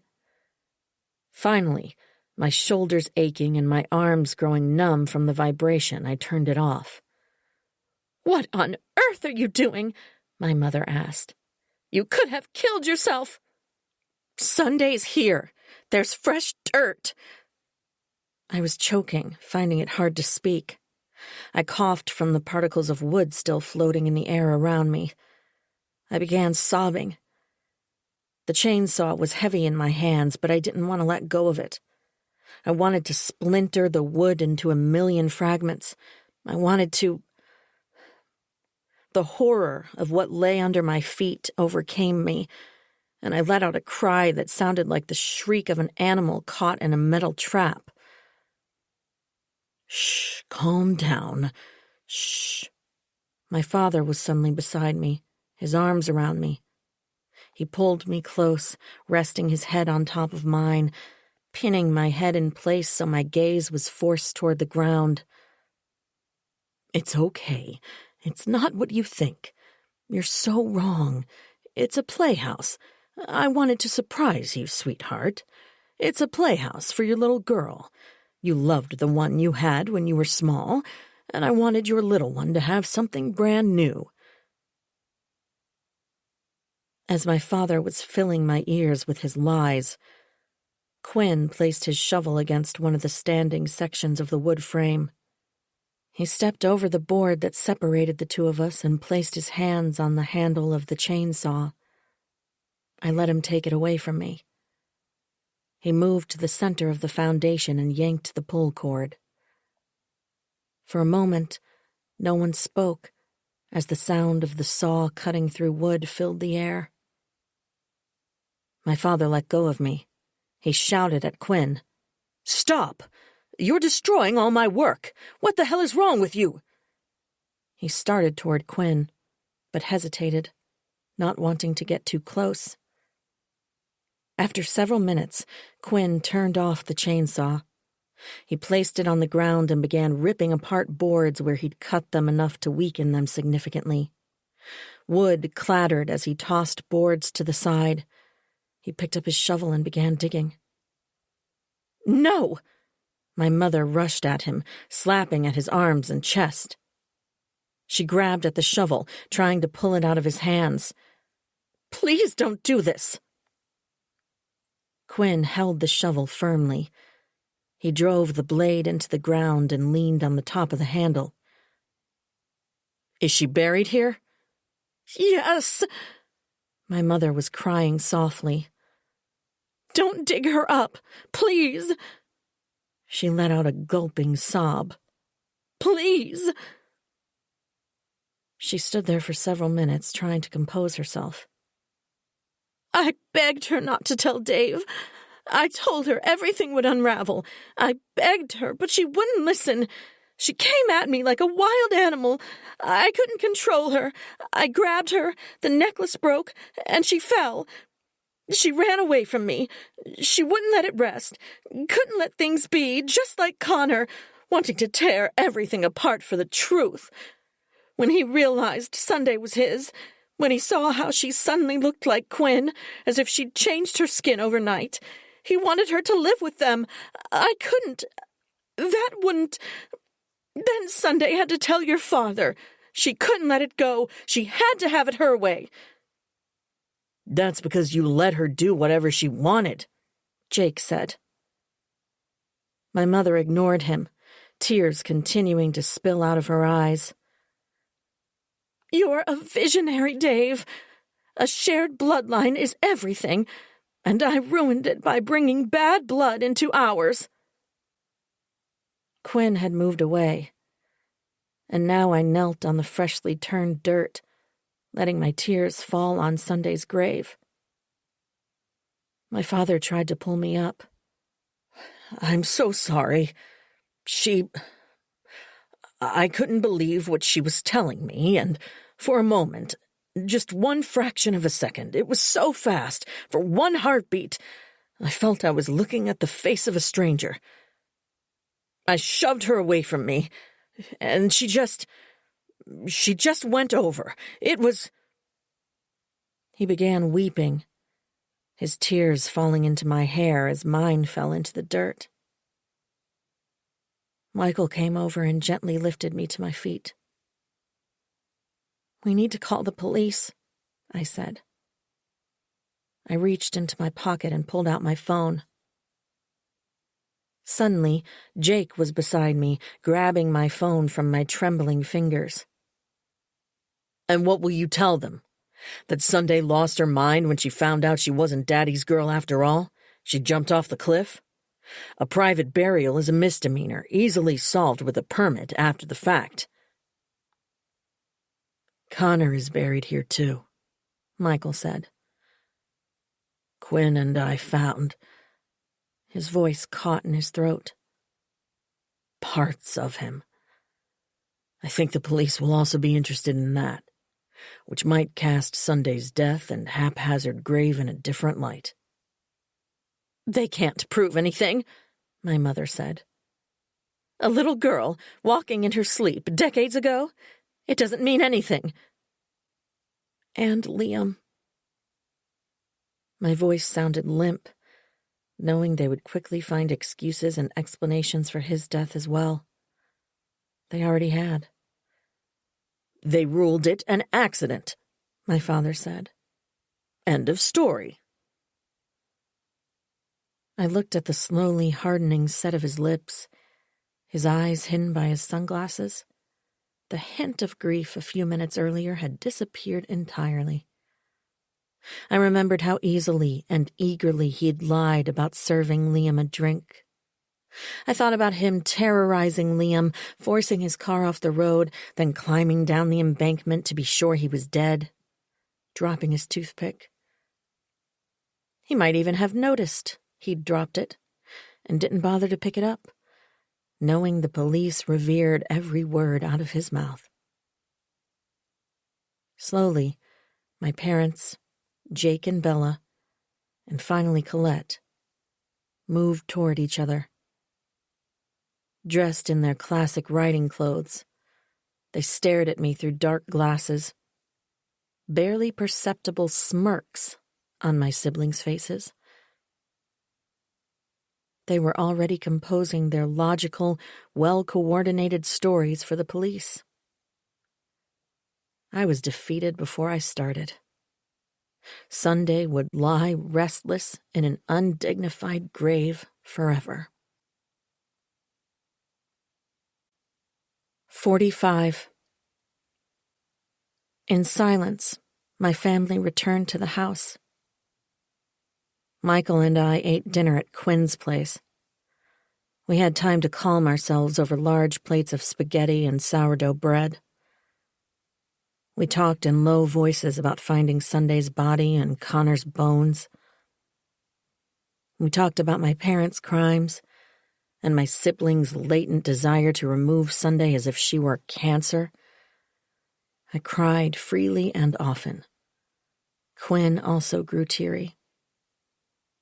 After hours of talking, I knew that despite the odds against them believing me, I needed to tell my story to the police. My parents deserved to be punished for their crimes, even if they'd taken place in moments of panic. What kind of world is it if we never bother to put effort into anything that appears unlikely? If life is only about the sure thing, there would never be justice or glorious victories. There would be no more breathtaking love stories or lifelong friendships or any of the things that make life a thrilling and satisfying experience. Annie and I are leaving tonight, Michael said. We're checking into the B&B near the estuary. We'll go to the Mendocino police station in the morning. Should I meet you there? Quinn asked. Yes, I think that's important, I said. Do you have somewhere you can go tonight? Michael asked. Here is good. Now that you know all their secrets, Michael said, you need to get out of here too. I can't leave the horses.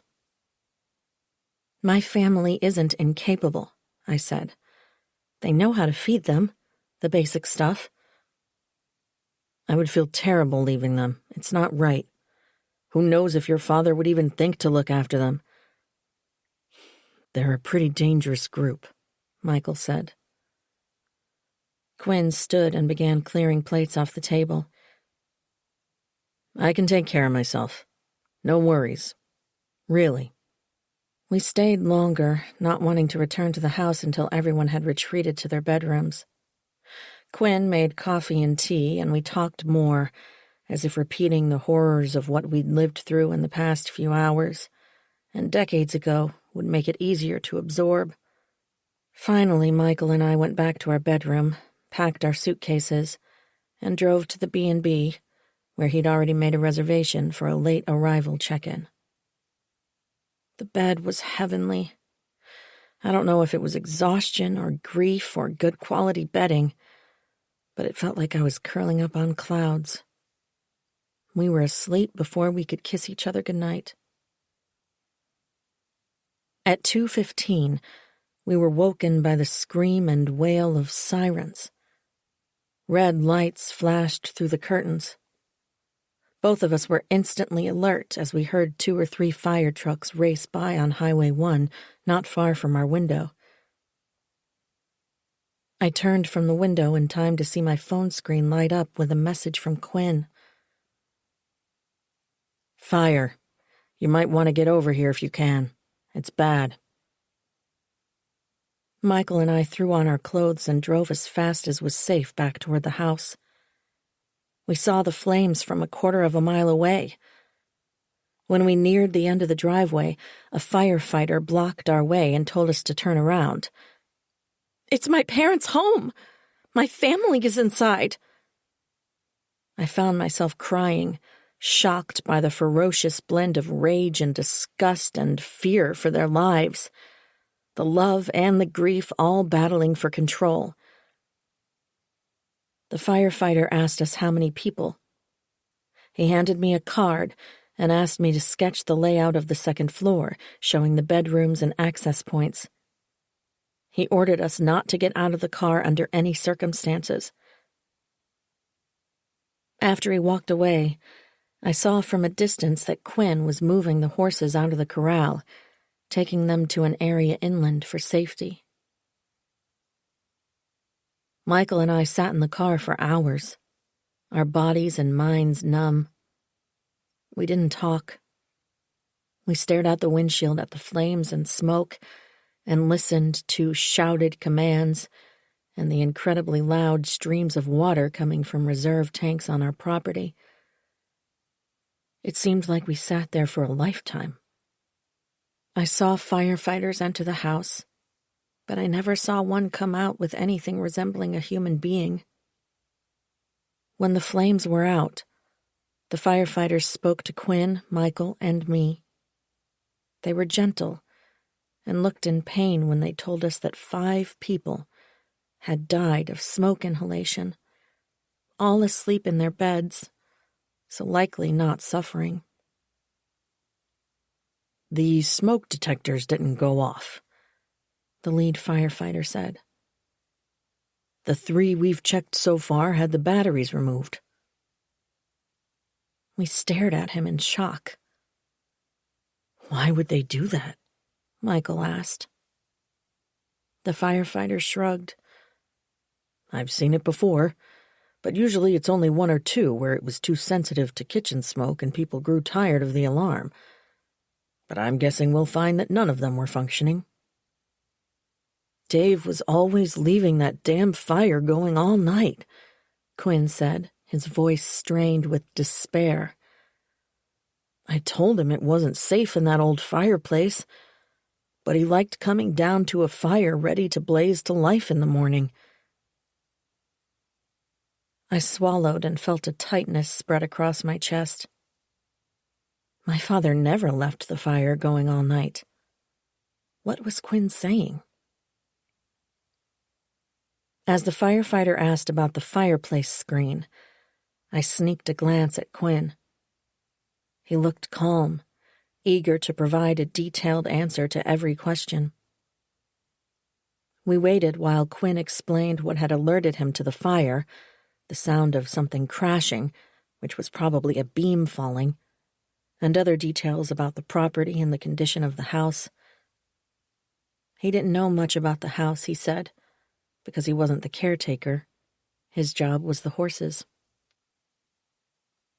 When morning came, Quinn began making calls to look for places to board the horses. After Michael made some phone calls, a van from the mortuary came to remove the bodies of my family. They wouldn't let me walk around the property alone, but a firefighter accompanied me in a walk around the perimeter of the house at a good distance. It was shocking to see the damage. Our stately 100-year-old home was gutted.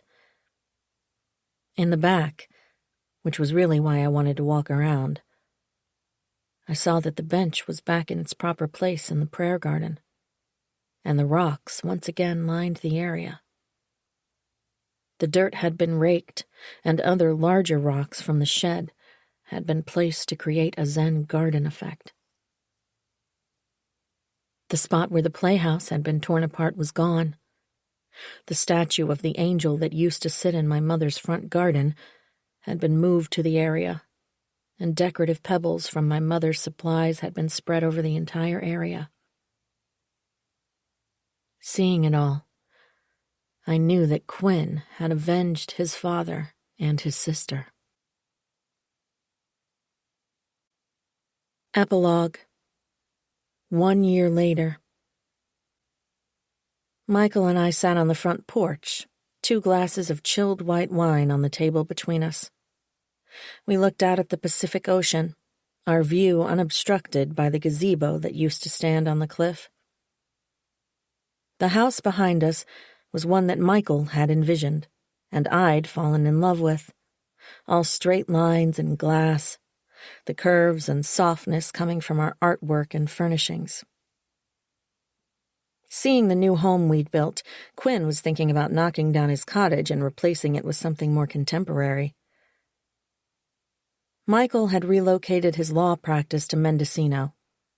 Because of the reduction in clients that came with a smaller community, he was also doing online family law consulting.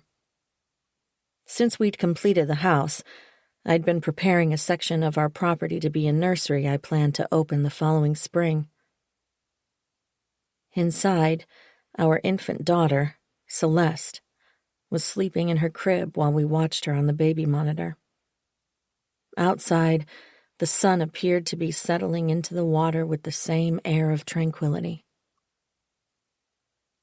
My feelings about my family had come to a strange kind of peace over the past few months, but it was a slow peace, Despite everything, my life still felt slightly distorted without them.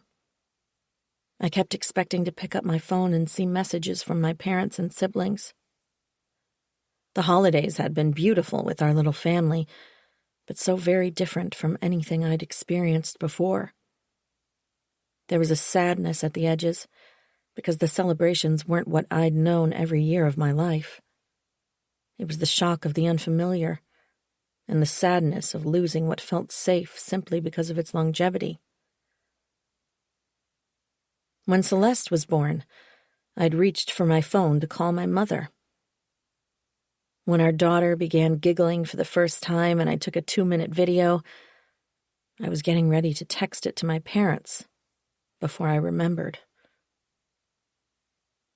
How could I miss these people who spoke so much about love and forgiveness and selflessness, but were monstrous beneath the surface? Although it continued to confuse me, I was learning to live with it, slowly. The family principles had become knives they'd used to destroy each other. I picked up my glass, took a sip of wine, and placed it on the table beside my phone. I closed my eyes for a moment, although I hated to miss even half a second of the flaming orange and red sunset.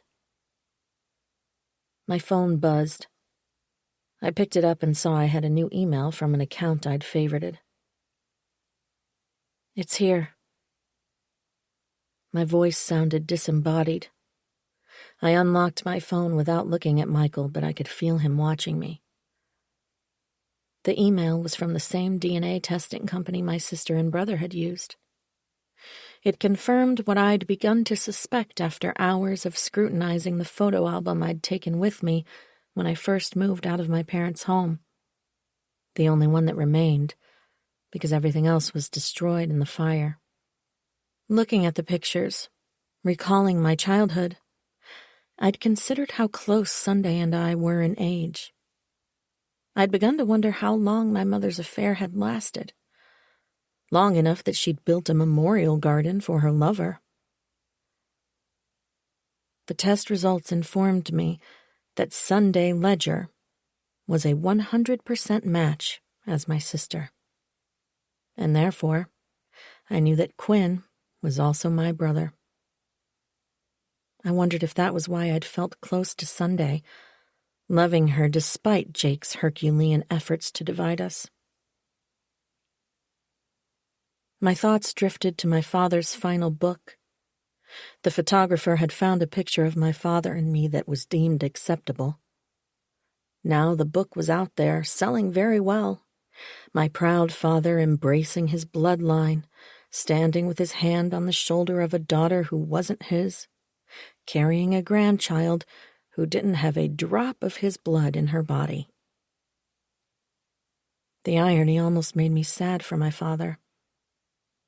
But after one look at the book jacket, I'd given away the copies of the book the publisher sent to us, and we'd donated the proceeds to charity. Knowing I had a brother that I respected and loved without reservation gave me a feeling I'd never experienced, a feeling I hadn't known was possible. It made me realize how painful it had been growing up under the weight of Jake's bitter envy. I was about to find out for the first time, with Michael and Celeste, and now with Quinn, what it felt like to be part of a loving family. I smiled, picturing Quinn at our dinner table as I gave him the news. We were going to build something new, a family built on truth and love, the only principles we needed.